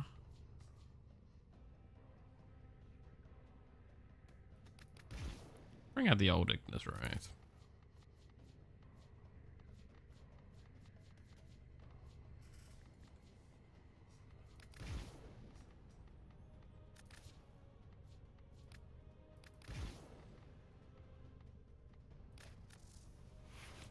Pretty sure I'd never finished these, did I? No.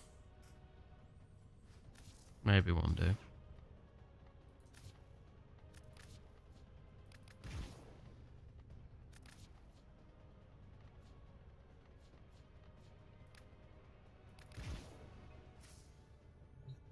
To be fair, actually, holy shit, am I immortal with this build? Or near to? Oh, yeah, probably. Just realized. If I keep killing stuff, I shouldn't fall over. So that's a Void Flood, so no. Steel Path. Alchemy! I'll do an Alchemy, because that makes things a little bit faster. So, we are looking at the Meso N17 and the Axie S16. The Axie X, we do want to have that upgraded, yeah. So I'm gonna Radiant these, so I know which ones we're doing.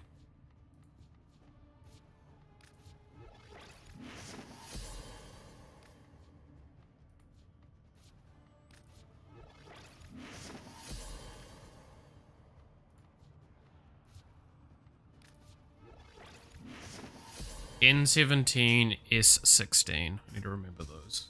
I'm gonna write them down quickly.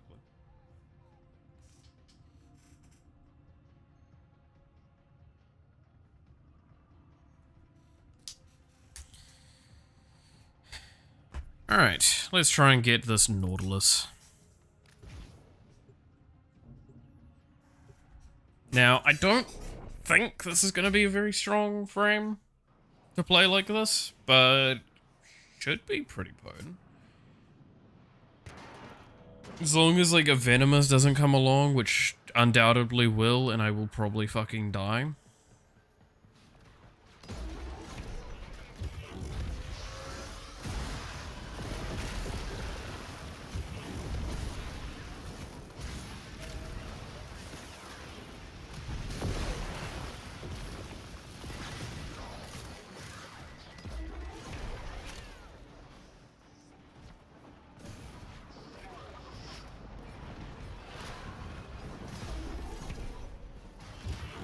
Need to remember which buttons are which.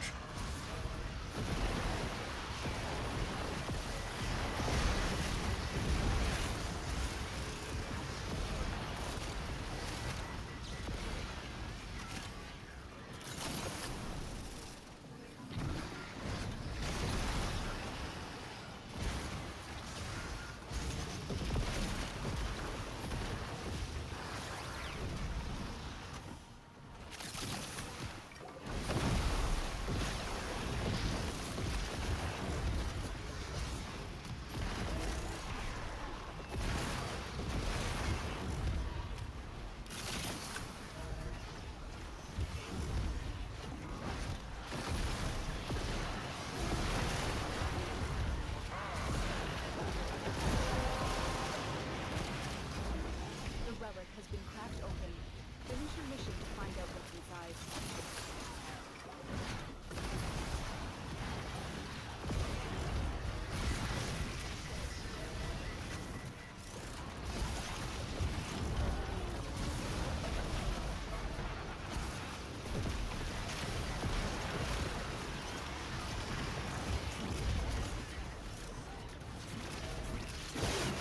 Oh, what? I did not mean to do a mercy kill there.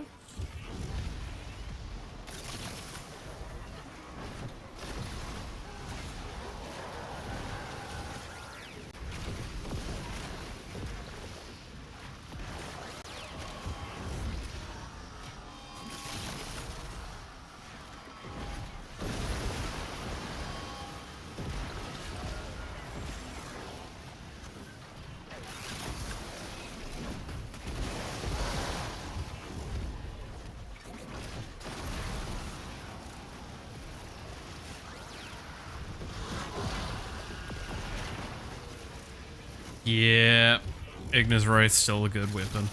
Gotta love it.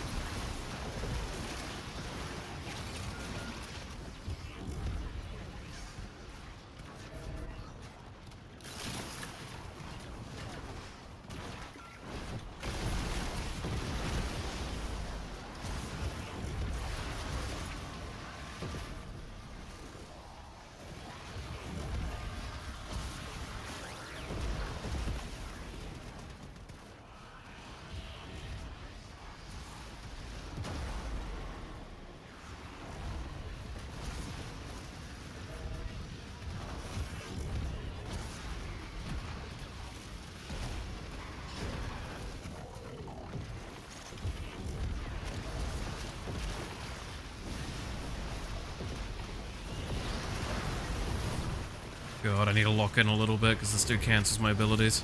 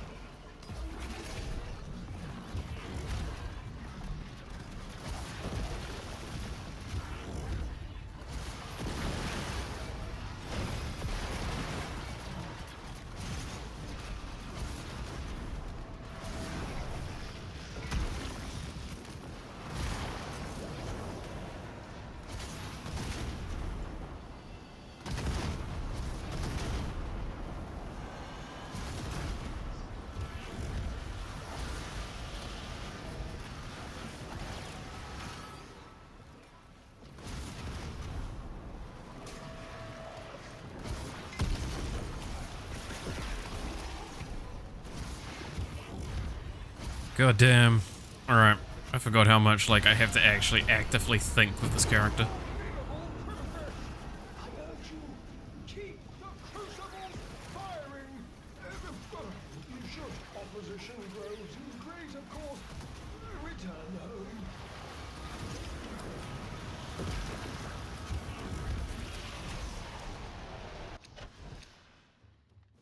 Pain.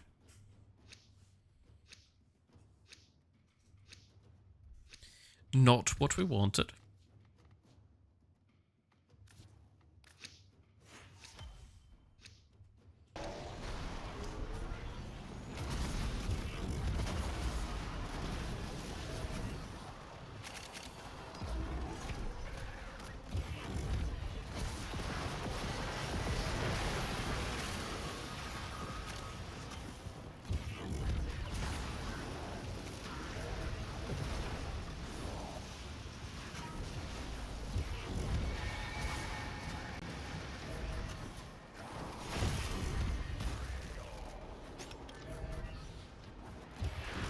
God, this character is fucked, man.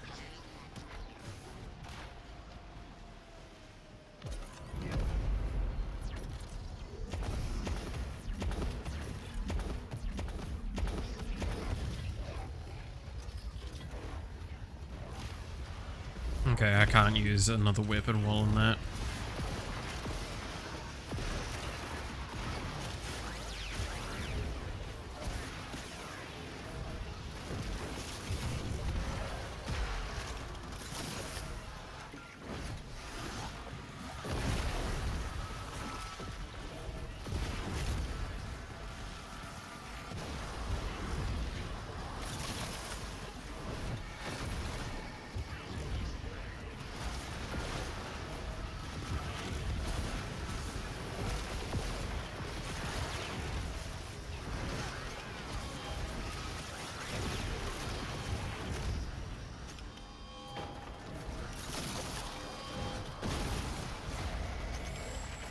Oh, I didn't cancel it in time, did I? That's gonna be another necromech.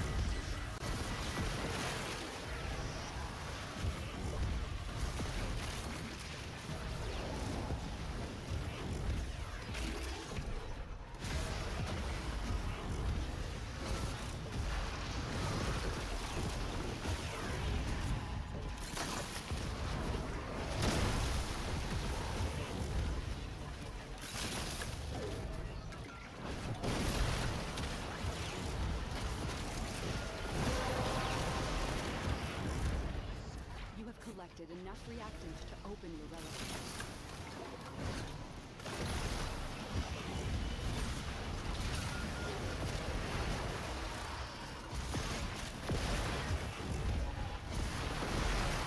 Come on.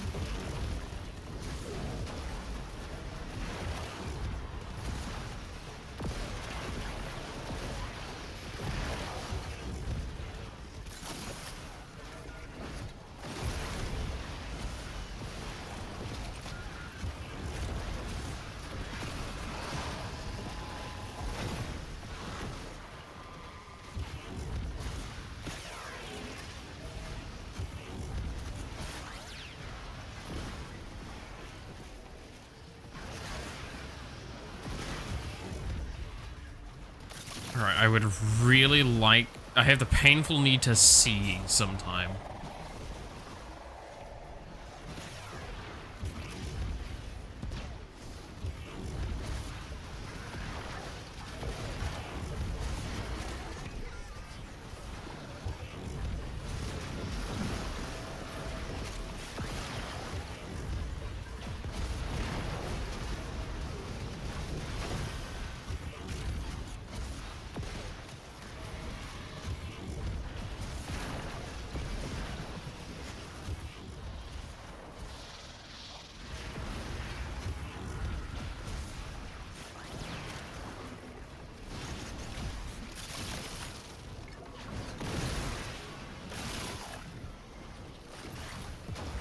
Oh, I killed him. I'll be honest, didn't even see it.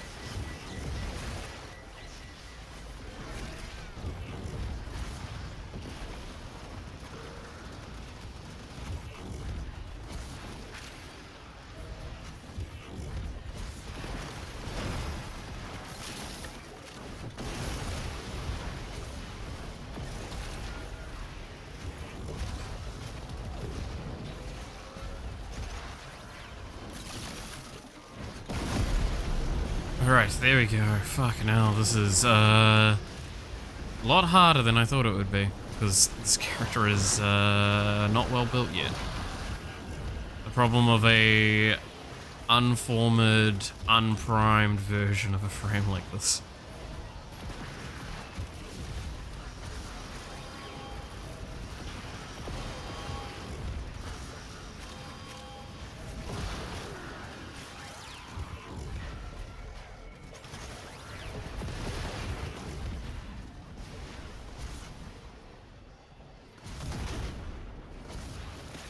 Ignore the fact that I'm shooting through walls, by the way.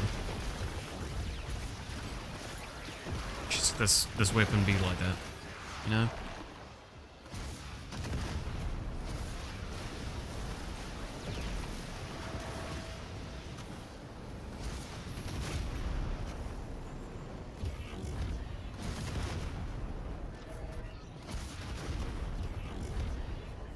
Oh, good lord.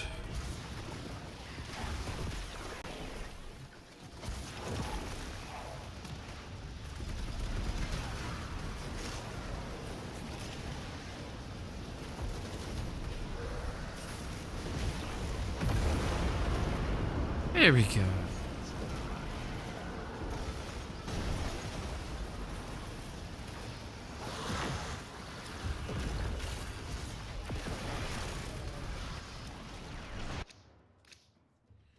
Oh, for God's sake.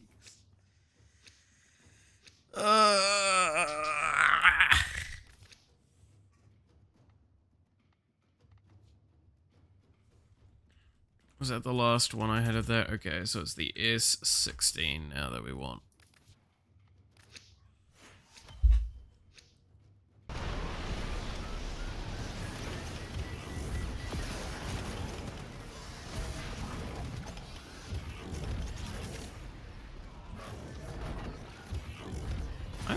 If I remember correctly, I think Hildren was one of the first, like, unique dash characters they added. Where she had, like, her own animation for a dash.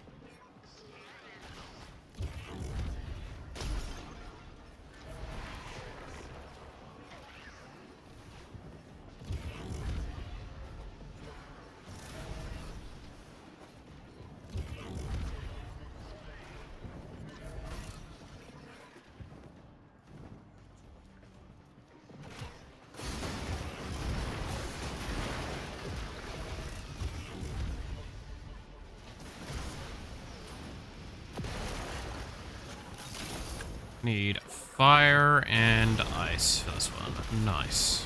Aha.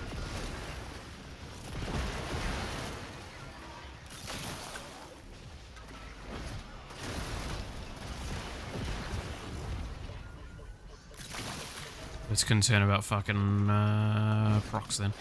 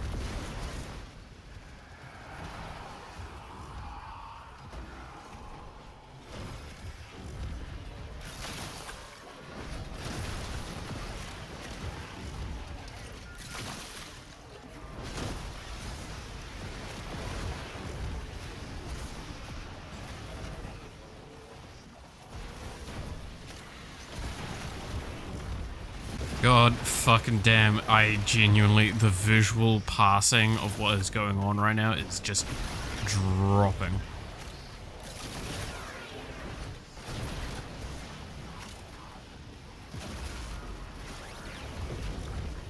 Gotta love visual clarity being a very important thing in video games.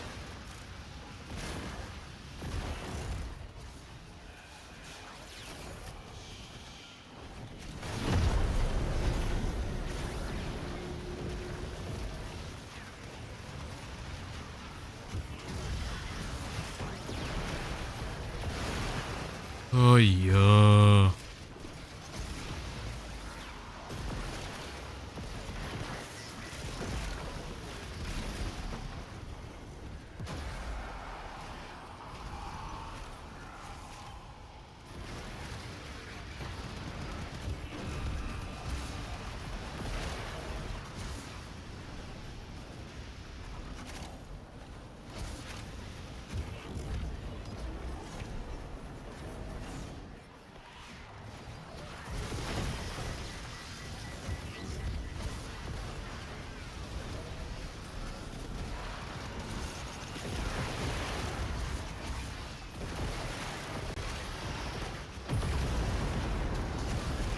Nice, okay.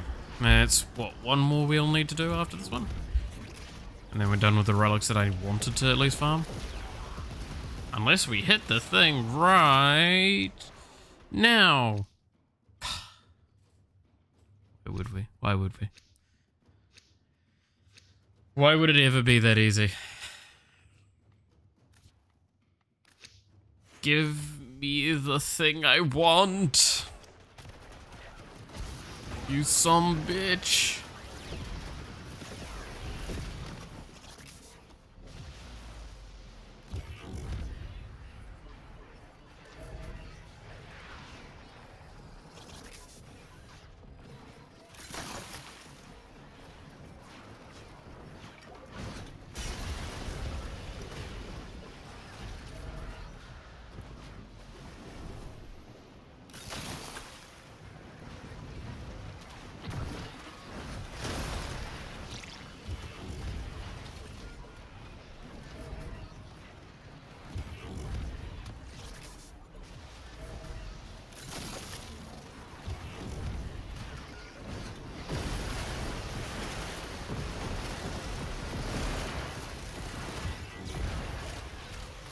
Good lord, that's a fucking mess.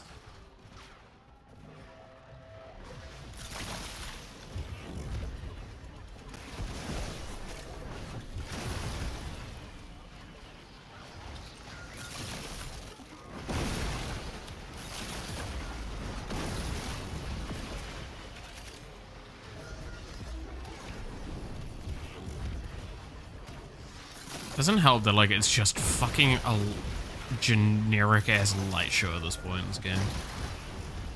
I don't know what is going on.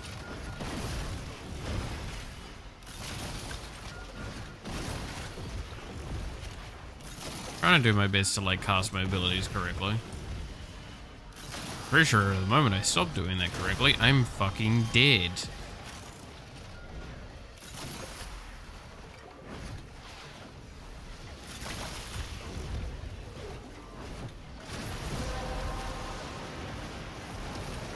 Well done, Henry.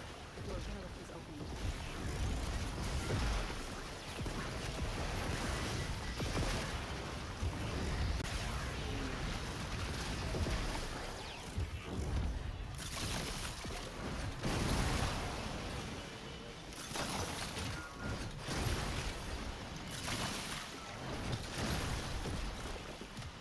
Electricity.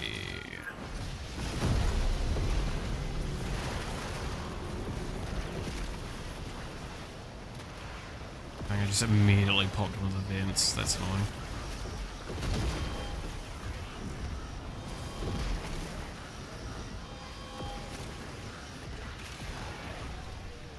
I do not want Necrobic spawning. Normally I do, but I can't effectively kill them on a regular basis without consequence of time.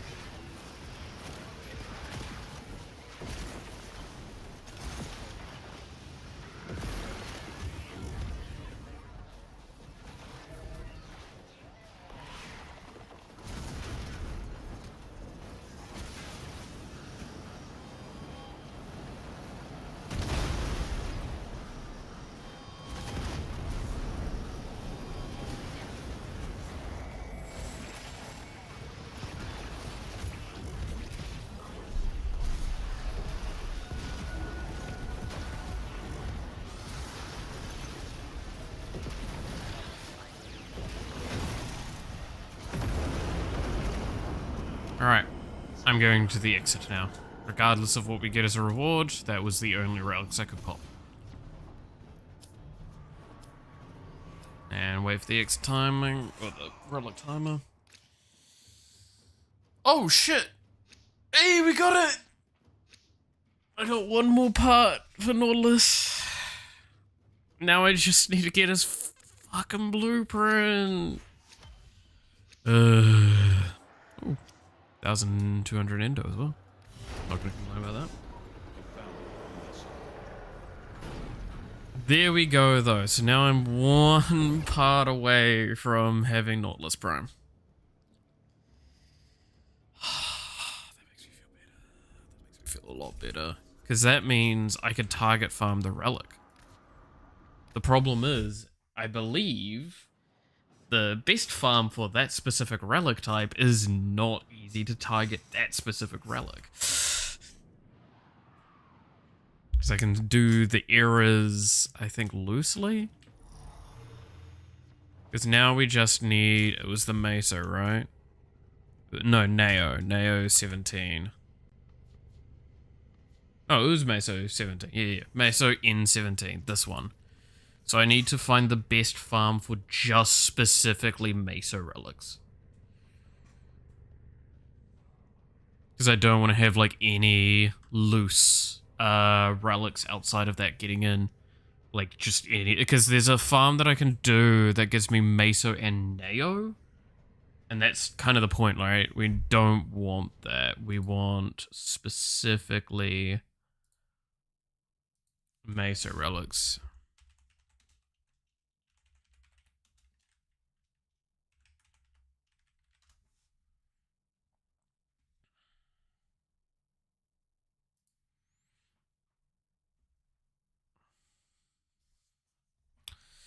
Because once I get that fucking little shitbag, is gonna be good shit for me.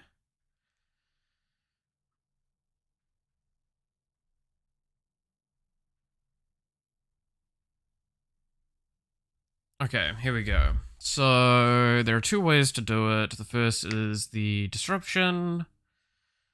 For players who can breeze through void tile set, the capture, and the capture is inconsistent is the problem.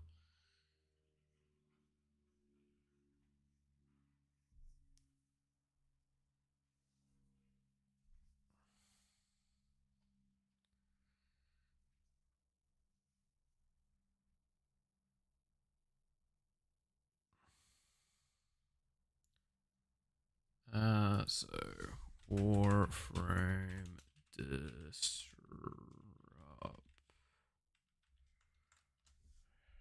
disruption.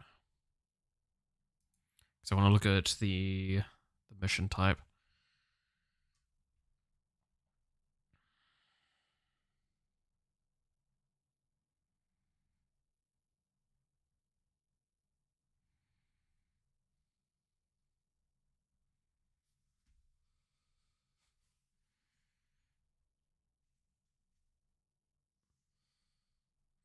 So which one is it again?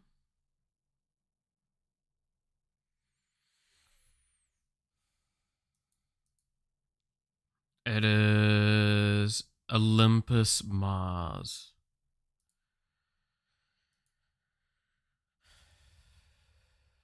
So it's C rotations.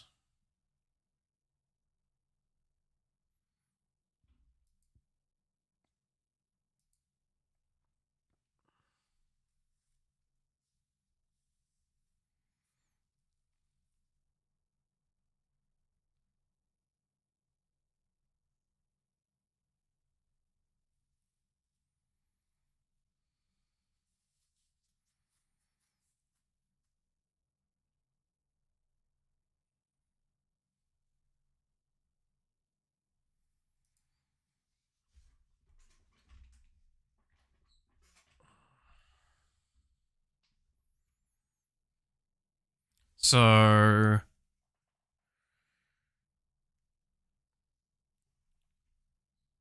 it's an infinite C rotation. That's the important thing. Okay. That I could do. So I just need to survive through the first 2 rounds, then defend 4 conduits, then from that point onwards defend 3 conduits minimum. Okay.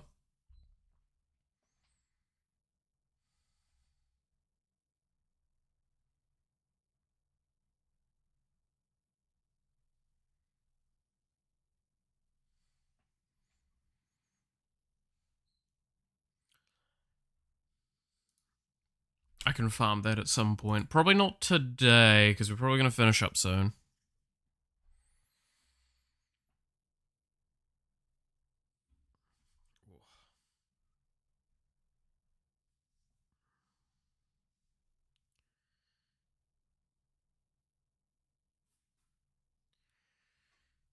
But I will keep that in mind for the farm later.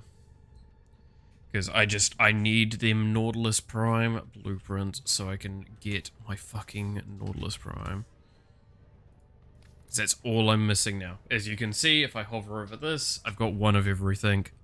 I just need the bloody fucking blueprint so I can build the damn thing.